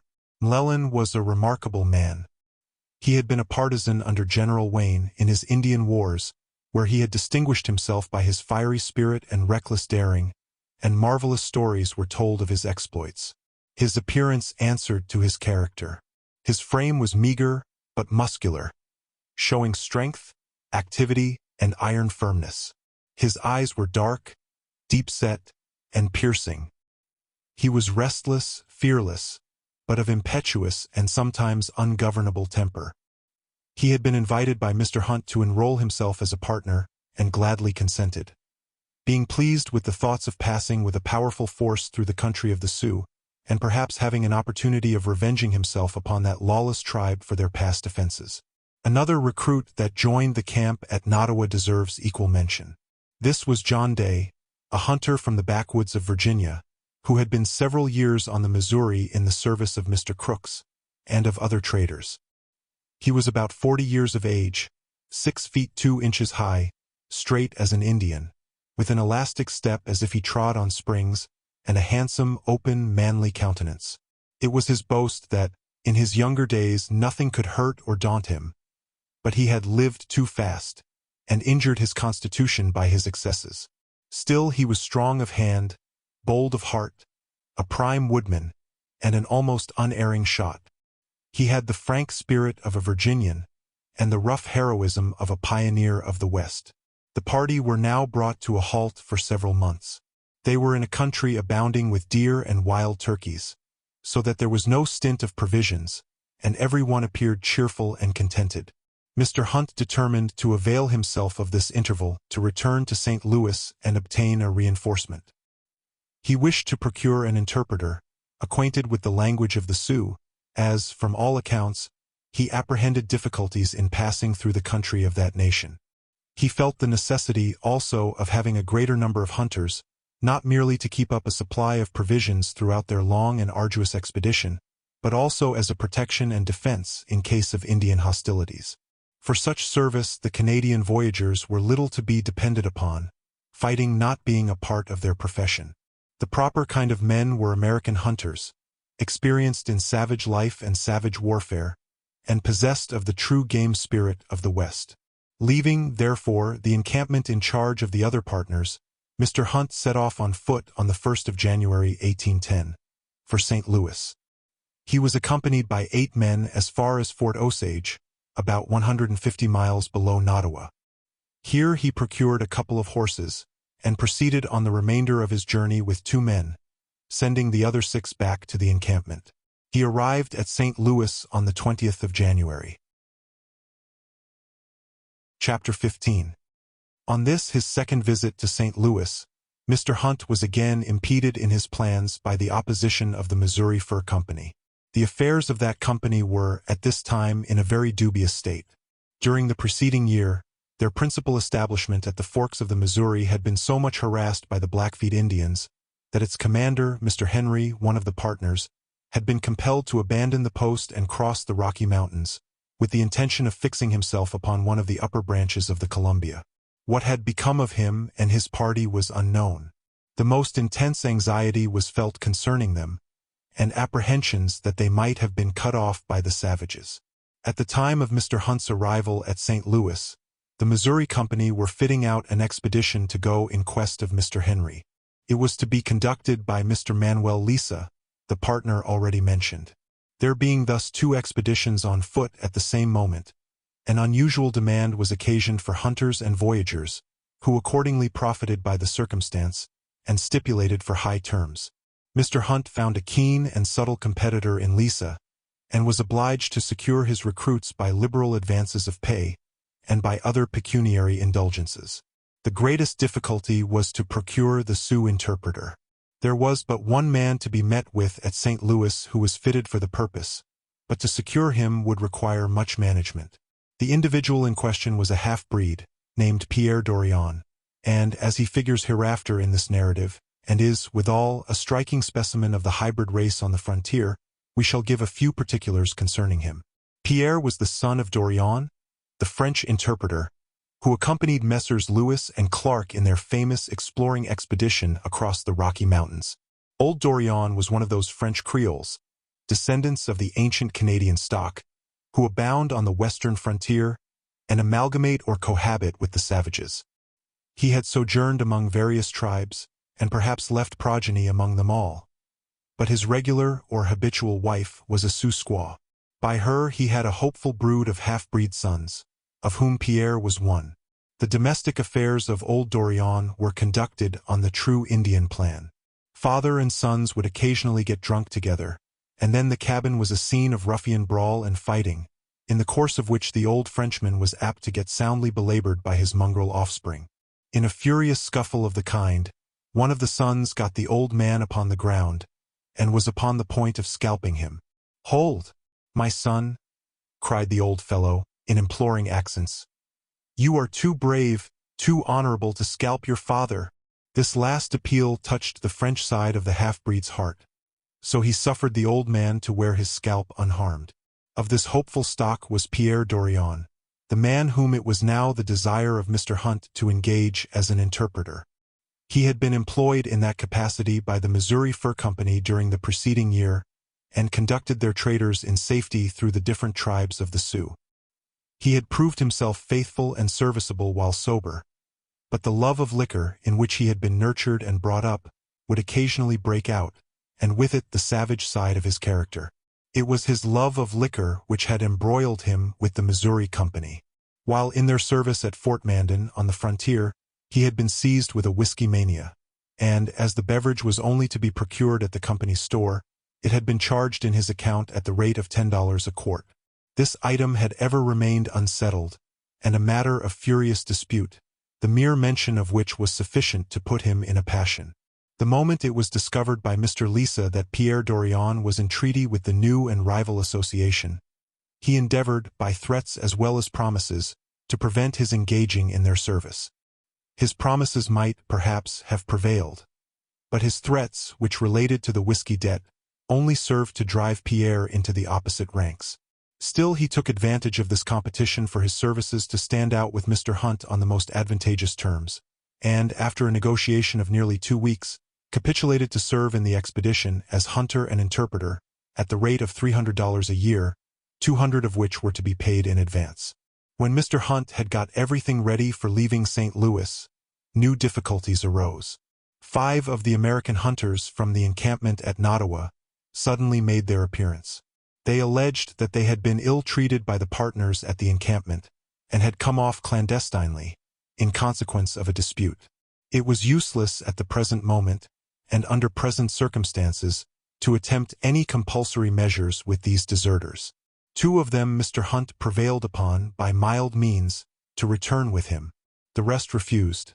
Nay, what was worse, they spread such reports of the hardships and dangers to be apprehended in the course of the expedition, that they struck a panic into those hunters who had recently engaged at St. Louis, and, when the hour of departure arrived, all but one refused to embark. It was in vain to plead or remonstrate. They shouldered their rifles and turned their backs upon the expedition, and Mr. Hunt was fain to put off from shore with the single hunter and a number of voyageurs whom he had engaged. Even Pierre Dorion, at the last moment, refused to enter the boat until Mr. Hunt consented to take his squaw and 2 children on board also. But the tissue of perplexities, on account of this worthy individual, did not end here. Among the various persons who were about to proceed up the Missouri with Mr. Hunt were 2 scientific gentlemen. One Mr. John Bradbury, a man of mature age but great enterprise and personal activity, who had been sent out by Linnean Society of Liverpool to make a collection of American plants. The other, a Mr. Nuttall, likewise an Englishman, younger in years, who has since made himself known as the author of Travels in Arkansas, and a work on the genera of American plants. Mr. Hunt had offered them the protection and facilities of his party, in their scientific research up the Missouri River. As they were not ready to depart at the moment of embarkation, they put their trunks on board of the boat, but remained at St. Louis until the next day, for the arrival of the post, intending to join the expedition at St. Charles, a short distance above the mouth of the Missouri. The same evening, however, they learned that a writ had been issued against Pierre Dorion for his whiskey debt, by Mr. Lisa, as agent of the Missouri Company, and that it was the intention to entrap the mongrel linguist on his arrival at St. Charles. Upon hearing this, Mr. Bradbury and Mr. Nuttall set off a little after midnight, by land, got ahead of the boat as it was ascending the Missouri, before its arrival at St. Charles, and gave Pierre Dorion warning of the legal toil prepared to ensnare him. The knowing Pierre immediately landed and took to the woods, followed by his squaw laden with their papooses, and a large bundle containing their most precious effects, promising to rejoin the party some distance above St. Charles. There seemed little dependence to be placed upon the promises of a loose adventurer of the kind, who was at the very time playing an evasive game with his former employers, who had already received 2/3 of his year's pay, and his rifle on his shoulder, his family and worldly fortunes at his heels, and the wild woods before him. There was no alternative, however, and it was hoped his pique against his old employers would render him faithful to his new ones. The party reached St. Charles in the afternoon, but the harpies of the law looked in vain for their expected prey. The boats resumed their course on the following morning, and had not proceeded far when Pierre Dorion made his appearance on the shore. He was gladly taken on board, but he came without his squaw. They had quarreled in the night. Pierre had administered the Indian discipline of the cudgel, whereupon she had taken to the woods, with their children and all their worldly goods. Pierre evidently was deeply grieved and disconcerted at the loss of his wife and his knapsack, whereupon Mr. Hunt dispatched one of the Canadian voyageurs in search of the fugitive, and the whole party, after proceeding a few miles further, encamped on an island to wait his return. The Canadian rejoined the party, but without the squaw, and Pierre Dorion passed a solitary and anxious night, bitterly regretting his indiscretion in having exercised his conjugal authority so near home. Before daybreak, however, a well-known voice reached his ears from the opposite shore. It was his repentant spouse, who had been wandering the woods all night in quest of the party, and had at length descried it by its fires. A boat was dispatched for her, the interesting family was once more united, and Mr. Hunt now flattered himself that his perplexities with Pierre Dorion were at an end. Bad weather, very heavy rains, and an unusually early rise in the Missouri, rendered the ascent of the river toilsome, slow, and dangerous. The rise of the Missouri does not generally take place until the month of May or June. The present swelling of the river must have been caused by a freshet in some of its more southern branches. It could not have been the great annual flood, as the higher branches must still have been icebound. And here we cannot but pause, to notice the admirable arrangement of nature, by which the annual swellings of the various great rivers which empty themselves into the Mississippi have been made to precede each other at considerable intervals. Thus, the flood of the Red River precedes that of the Arkansas by a month. The Arkansas, also, rising in a much more southern latitude than the Missouri, takes the lead of it in its annual excess, and its superabundant waters are disgorged and disposed of long before the breaking up of the icy barriers of the north. Otherwise, did all these mighty streams rise simultaneously and discharge their vernal floods into the Mississippi, an inundation would be the consequence, that would submerge and devastate all the lower country. On the afternoon of the third day, January 17th, the boats touched at Charette, one of the old villages founded by the original French colonists. Here they met with Daniel Boone, the renowned patriarch of Kentucky, who had kept in the advance of civilization, and on the borders of the wilderness still leading a hunter's life, though now in his 85th year. He had but recently returned from a hunting and trapping expedition, and had brought nearly 60 beaver skins as trophies of his skill. The old man was still erect in form, strong in limb, and unflinching in spirit, and as he stood on the river bank, watching the departure of an expedition destined to traverse the wilderness to the very shores of the Pacific, very probably felt a throb of his old pioneer spirit, impelling him to shoulder his rifle and join the adventurous band. Boone flourished several years after this meeting, in a vigorous old age, the Nestor of hunters and backwoodsmen, and died, full of sylvan honor and renown, in 1818 in his 92nd year. The next morning early, as the party were yet encamped at the mouth of a small stream, they were visited by another of these heroes of the wilderness, one John Coulter, who had accompanied Lewis and Clark in their memorable expedition. He had recently made one of those vast internal voyages so characteristic of this fearless class of men, and of the immense regions over which they hold their lonely wanderings, having come from the headwaters of the Missouri to St. Louis in a small canoe. This distance of 3,000 miles he had accomplished in 30 days. Coulter kept with the party all the morning. He had many particulars to give them concerning the Blackfeet Indians, a restless and predatory tribe, who had conceived an implacable hostility to the white men, in consequence of one of their warriors having been killed by Captain Lewis, while attempting to steal horses. Through the country infested by these savages the expedition would have to proceed, and Coulter was urgent in reiterating the precautions that ought to be observed respecting them.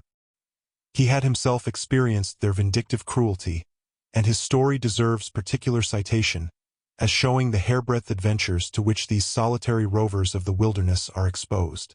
Coulter, with the hardihood of a regular trapper, had cast himself loose from the party of Lewis and Clark in the very heart of the wilderness, and had remained to trap beaver alone on the headwaters of the Missouri. Here he fell in with another lonely trapper, like himself, named Potts, and they agreed to keep together. They were in the very region of the terrible Blackfeet, at that time thirsting to revenge the death of their companion, and knew that they had to expect no mercy at their hands. They were obliged to keep concealed all day in the woody margins of the rivers, setting their traps after nightfall and taking them up before daybreak. It was running a fearful risk for the sake of a few beaver skins, but such is the life of the trapper. They were on a branch of the Missouri called Jefferson Fork, and had set their traps at night, about 6 miles up a small river that emptied into the fork. Early in the morning they ascended the river in a canoe to examine the traps. The banks on each side were high and perpendicular, and cast a shade over the stream. As they were softly paddling along, they heard the trampling of many feet upon the banks. Coulter immediately gave the alarm of Indians, and was for instant retreat. Potts scoffed at him for being frightened by the trampling of a herd of buffaloes. Coulter checked his uneasiness and paddled forward. They had not gone much further when frightful whoops and yells burst forth from each side of the river, and several hundred Indians appeared on either bank. Signs were made to the unfortunate trappers to come on shore. They were obliged to comply. Before they could get out of their canoe, a savage seized the rifle belonging to Potts. Coulter sprang on shore, wrestled the weapon from the hands of the Indian, and restored it to his companion, who was still in the canoe, and immediately pushed into the stream. There was the sharp twang of a bow, and Potts cried out that he was wounded. Coulter urged him to come on shore and submit, as his only chance for life. But the other knew there was no prospect of mercy, and determined to die game. Leveling his rifle, he shot one of the savages dead on the spot. The next moment he fell himself, pierced with innumerable arrows. The vengeance of the savages now turned upon Coulter. He was stripped naked, and, having some knowledge of the Blackfoot language, overheard a consultation as to the mode of dispatching him, so as to derive the greatest amusement from his death. Some were for setting him up as a mark, and having a trial of skill at his expense. The chief, however, was for nobler sport. He seized Coulter by the shoulder, and demanded if he could run fast. The unfortunate trapper was too well acquainted with Indian customs not to comprehend the drift of the question. He knew he was to run for his life, to furnish a kind of human hunt to his persecutors. Though in reality he was noted among his brother hunters for swiftness of foot, he assured the chief that he was a very bad runner. His stratagem gained him some vantage ground. He was led by the chief into the prairie, about 400 yards from the main body of savages, and then turned loose to save himself if he could. A tremendous yell let him know that the whole pack of bloodhounds were off in full cry. Coulter flew rather than ran. He was astonished at his own speed, but he had 6 miles of prairie to traverse before he should reach the Jefferson Fork of the Missouri. How could he hope to hold out such a distance with the fearful odds of several 100 to 1 against him? The plain, too, abounded with the prickly pear, which wounded his naked feet. Still he fled on, dreading each moment to hear the twang of a bow, and to feel an arrow quivering at his heart. He did not even dare to look round, lest he should lose an inch of that distance on which his life depended. He had run nearly halfway across the plain when the sound of pursuit grew somewhat fainter, and he ventured to turn his head. The main body of his pursuers were a considerable distance behind. Several of the fastest runners were scattered in the advance, while a swift-footed warrior, armed with a spear, was not more than 100 yards behind him. Inspired with new hope, Coulter redoubled his exertions, but strained himself to such a degree that the blood gushed from his mouth and nostrils and streamed down his breast. He arrived within a mile of the river. The sound of footsteps gathered upon him. A glance behind showed his pursuer within 20 yards, and preparing to launch his spear. Stopping short, he turned round and spread out his arms. The savage, confounded by this sudden action, attempted to stop and hurl his spear, but fell in the very act. His spear stuck in the ground, and the shaft broke in his hand. Coulter plucked up the pointed part, pinned the savage to the earth, and continued his flight. The Indians, as they arrived at their slaughtered companion, stopped to howl over him. Coulter made the most of this precious delay, gained the skirt of cottonwood bordering the river, dashed through it, and plunged into the stream. He swam to a neighboring island, against the upper end of which the driftwood had lodged in such quantities as to form a natural raft. Under this he dived, and swam below water until he succeeded in getting a breathing place between the floating trunks of trees, whose branches and bushes formed a covert several feet above the level of the water. He had scarcely drawn breath after all his toils, when he heard his pursuers on the river bank, whooping and yelling like so many fiends. They plunged in the river and swam to the raft. The heart of Coulter almost died within him as he saw them, through the chinks of his concealment, passing and repassing, and seeking for him in all directions. They at length gave up the search, and he began to rejoice in his escape, when the idea presented itself that they might set the raft on fire. Here was a new source of horrible apprehension, in which he remained until nightfall. Fortunately, the idea did not suggest itself to the Indians. As soon as it was dark, finding by the silence around that his pursuers had departed, Coulter dived again and came up beyond the raft. He then swam silently down the river for a considerable distance, when he landed and kept on all night to get as far as possible from this dangerous neighborhood. By daybreak he had gained sufficient distance to relieve him from the terrors of his savage foes. But now new sources of inquietude presented themselves. He was naked and alone, in the midst of an unbounded wilderness. His only chance was to reach a trading post of the Missouri Company, situated on a branch of the Yellowstone River. Even should he elude his pursuers, days must elapse before he could reach this post, during which he must traverse immense prairies destitute of shade. His naked body exposed to the burning heat of the sun by day, and the dews and chills of the night season, and his feet lacerated by the thorns of the prickly pear.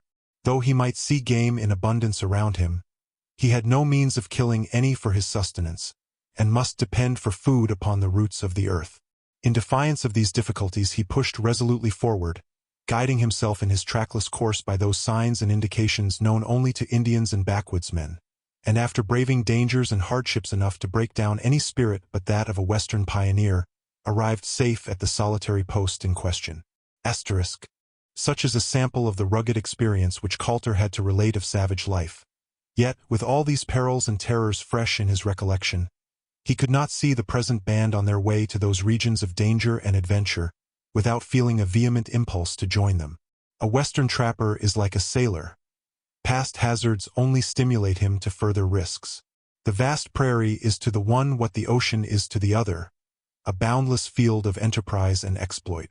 However he may have suffered in his last cruise, he is always ready to join a new expedition, and the more adventurous its nature, the more attractive is it to his vagrant spirit. Nothing seems to have kept Coulter from continuing with the party to the shores of the Pacific but the circumstances of his having recently married. All the morning he kept with them, balancing in his mind the charms of his bride against those of the Rocky Mountains. The former, however, prevailed, and after a march of several miles, he took a reluctant leave of the travelers and turned his face homeward. Continuing their progress up the Missouri, the party encamped on the evening of the 21st of March, in the neighborhood of a little frontier village of French Creoles. Here Pierre Dorion met with some of his old comrades, with whom he had a long gossip, and returned to the camp with rumors of bloody feuds between the Osages and the Lois, or Ioways, Potawatomis, Sioux, and Saukees. Blood had already been shed, and scalps been taken. A war party, 300 strong, were prowling in the neighborhood. Others might be met with higher up the river. It behooved the travelers, therefore, to be upon their guard against robbery or surprise, for an Indian war party on the march is prone to acts of outrage. In consequence of this report, which was subsequently confirmed by further intelligence, a guard was kept up at night round the encampment, and they all slept on their arms. As they were 16 in number, and well supplied with weapons and ammunition, they trusted to be able to give any marauding party a warm reception. Nothing occurred, however, to molest them on their voyage, and on the 8th of April they came in sight of Fort Osage. On their approach the flag was hoisted on the fort, and they saluted it by a discharge of firearms. Within a short distance of the fort was an Osage village, the inhabitants of which, men, women, and children, thronged down to the waterside to witness their landing. One of the first persons they met on the riverbank was Mr. Crooks, who had come down in a boat with 9 men from their winter encampment at Nottawa to meet them. They remained at Fort Osage a part of 3 days, during which they were hospitably entertained at the garrison by Lieutenant Brownson, who held a temporary command. They were regaled also with a war feast at the village, the Osage warriors having returned from a successful foray against the Lowies, in which they had taken 7 scalps. They were paraded on poles about the village, followed by the warriors decked out in all their savage ornaments, and hideously painted as if for battle. By the Osage warriors, Mr. Hunt and his companions were again warned to be on their guard in ascending the river, as the Sioux tribe meant to lay in wait and attack them. On the 10th of April they again embarked their party, being now augmented to 26, by the addition of Mr. Crooks and his boat's crew. They had not proceeded far, however, when there was a great outcry from one of the boats. It was occasioned by a little domestic discipline in the Dorion family.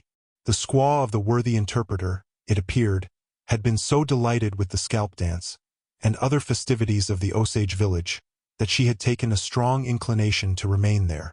This had been as strongly opposed by her liege lord, who had compelled her to embark. The good dame had remained sulky ever since, whereupon Pierre, seeing no other mode of exorcising the evil spirit out of her, and being, perhaps, a little inspired by whiskey, had resorted to the Indian remedy of the cudgel, and before his neighbors could interfere, had belabored her so soundly that there is no record of her having shown any refractory symptoms throughout the remainder of the expedition. For a week they continued their voyage, exposed to almost incessant rains. The bodies of drowned buffaloes floated past them in vast numbers.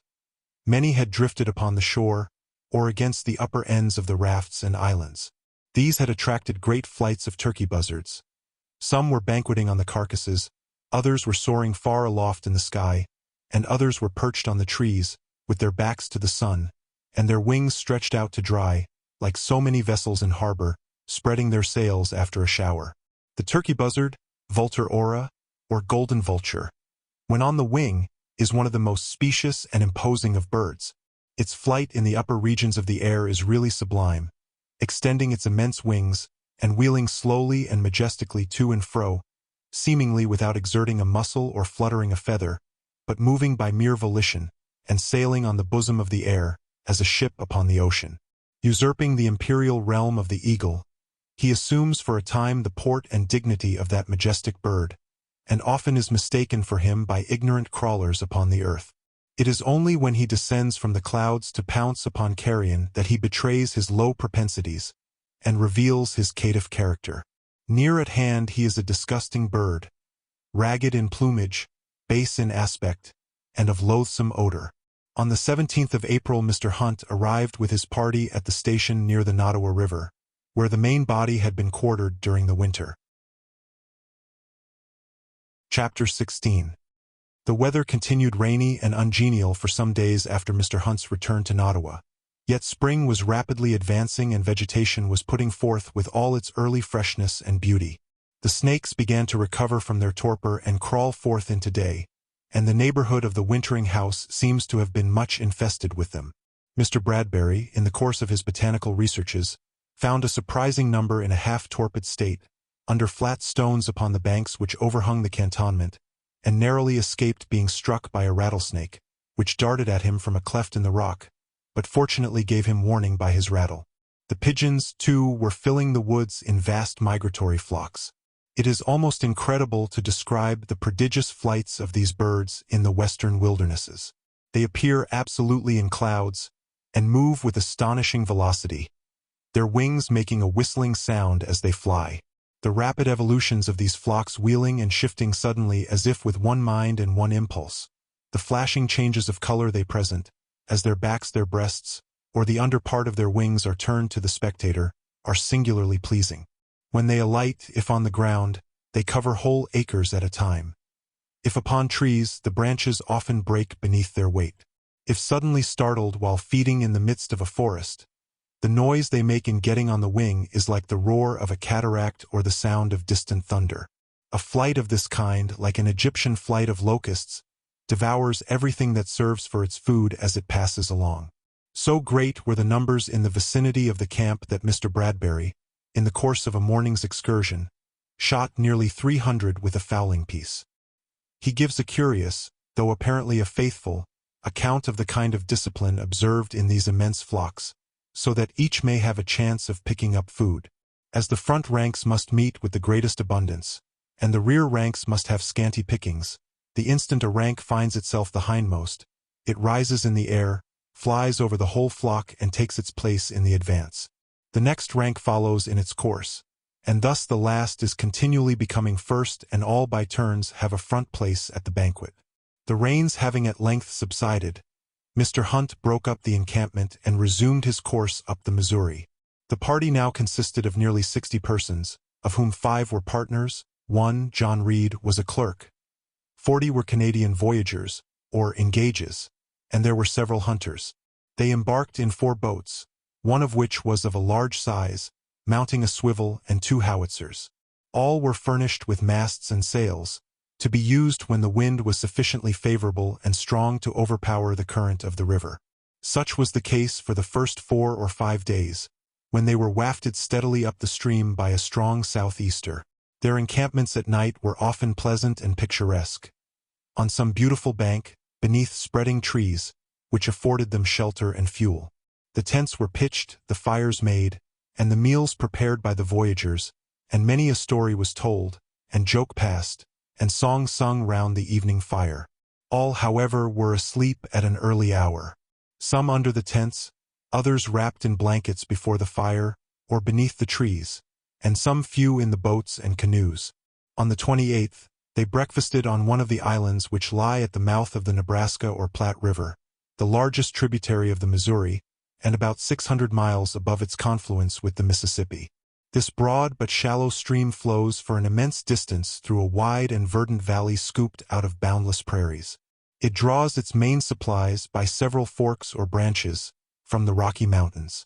The mouth of this river is established as the dividing point between the upper and lower Missouri, and the earlier voyagers, in their toilsome ascent, before the introduction of steamboats, considered 1/2 of their labors accomplished when they reached this place.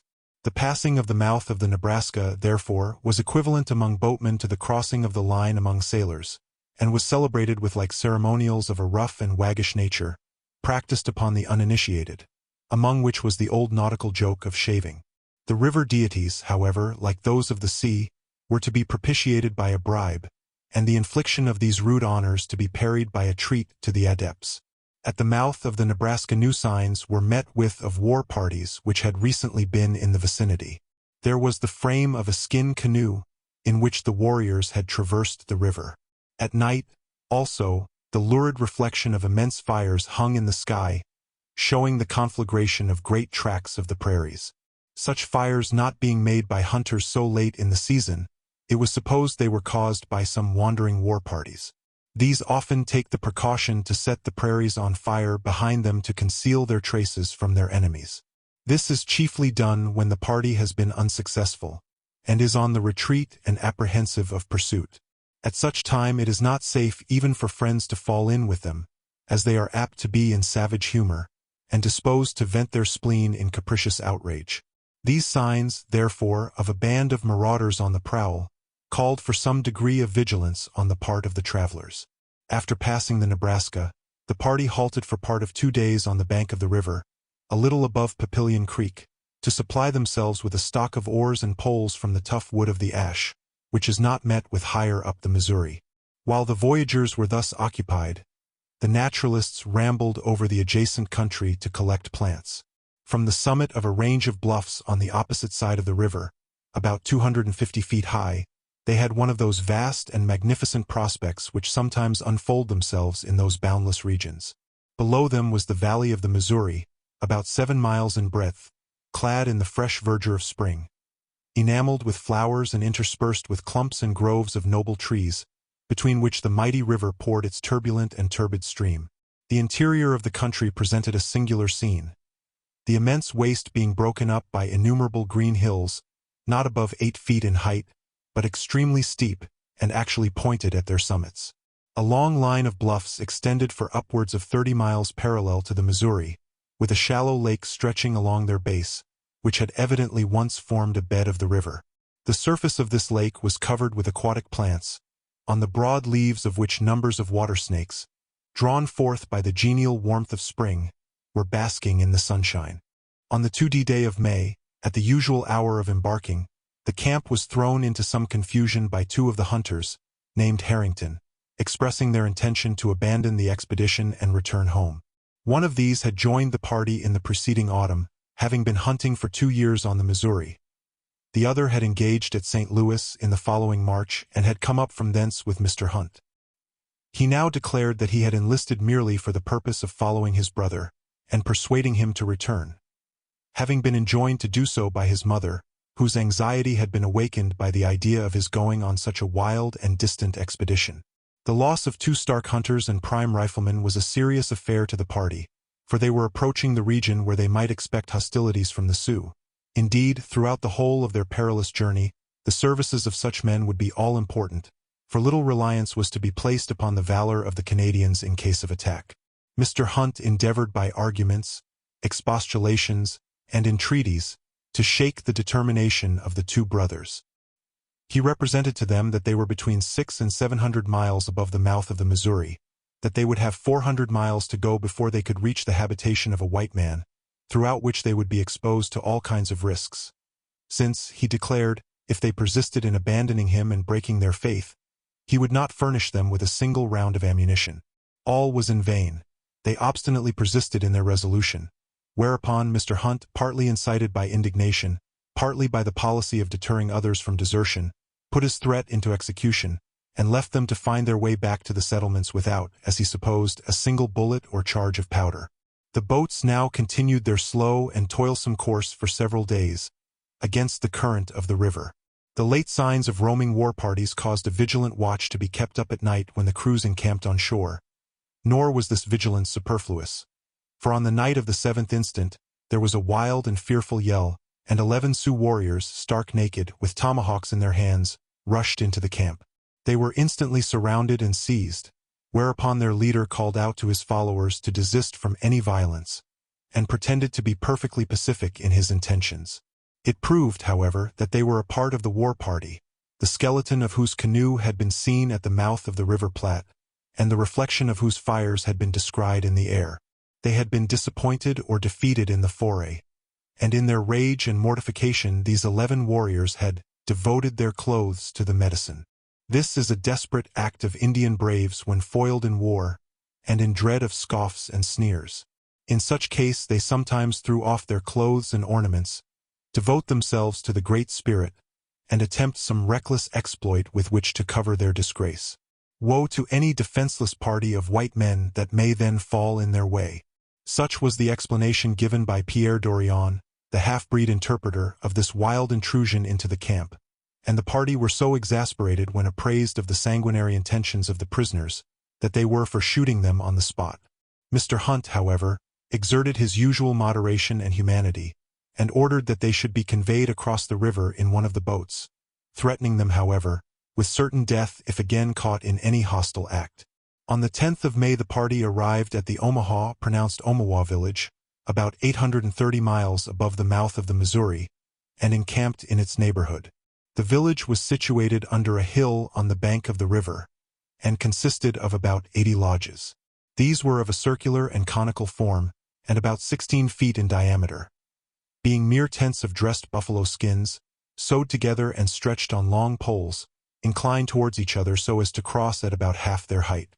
Thus the naked tops of the poles diverge in such a manner that, if they were covered with skins like the lower ends, the tent would be shaped like an hourglass, and present the appearance of one cone inverted on the apex of another.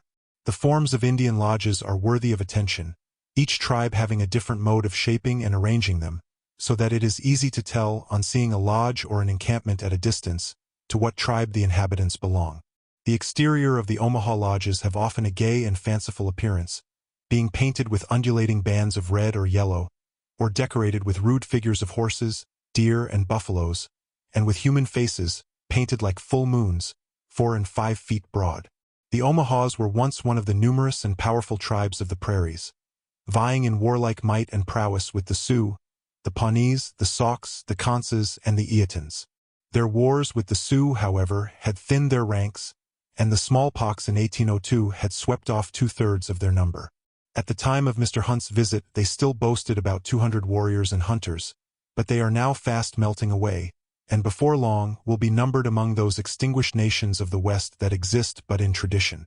In his correspondence with Mr. Astor, from this point of his journey, Mr. Hunt gives a sad account of the Indian tribes bordering on the river.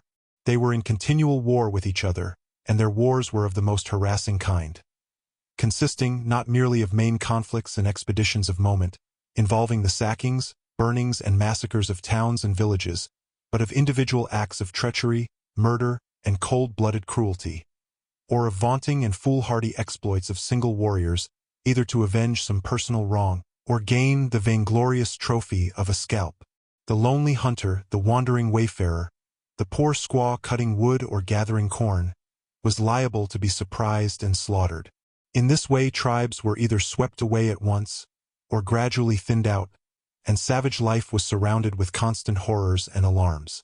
That the race of red men should diminish from year to year, and so few should survive of the numerous nations which evidently once peopled the vast regions of the West, is nothing surprising. It is rather matter of surprise that so many should survive, for the existence of a savage in these parts seems little better than a prolonged and all-besetting death. It is, in fact, a caricature of the boasted romance of feudal times. Chivalry in its native and uncultured state, and knight-errantry run wild. In their most prosperous days, the Omahas looked upon themselves as the most powerful and perfect of human beings, and considered all created things as made for their peculiar use and benefit. It is this tribe of whose chief, the famous Washainji-Gusabiye, or Blackbird, such savage and romantic stories are told. He had died about 10 years previous to the arrival of Mr. Hunt's party, but his name was still mentioned with awe by his people. He was one of the first among the Indian chiefs on the Missouri to deal with the white traders, and showed great sagacity in levying his royal dues. When a trader arrived in his village, he caused all his goods to be brought into his lodge and opened. From these he selected whatever suited his sovereign pleasure: blankets, tobacco, whiskey, powder, ball, beads, and red paint, and laid the articles on one side, without deigning to give any compensation. Then calling to him his herald or crier, he would order him to mount on top of the lodge and summon all the tribe to bring in their peltries, and trade with the white man. The lodge would soon be crowded with Indians bringing bear, beaver, otter, and other skins. No one was allowed to dispute the prices fixed by the white trader upon his articles, who took care to indemnify himself 5 times over for the goods set apart by the chief. In this way the Blackbird enriched himself, and enriched the white men, and became exceedingly popular among the traders of the Missouri. His people, however, were not equally satisfied by a regulation of trade which worked so manifestly against them, and began to show signs of discontent. Upon this a crafty and unprincipled trader revealed a secret to the Blackbird, by which he might acquire unbounded sway over his ignorant and superstitious subjects. He instructed him in the poisonous qualities of arsenic, and furnished him with an ample supply of that baneful drug. From this time the Blackbird seemed endowed with supernatural powers, to possess the gift of prophecy, and to hold the disposal of life and death within his hands. Woe to anyone who questioned his authority or dared to dispute his commands. The Blackbird prophesied his death within a certain time, and he had the secret means of verifying his prophecy. Within the fated period the offender was smitten with strange and sudden disease, and perished from the face of the earth. Every one stood aghast at these multiplied examples of his superhuman might, and dreaded to displease so omnipotent and vindictive a being, and the blackbird enjoyed a wide and undisputed sway. It was not, however, by terror alone that he ruled his people. He was a warrior of the first order, and his exploits in arms were the theme of young and old. His career had begun by hardships, having been taken prisoner by the Sioux in early youth. Under his command, the Omahas obtained great character for military prowess, nor did he permit an insult or an injury to one of his tribe to pass unrevenged. The Pawnee Republicans had inflicted a gross indignity on a favorite and distinguished Omaha brave. The blackbird assembled his warriors, led them against the Pawnee town, attacked it with irresistible fury, slaughtered a great number of its inhabitants, and burnt it to the ground. He waged fierce and bloody war against the Ottos for many years, until peace was effected between them by the mediation of the whites. Fearless in battle, and fond of signalizing himself, he dazzled his followers by daring acts. In attacking a Kansas village, he rode singly round it, loading and discharging his rifle at the inhabitants as he galloped past them. He kept up in war the same idea of mysterious and supernatural power. At one time, when pursuing a war party by their tracks across the prairies, he repeatedly discharged his rifle into the prints made by their feet and by the hoofs of their horses, assuring his followers that he would thereby cripple the fugitives, so that they would easily be overtaken. He in fact did overtake them and destroyed them almost to a man, and his victory was considered miraculous, both by friends and foe. By these and similar exploits, he made himself the pride and boast of his people, and became popular among them, notwithstanding his death-denouncing fiat. With all his savage and terrific qualities, he was sensible of the power of female beauty and capable of love. A war party of the Poncas had made a foray into the lands of the Omahas and carried off a number of women and horses. The blackbird was roused to fury and took the field with all his braves, swearing to eat up the Ponca nation. The Indian threat of exterminating war. The Poncas, sorely pressed, took refuge behind a rude bulwark of earth, but the blackbird kept up so galling a fire that he seemed likely to execute his menace. In their extremity they sent forth a herald, bearing the calumet or pipe of peace, but he was shot down by order of the blackbird. Another herald was sent forth in similar guise, but he shared a like fate. The Ponca chief then, as a last hope, arrayed his beautiful daughter in her finest ornaments, and sent her forth with a calumet to sue for peace. The charms of the Indian maid touched the stern heart of the blackbird. He accepted the pipe at her hand, smoked it, and from that time a peace took place between the Poncas and the Omahas. This beautiful damsel, in all probability, was the favorite wife whose fate makes so tragic an incident in the story of the blackbird. Her youth and beauty had gained an absolute sway over his rugged heart, so that he distinguished her above all of his other wives. The habitual gratification of his vindictive impulses, however, had taken away from him all mastery over his passions, and rendered him liable to the most furious transports of rage. In one of these his beautiful wife had the misfortune to offend him, when suddenly drawing his knife, he laid her dead at his feet with a single blow. In an instant his frenzy was at an end. He gazed for a time in mute bewilderment upon his victim. Then drawing his buffalo robe over his head, he sat down beside the corpse, and remained brooding over his crime and his loss.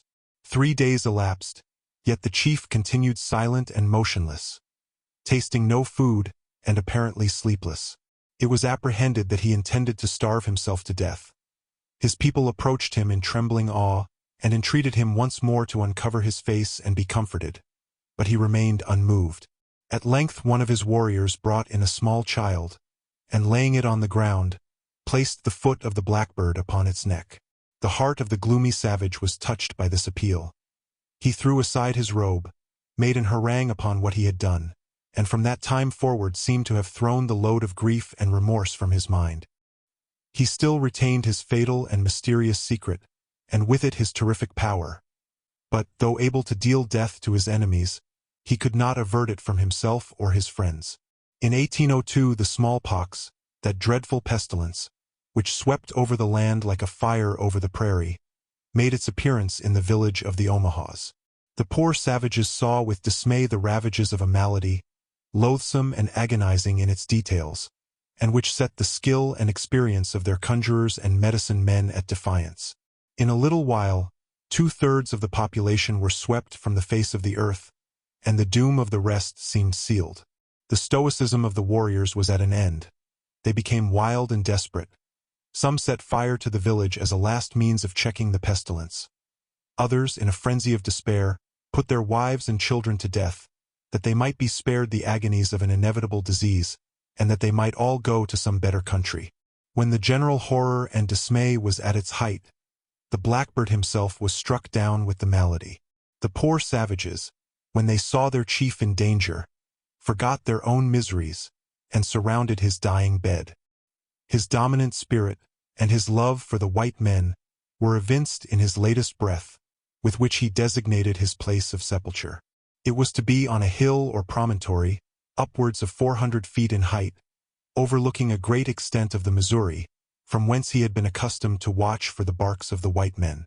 The Missouri washes the base of the promontory, and after winding and doubling in many links and mazes in the plain below, returns to within 900 yards of its starting place, so that for 30 miles navigating with sail and/or the voyager finds himself continually near to this singular promontory as if spellbound.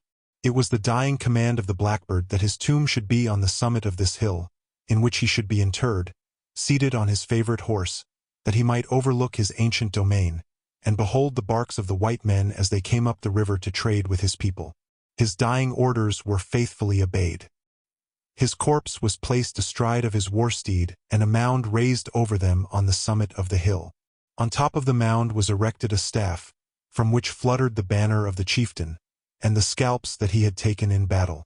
When the expedition under Mr. Hunt visited that part of the country, the staff still remained, with the fragments of the banner, and the superstitious rite of placing food from time to time on the mound, for the use of the deceased, was still observed by the Omahas. That rite has since fallen into disuse, for the tribe itself is almost extinct. Yet the hill of the blackbird continues an object of veneration to the wandering savage, and a landmark to the voyager of the Missouri, and as the civilized traveler comes within sight of its spellbound crest, the mound is pointed out to him from afar, which still encloses the grim skeletons of the Indian warrior and his horse. Chapter 17. While Mr. Hunt and his party were sojourning at the village of the Omahas, 3 Sioux Indians of the Yankton-Alma tribe arrived, bringing unpleasant intelligence. They reported that certain bands of the Sioux Tetons, who inhabited a region many leagues further up the Missouri, were near at hand, awaiting the approach of the party, with the avowed intention of opposing their progress. The Sioux Tetons were at that time a sort of pirates of the Missouri, who considered the well-freighted bark of the American trader fair game.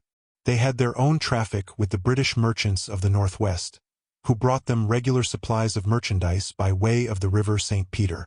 Being thus independent of the Missouri traders for their supplies, they kept no terms with them, but plundered them whenever they had an opportunity.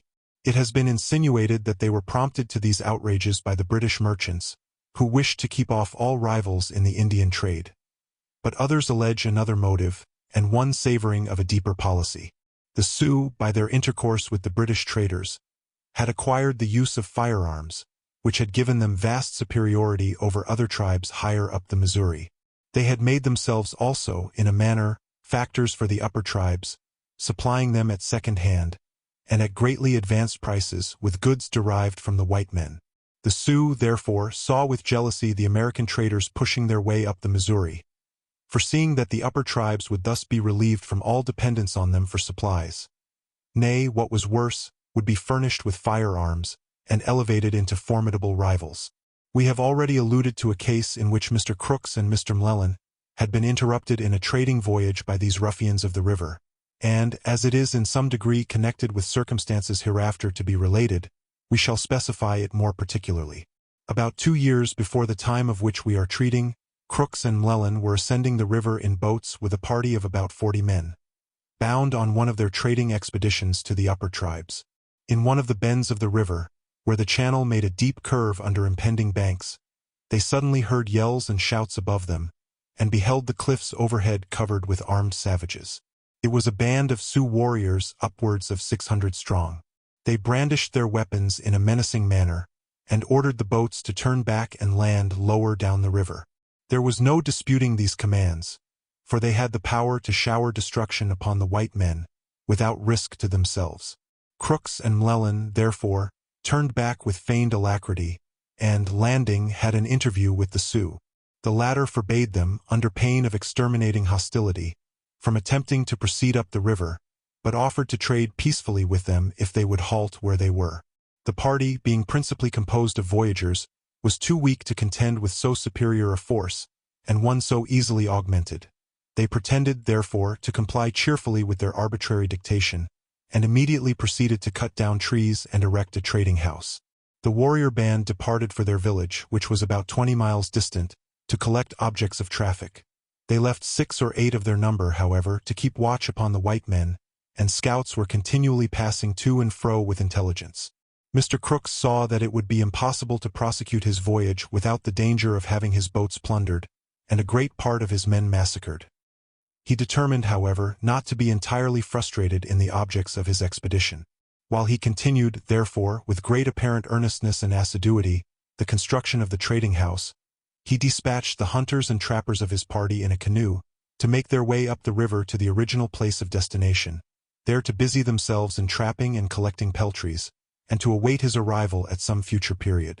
As soon as the detachment had had sufficient time to ascend beyond the hostile country of the Sioux, Mr. Crooks suddenly broke up his feigned trading establishment, embarked his men and effects, and, after giving the astonished rearguard of savages a galling and indignant message to take to their countrymen, pushed down the river with all speed, sparing neither oar nor paddle, day nor night, until fairly beyond the swoop of these river hawks. What increased the irritation of Messrs. Crooks and M'Lellan, at this mortifying check to their gainful enterprise, was the information that a rival trader was at the bottom of it. The Sioux, it is said, having been instigated to this outrage by Mr. Manuel Lisa, the leading partner and agent of the Missouri Fur Company, already mentioned. This intelligence, whether true or false, so roused the fiery temper of M'Lellan, that he swore, if ever he fell in with Lisa in the Indian country, he would shoot him on the spot. A mode of redress perfectly in unison with the character of the man, and the code of honor prevalent beyond the frontier. If Crooks and M'Lellan had been exasperated by the insolent conduct of the Sioux Tetons, and the loss which it had occasioned, those freebooters had been no less indignant at being outwitted by the white men, and disappointed of their anticipated gains, and it was apprehended they would be particularly hostile against the present expedition, when they should learn that these gentlemen were engaged in it. All these causes of uneasiness were concealed as much as possible from the Canadian voyagers, lest they should become intimidated. It was impossible, however, to prevent the rumors brought by the Indians from leaking out, and they became subjects of gossiping and exaggeration. The chief of the Omahas, too, on returning from a hunting excursion, reported that 2 men had been killed some distance above, by a band of Sioux.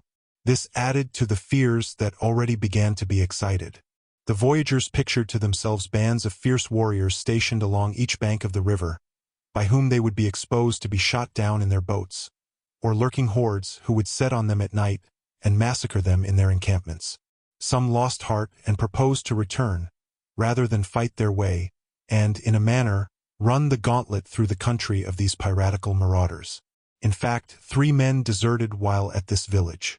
Luckily, their place was supplied by 3 others who happened to be there, and who were prevailed on to join the expedition by promises of liberal pay, and by being fitted out and equipped in complete style. The irresolution and discontent visible among some of his people, arising at times almost to mutiny, and the occasional desertions which took place while thus among friendly tribes, and within reach of the frontiers, added greatly to the anxieties of Mr. Hunt, and rendered him eager to press forward and leave a hostile tract behind him, so that it would be as perilous to return as to keep on, and no one would dare to desert. Accordingly, on the 15th of May, he departed from the village of the Omahas, and set forward towards the country of the formidable Sioux Tetons. For the first 5 days they had a fair and fresh breeze, and the boats made good progress. The wind then came ahead, and the river beginning to rise, and to increase in rapidity, betokened the commencement of the annual flood, caused by the melting of the snow on the Rocky Mountains, and the vernal rains of the upper prairies. As they were now entering a region where foes might be lying in wait on either bank, it was determined, in hunting for game, to confine themselves principally to the islands, which sometimes extend to considerable length, and are beautifully wooded, affording abundant pasturage and shade. On one of these they killed 3 buffaloes and 2 elks, and halting on the edge of a beautiful prairie, made a sumptuous hunter's repast.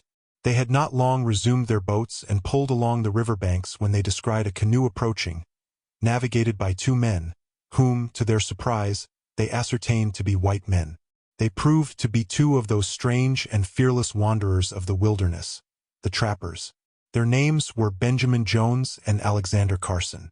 They had been for 2 years past hunting and trapping near the head of the Missouri, and were thus floating for thousands of miles in a cockleshell, down a turbulent stream, through regions infested by savage tribes, yet apparently as easy and unconcerned as if navigating securely in the midst of civilization. The acquisition of 2 such hardy, experienced, and dauntless hunters was peculiarly desirable at the present moment. They needed but little persuasion. The wilderness is the home of the trapper. Like the sailor, he cares but little to which point of the compass he steers, and Jones and Carson readily abandoned their voyage to St. Louis and turned their faces towards the Rocky Mountains and the Pacific. The 2 naturalists, Mr. Bradbury and Mr. Nuttall, who had joined the expedition at St. Louis, still accompanied it, and pursued their researches on all occasions.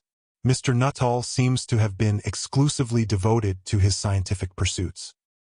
He was a zealous botanist, and all his enthusiasm was awakened at beholding a new world, as it were, opening upon him in the boundless prairies, clad in the vernal and variegated robe of unknown flowers.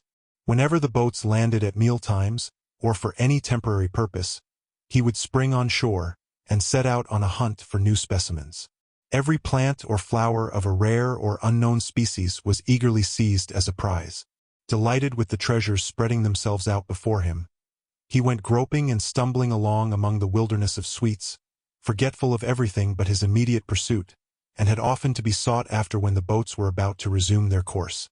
At such times he would be found far off in the prairies, or up the course of some petty stream, laden with plants of all kinds.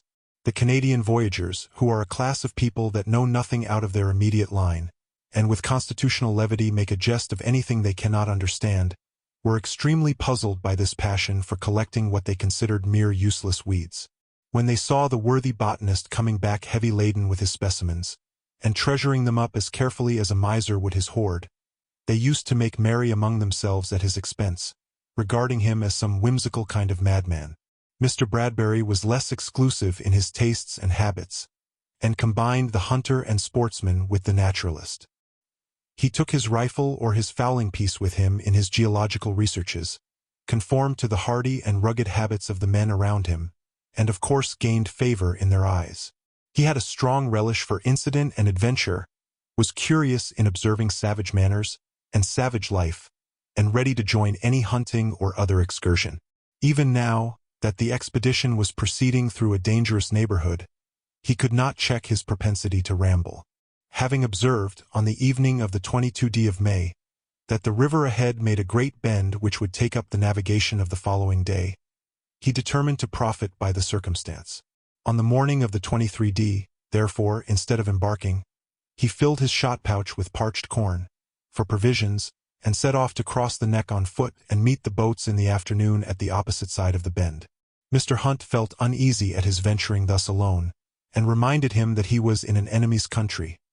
But Mr. Bradbury made light of the danger, and started off cheerily upon his ramble. His day was passed pleasantly in traversing a beautiful tract, making botanical and geological researches, and observing the habits of an extensive village of prairie dogs, at which he made several ineffectual shots, without considering the risk he ran of attracting the attention of any savages that might be lurking in the neighborhood. In fact, he had totally forgotten the Sioux Tetons and all the other perils of the country, when, about the middle of the afternoon, as he stood near the river bank and was looking out for the boat, he suddenly felt a hand laid on his shoulder. Starting and turning round, he beheld a naked savage with a bow bent, and the arrow pointed at his breast. In an instant his gun was leveled and his hand upon the lock. The Indian drew his bow still further, but forbore to launch the shaft. Mr. Bradbury, with admirable presence of mind, reflected that the savage, if hostile in his intents, would have shot him without giving him a chance of defense. He paused, therefore, and held out his hand. The other took it in sign of friendship, and demanded in the Osage language whether he was a big knife or American. He answered in the affirmative, and inquired whether the other were a Sioux. To his great relief he found that he was a Ponca. By his time 2 other Indians came running up, and all 3 laid hold of Mr. Bradbury and seemed disposed to compel him to go off with them among the hills. He resisted, and sitting down on a sand hill contrived to amuse them with a pocket compass. When the novelty of this was exhausted they again seized him, but he now produced a small microscope.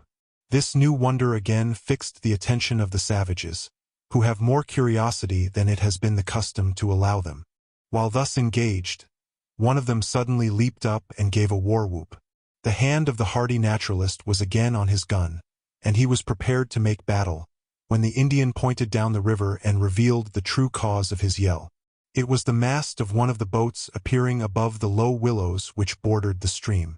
Mr. Bradbury felt infinitely relieved by the sight. The Indians on their part now showed signs of apprehension, and were disposed to run away, but he assured them of good treatment and something to drink if they would accompany him on board of the boats. They lingered for a time, but disappeared before the boats came to land. On the following morning they appeared at camp accompanied by several of their tribe. With them came also a white man, who announced himself as a messenger bearing missives for Mr. Hunt. In fact, he brought a letter from Mr. Manuel Lisa, partner and agent of the Missouri Fur Company.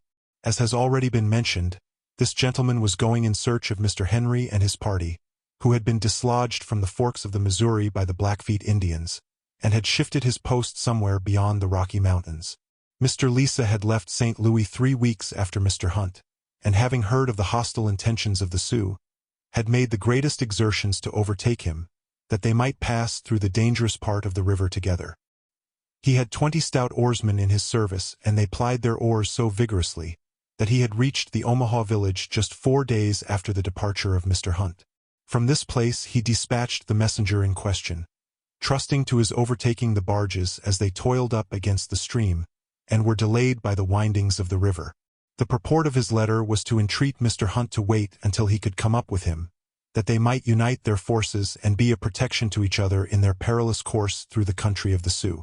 In fact, as it was afterwards ascertained, Lisa was apprehensive that Mr. Hunt would do him some ill office with the Sioux band, securing his own passage through their country by pretending that he, with whom they were accustomed to trade, was on his way to them with a plentiful supply of goods.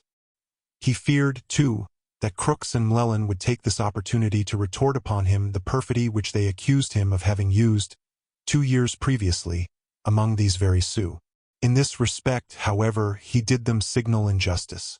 There was no such thing as court design or treachery in their thought, but Mlellan, when he heard that Lisa was on his way up the river, renewed his open threat of shooting him the moment he met him on Indian land. The representations made by Crooks and Mlellan of the treachery they had experienced or fancied on the part of Lisa had great weight with Mr. Hunt, especially when he recollected the obstacles that had been thrown in his way by that gentleman at St. Louis. He doubted, therefore, the fair dealing of Lisa and feared that, should they enter the Sioux country together, the latter might make use of his influence with that tribe, as he had in the case of Crooks and Mlellan, and instigate them to oppose his progress up the river.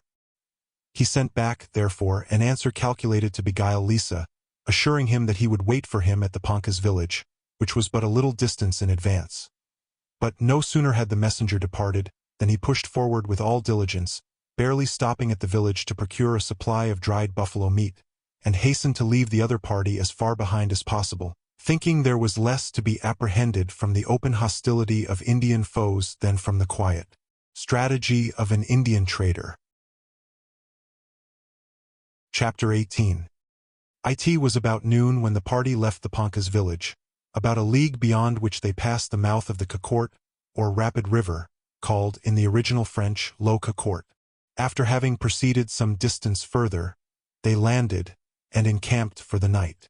In the evening camp, the voyagers gossiped, as usual, over the events of the day, and especially over intelligence picked up among the Poncas.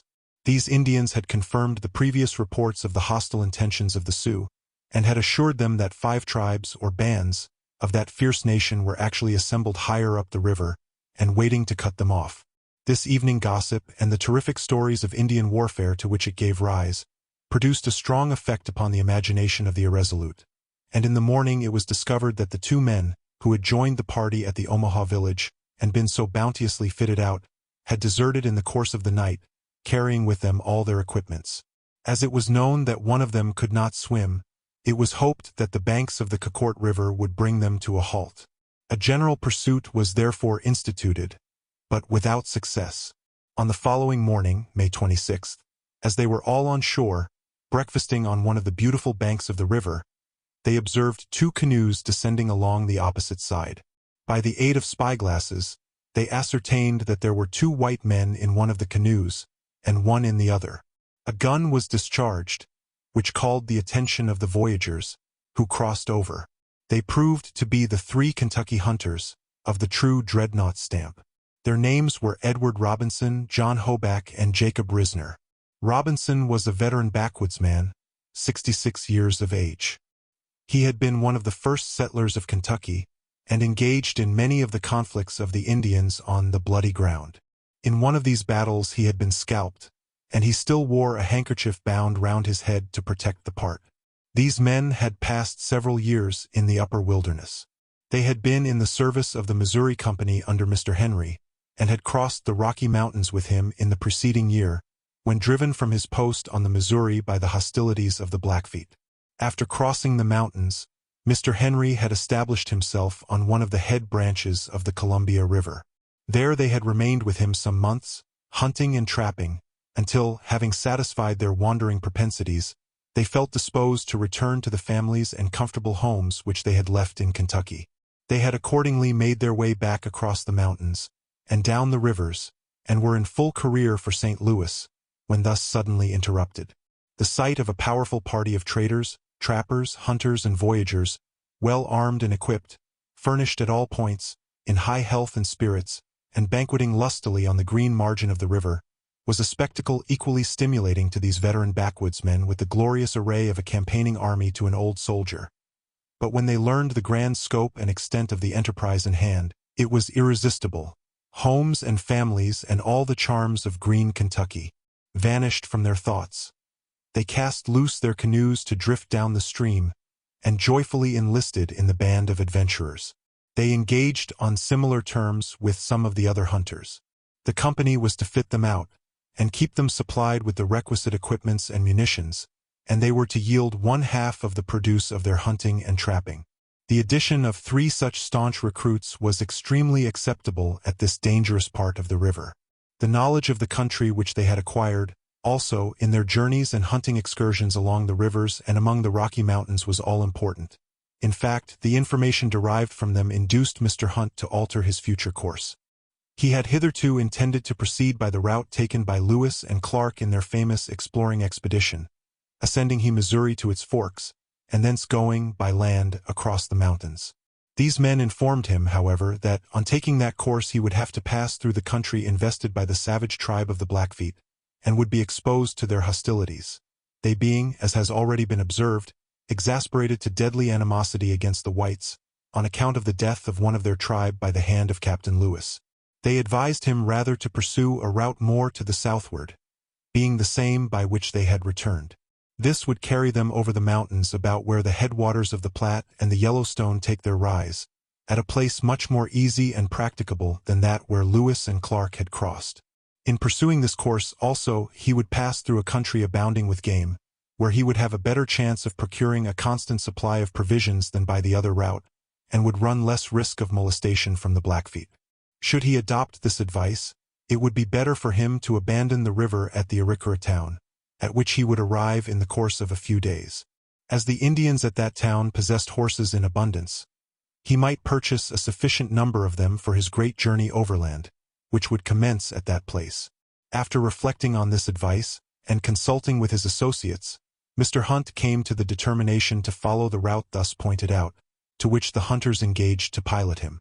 The party continued their voyage with delightful May weather. The prairies bordering on the river were gaily painted with innumerable flowers, exhibiting the motley confusion of colors of a Turkey carpet.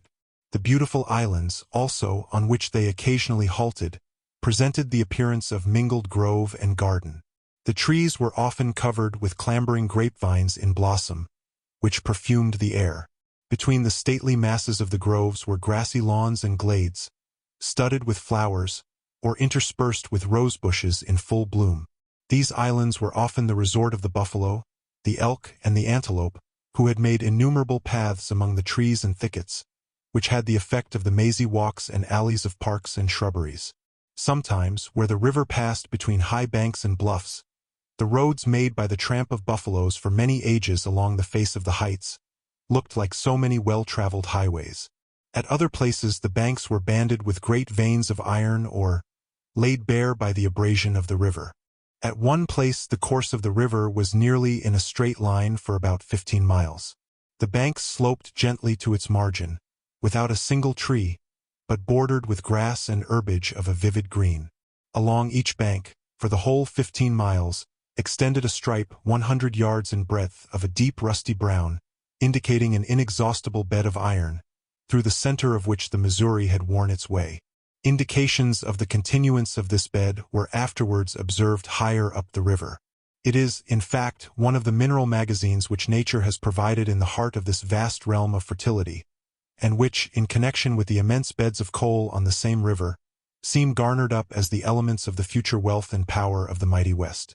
The sight of these mineral treasures greatly excited the curiosity of Mr. Bradbury, and it was tantalizing to him to be checked in his scientific researches, and obliged to forego his usual rambles on shore.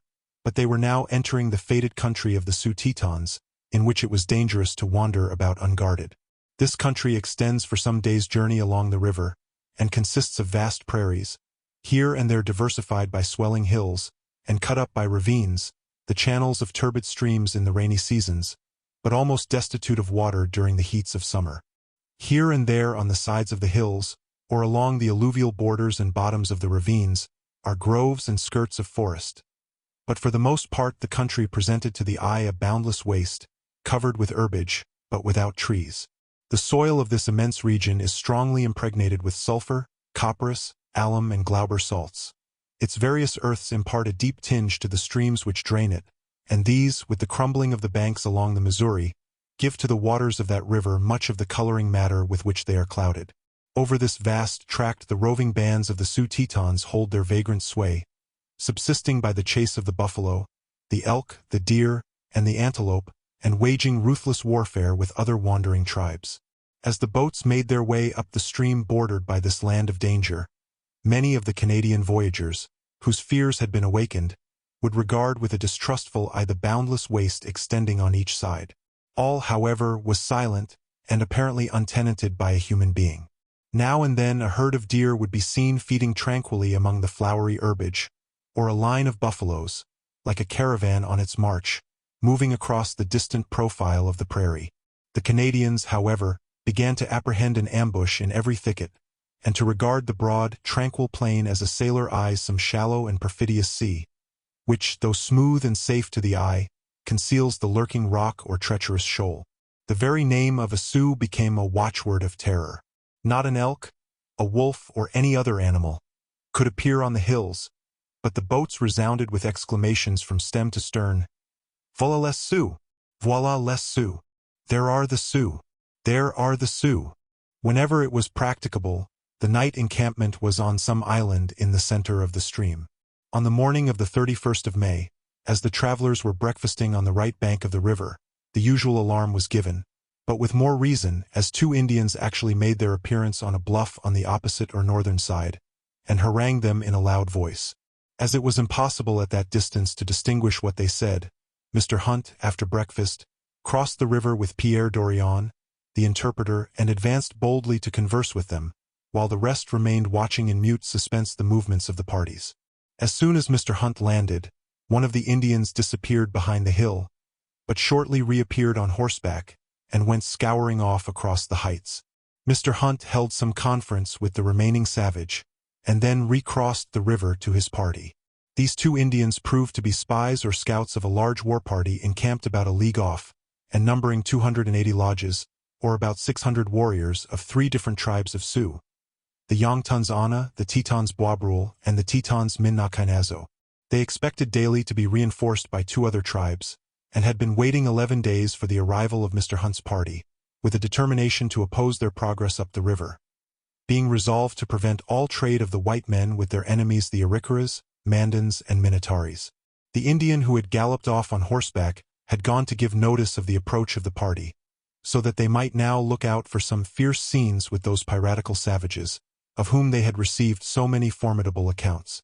The party braced up their spirits to the encounter, and re-embarking, pulled resolutely up the stream.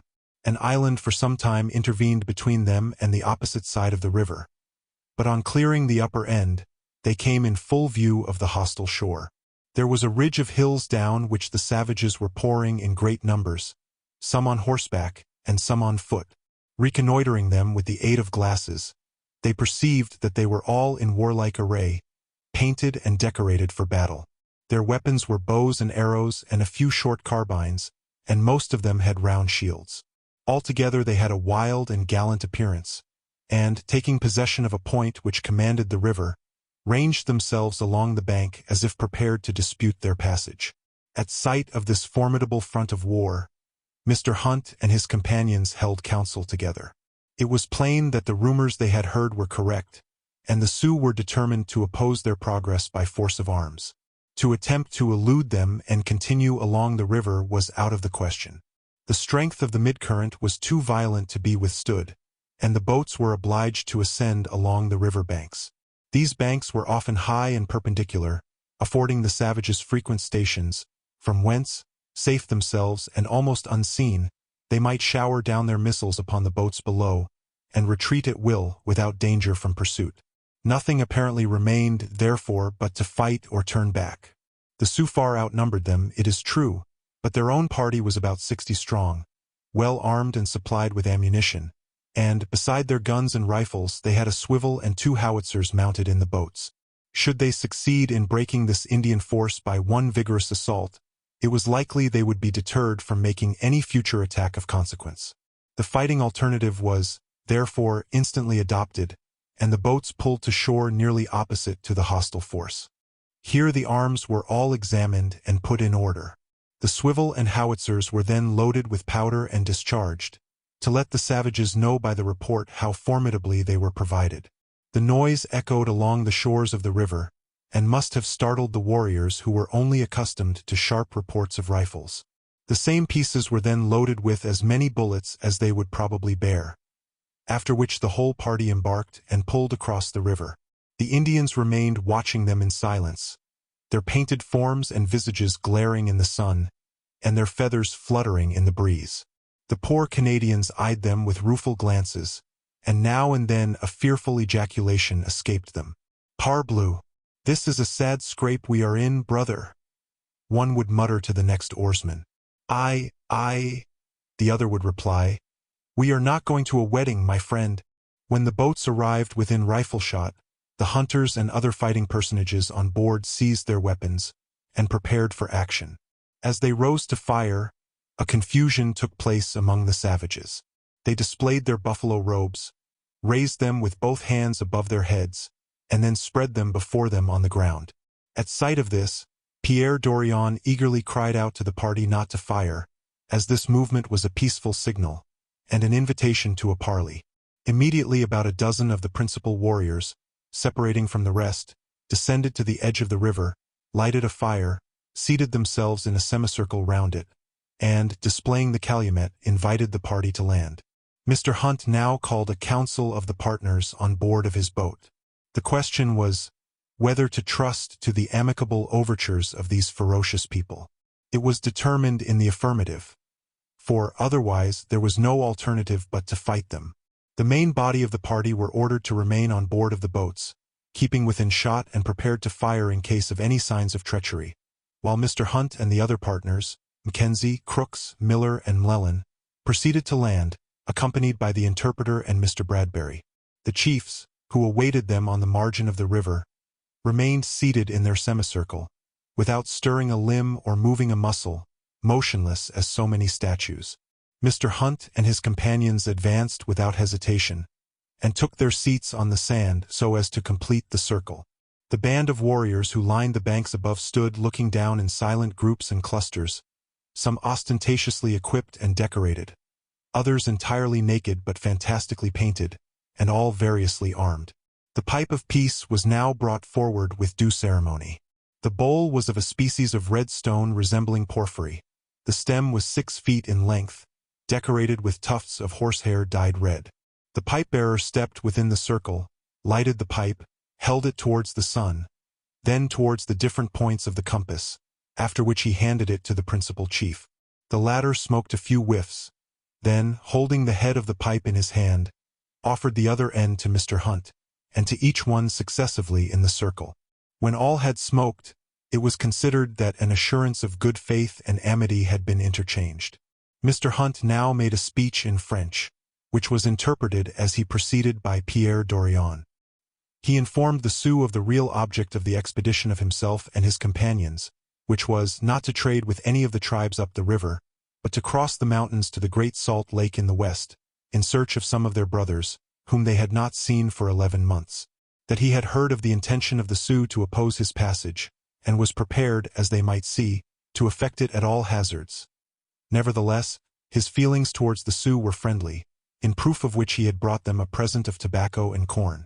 So saying, he ordered about 15 carrots of tobacco, and as many bags of corn, to be brought from the boat and laid in a heap near the council fire. The sight of these presents mollified the chieftain, who had, doubtless, been previously rendered considerate by the resolute conduct of the white men, the judicious disposition of their little armament, the completeness of their equipments, and the compact array of battle which they presented. He made a speech in reply, in which he stated the object of their hostile assemblage, which had been merely to prevent supplies of arms and ammunition from going to the Arikaras, Mandans, and Minataris, with whom they were at war, but being now convinced that the party were carrying no supplies of the kind, but merely proceeding in quest of their brothers beyond the mountains, they would not impede them in their voyage. He concluded by thanking them for their present, and advising them to encamp on the opposite side of the river, as he had some young men among his warriors for whose discretion he could not be answerable, and who might be troublesome. Here ended the conference. They all arose, shook hands, and parted. Mr. Hunt and his companions re-embarked, and the boats proceeded on their course unmolested. Chapter 19. On the afternoon of the following day, June 1st, they arrived at the Great Bend, where the river winds for about 30 miles round a circular peninsula, the neck of which is not above 2,000 yards across. On the succeeding morning, at an early hour, they descried 2 Indians standing on a high bank of the river, waving and spreading their buffalo robes in signs of amity. They immediately pulled to shore and landed. On approaching the savages, however, the latter showed evident symptoms of alarm, spreading out their arms horizontally, according to their mode of supplicating clemency. The reason was soon explained. They proved to be 2 chiefs of the very war party that had brought Messrs. Crooks and Llewellyn to a stand 2 years before, and obliged them to escape down the river.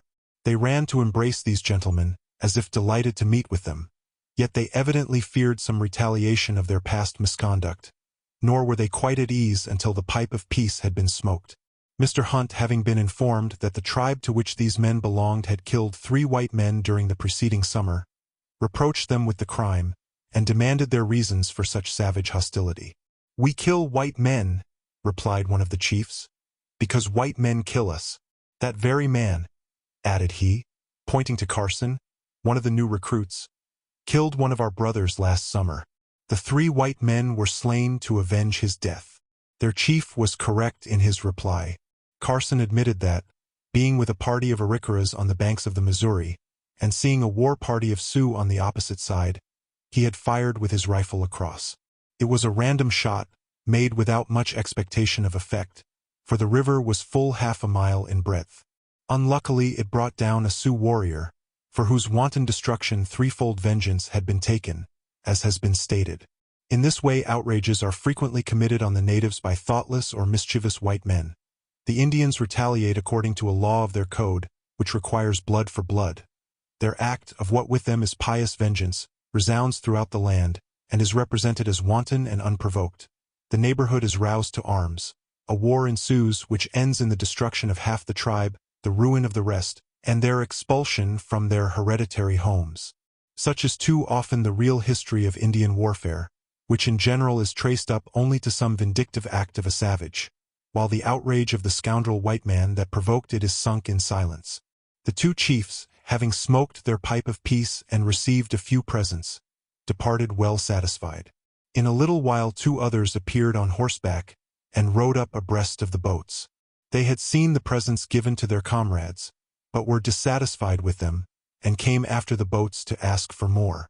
Being somewhat peremptory and insolent in their demands, Mr. Hunt gave them a flat refusal, and threatened, if they or any of their tribes followed him with similar demands, to treat them as enemies. They turned and rode off in a furious passion. As he was ignorant what force these chiefs might have behind the hills, and as it was very possible they might take advantage of some pass of the river to attack the boats, Mr. Hunt called all stragglers on board and prepared for such emergency. It was agreed that the large boat commanded by Mr. Hunt should ascend along the northeast side of the river, and the 3 smaller boats along the south side. By this arrangement each party would command a view of the opposite heights above the heads and out of sight of their companions, and could give the alarm should they perceive any Indians lurking there. The signal of alarm was to be 2 shots fired in quick succession. The boats proceeded for the greater part of the day without seeing any signs of an enemy. About 4 o'clock in the afternoon the large boat, commanded by Mr. Hunt, came to where the river was divided by a long sandbar, which apparently, however, left a sufficient channel between it and the shore along which they were advancing. He kept up this channel, therefore, for some distance, until the water proved too shallow for the boat.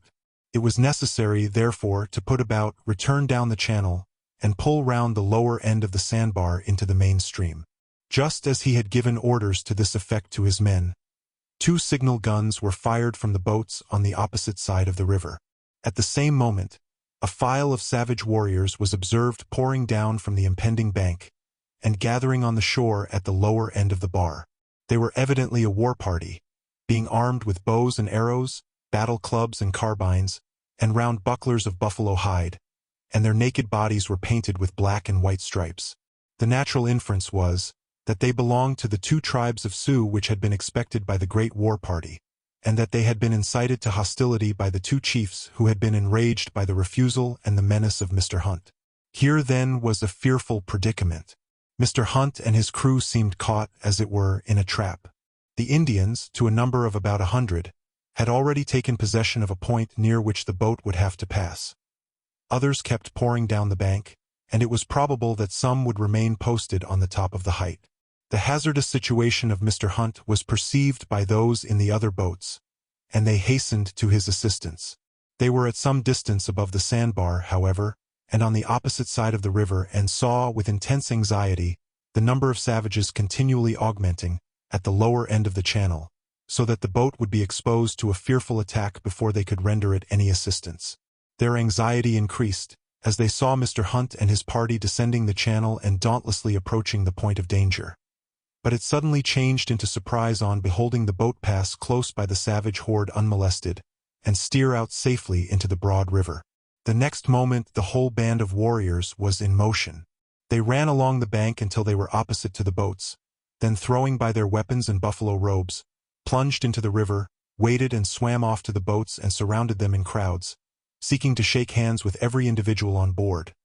For the Indians have long since found this to be the white man's token of amity, and they carried it to an extreme. All uneasiness was now at an end. The Indians proved to be a war party of Arikaras, Mandans, and Minataris, consisting of 300 warriors, and bound on a foray against the Sioux. Their war plans were abandoned for the present, and they determined to return to the Arikara town, where they hoped to obtain from the white men arms and ammunition that would enable them to take the field with advantage over their enemies. The boats now sought the first convenient place for encamping. The tents were pitched, the warriors fixed their camp at about 100 yards distant. Provisions were furnished from the boats sufficient for all parties. There was hearty though rude feasting in both camps, and in the evening the red warriors entertained their white friends with dances and songs that lasted until after midnight.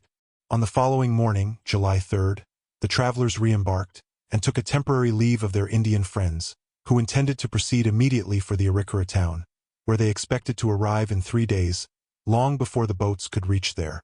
Mr. Hunt had not proceeded far before the chief came galloping along the shore and made signs for a parley. He said, his people could not go home satisfied unless they had something to take with them to prove that they had met with the white men. Mr. Hunt understood the drift of the speech, and made the chief a present of a cask of powder, a bag of balls, and 3 dozen of knives, with which he was highly pleased. While the chief was receiving these presents, an Indian came running along the shore, and announced that a boat, filled with white men, was coming up the river. This was by no means agreeable tidings to Mr. Hunt, who correctly concluded it to be the boat of Mr. Manuel Lisa, and he was vexed to find that alert and adventurous trader upon his heels, whom he hoped to have outmaneuvered and left far behind. Lisa, however, was too much experienced in the wiles of Indian trade to be lulled by the promise of waiting for him at the Ponca's village.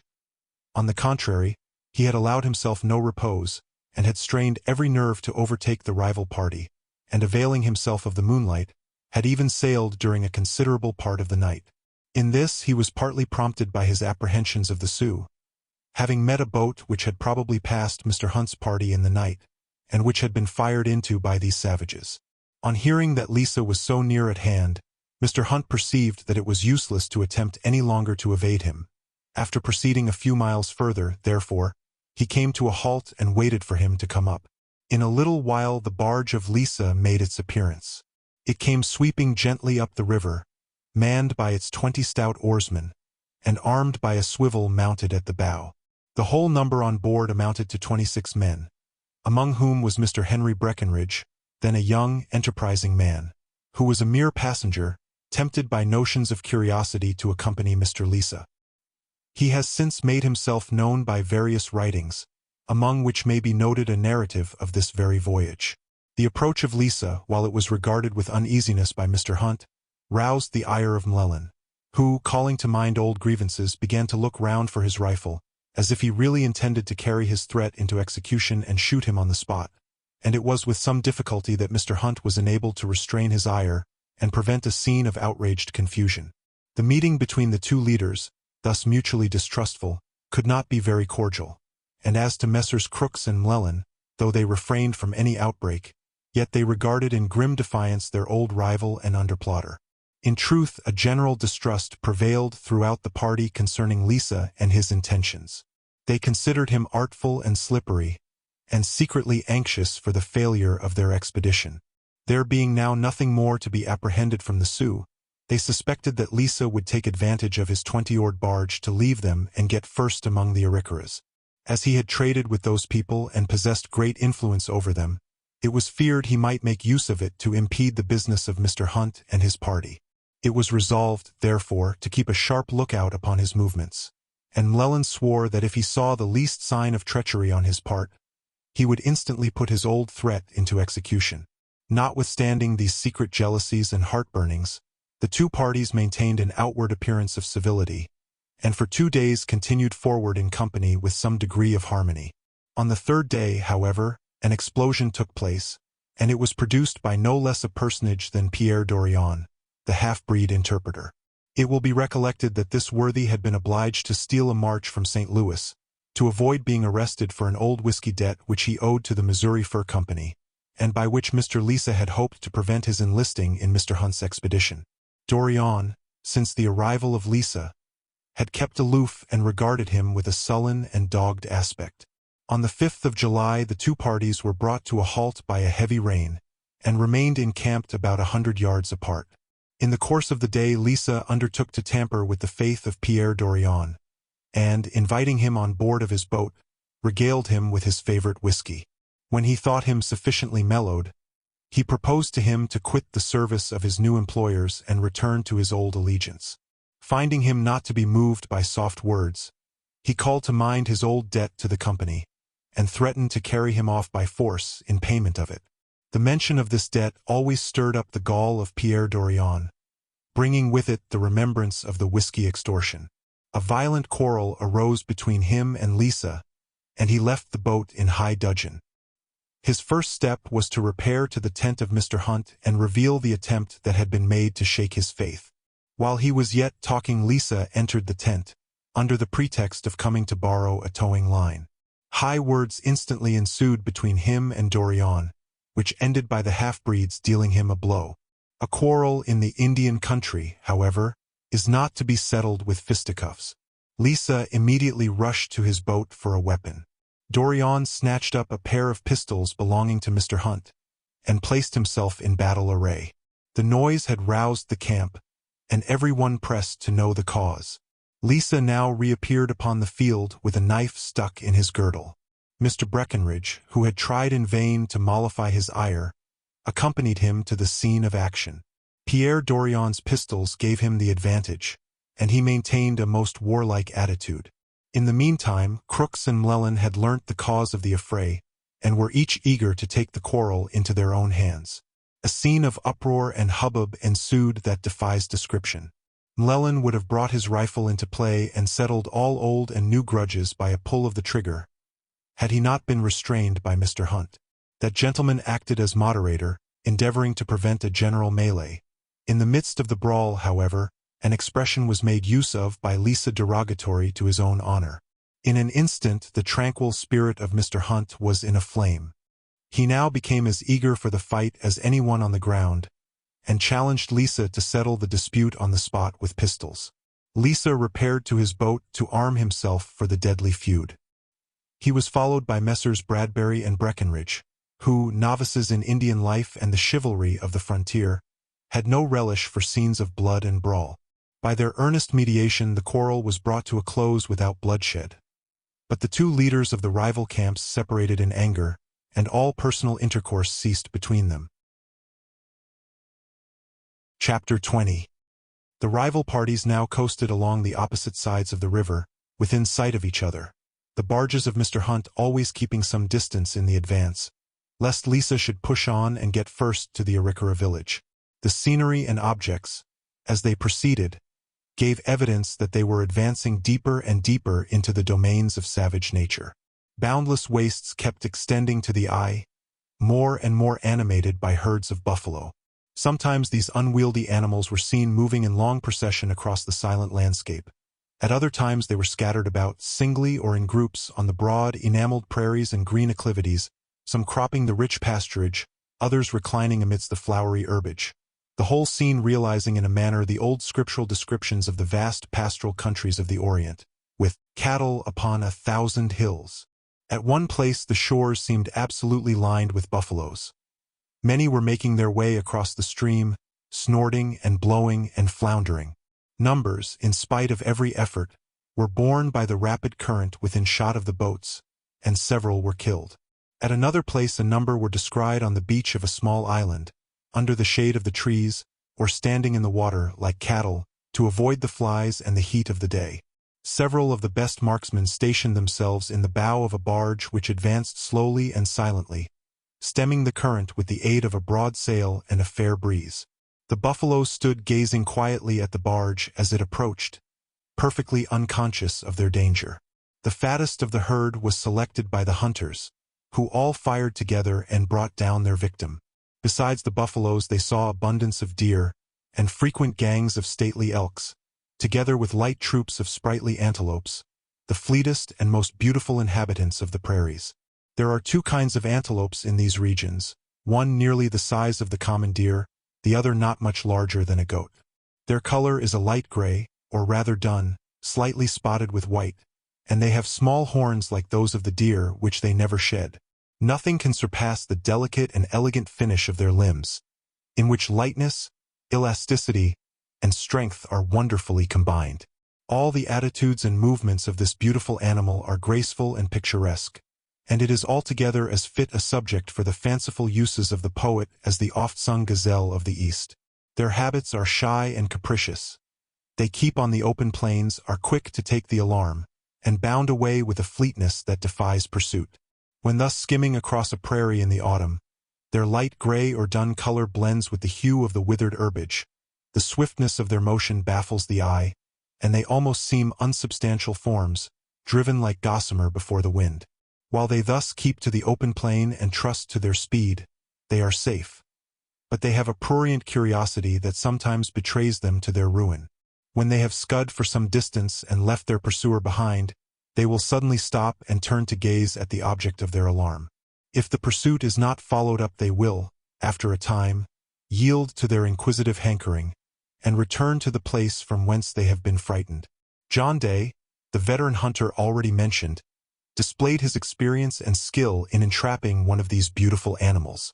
Taking advantage of its well-known curiosity, he laid down flat among the grass, and putting his handkerchief on the end of his ramrod, waved it gently in the air. This had the effect of the fabled fascination of the rattlesnake. The antelope approached timidly, pausing and reconnoitering with increased curiosity, moving round the point of attraction in a circle, but still drawing nearer and nearer, until being within range of the deadly rifle, he fell a victim to his curiosity. On the 10th of June, as the party were making brisk progress with a fine breeze, they met a canoe with 3 Indians descending the river. They came to a parley, and brought news from the Arikara village. The war party, which had caused such alarm at the sandbar, had reached the village some days previously, announced the approach of a party of traders, and displayed with great ostentation the presents they had received from them. On further conversation with these 3 Indians, Mr. Hunt learnt the real danger which he had run, when hemmed up within the sandbar. The Mandans who were of the war party, when they saw the boat so completely entrapped and apparently within their power, had been eager for attacking it and securing so rich a prize. The Minataris, also, were nothing loath, feeling in some measure committed in hostility to the whites, in consequence of their tribe having killed 2 white men above the fort of the Missouri Fur Company. Fortunately, the Arikaras, who formed the majority of the war party, proved true in their friendship to the whites, and prevented any hostile act, otherwise a bloody affray, and perhaps a horrible massacre might have ensued. On the 11th of June, Mr. Hunt and his companions encamped near an island about 6 miles below the Arikara village. Mr. Lisa encamped, as usual, at no great distance. But the same sullen jealous reserve and non-intercourse continued between them. Shortly after pitching the tents, Mr. Breckenridge made his appearance as an ambassador from the rival camp. He came on behalf of his companions, to arrange the manner of making their entrance into the village and of receiving the chiefs, for everything of the kind is a matter of grave ceremonial among the Indians. The partners now expressed frankly their deep distrust of the intentions of Mr. Lisa, and their apprehensions that, out of the jealousy of trade and resentment of recent disputes, he might seek to instigate the Arikaras against them.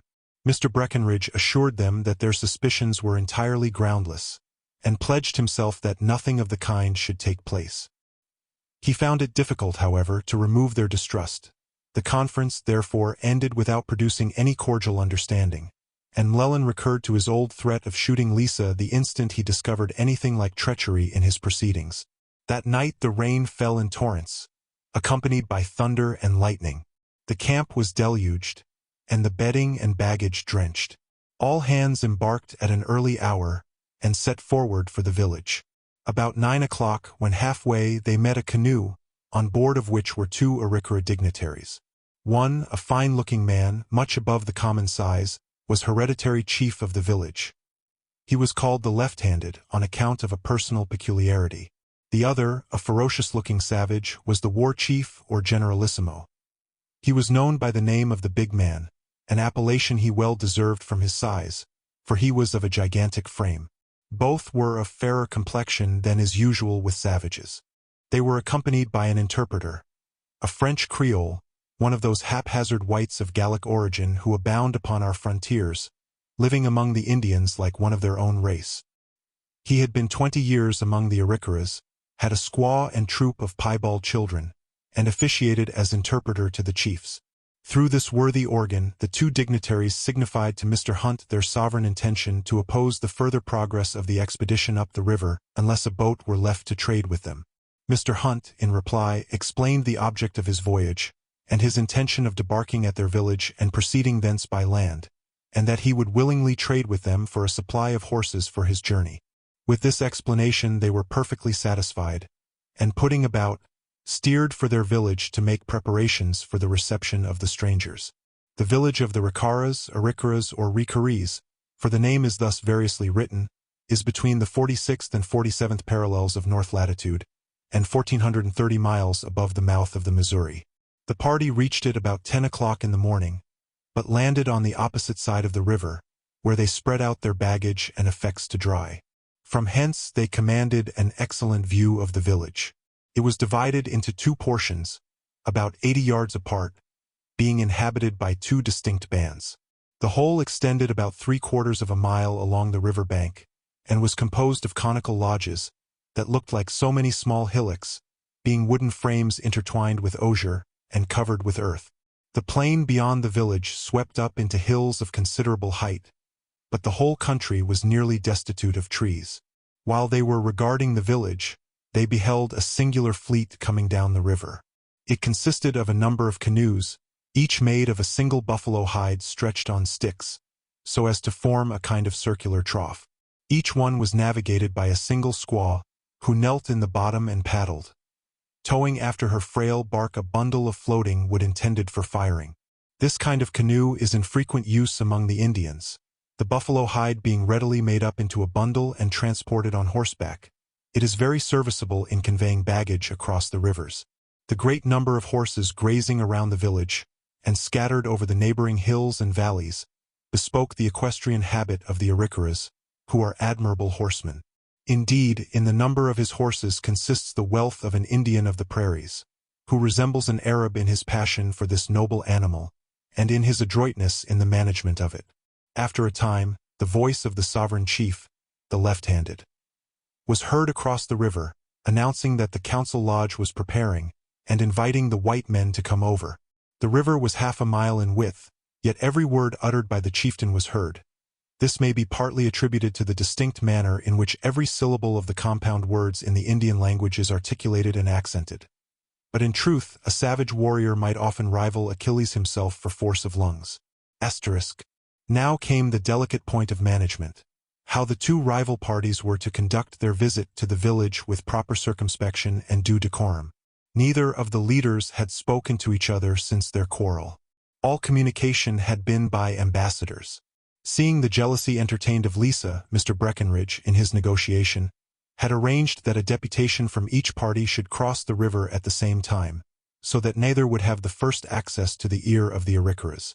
The distrust of Lisa, however, had increased in proportion as they approached the sphere of action, and Mlellan, in particular, kept a vigilant eye upon his motions, swearing to shoot him if he attempted to cross the river first. About 2 o'clock the large boat of Mr. Hunt was manned, and he stepped on board, accompanied by Messrs. Mackenzie and Mlellan. Lisa at the same time embarked in his barge. The two deputations amounted in all to 14 persons, and never was any movement of rival potentates conducted with more wary exactness. They landed amidst a rabble crowd, and were received on the bank by the left-handed chief, who conducted them into the village with grave courtesy.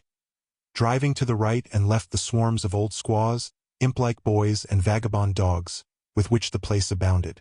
They wound their way between the cabins, which looked like dirt heaps huddled together without any plan, and surrounded by old palisades, all filthy in the extreme and redolent of villainous smells.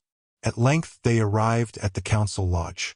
It was somewhat spacious, and formed of 4 forked trunks of trees placed upright, supporting crossbeams and a frame of poles interwoven with osiers, and the whole covered with earth.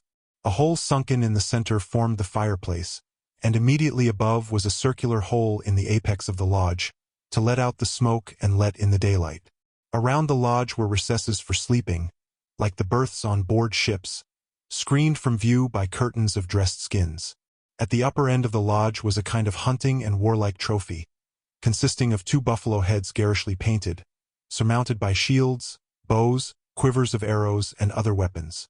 On entering the lodge the chief pointed to mats or cushions which had been placed around for the strangers, and on which they seated themselves, while he placed himself on a kind of stool. An old man then came forward with the pipe of peace or good fellowship, lighted and handed it to the chief, and then falling back, squatted himself near the door. The pipe was passed from mouth to mouth, each one taking a whiff, which is equivalent to the inviolable pledge of faith, of taking salt together among the ancient Britons.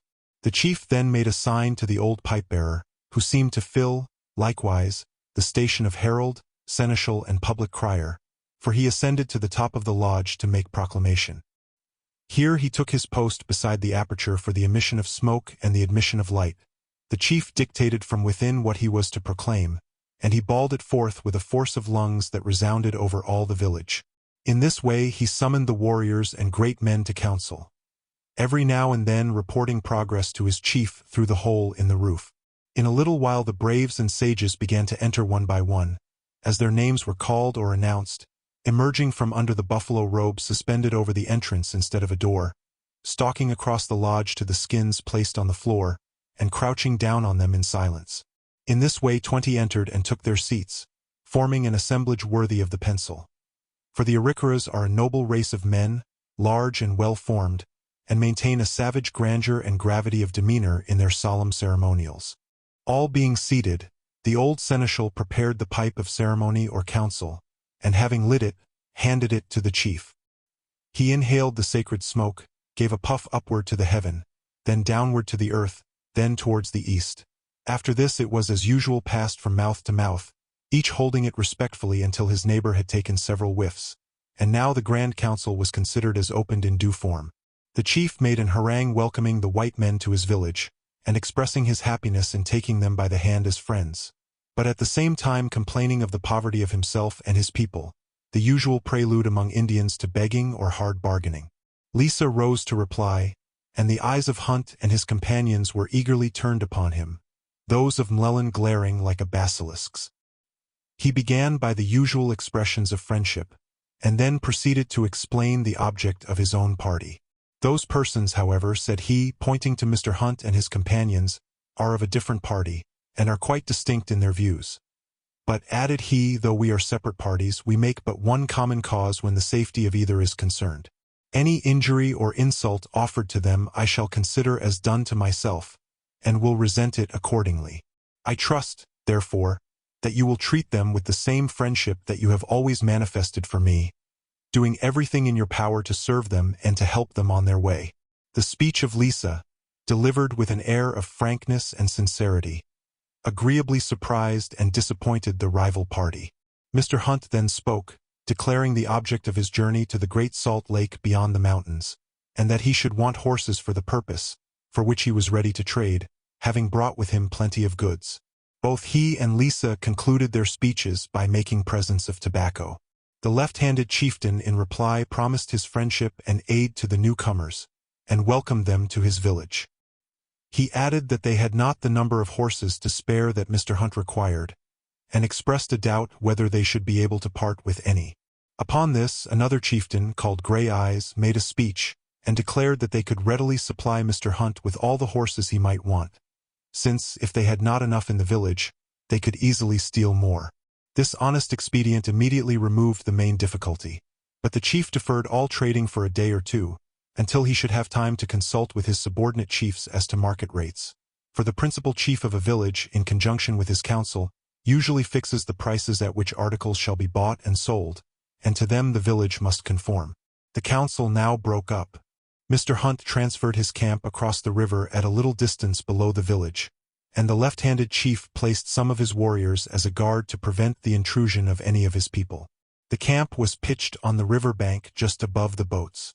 The tents, and the men wrapped in their blankets and bivouacking on skins in the open air, surrounded the baggage at night. For sentinels also kept watch within sight of each other outside of the camp until midnight, when they were relieved by 4 others who mounted guard until daylight. Mr. Lisa encamped near to Mr. Hunt, between him and the village. The speech of Mr. Lisa in the council had produced a pacific effect in the encampment. Though the sincerity of his friendship and goodwill towards the new company still remained matter of doubt, he was no longer suspected of an intention to play false. The intercourse between the two leaders was therefore resumed, and the affairs of both parties went on harmoniously. Dear listener, we close the pages on another tale, a journey through words, imagination, and emotion. Here at the Falls Audiobook, where stories flow like a river's current, carrying you to distant worlds and uncharted depths, we thank you for joining us. As always, we invite you to linger a little longer. Subscribe to our channel to discover more stories waiting to be heard, each a cascade of voices, ideas, and artistry. And remember, every great story begins with a single word. Perhaps the next one will begin with you. Until our voices meet again, may your days be filled with quiet moments, rich pages, and the soothing sound of a story well told. This is the Falls Audiobook, signing off.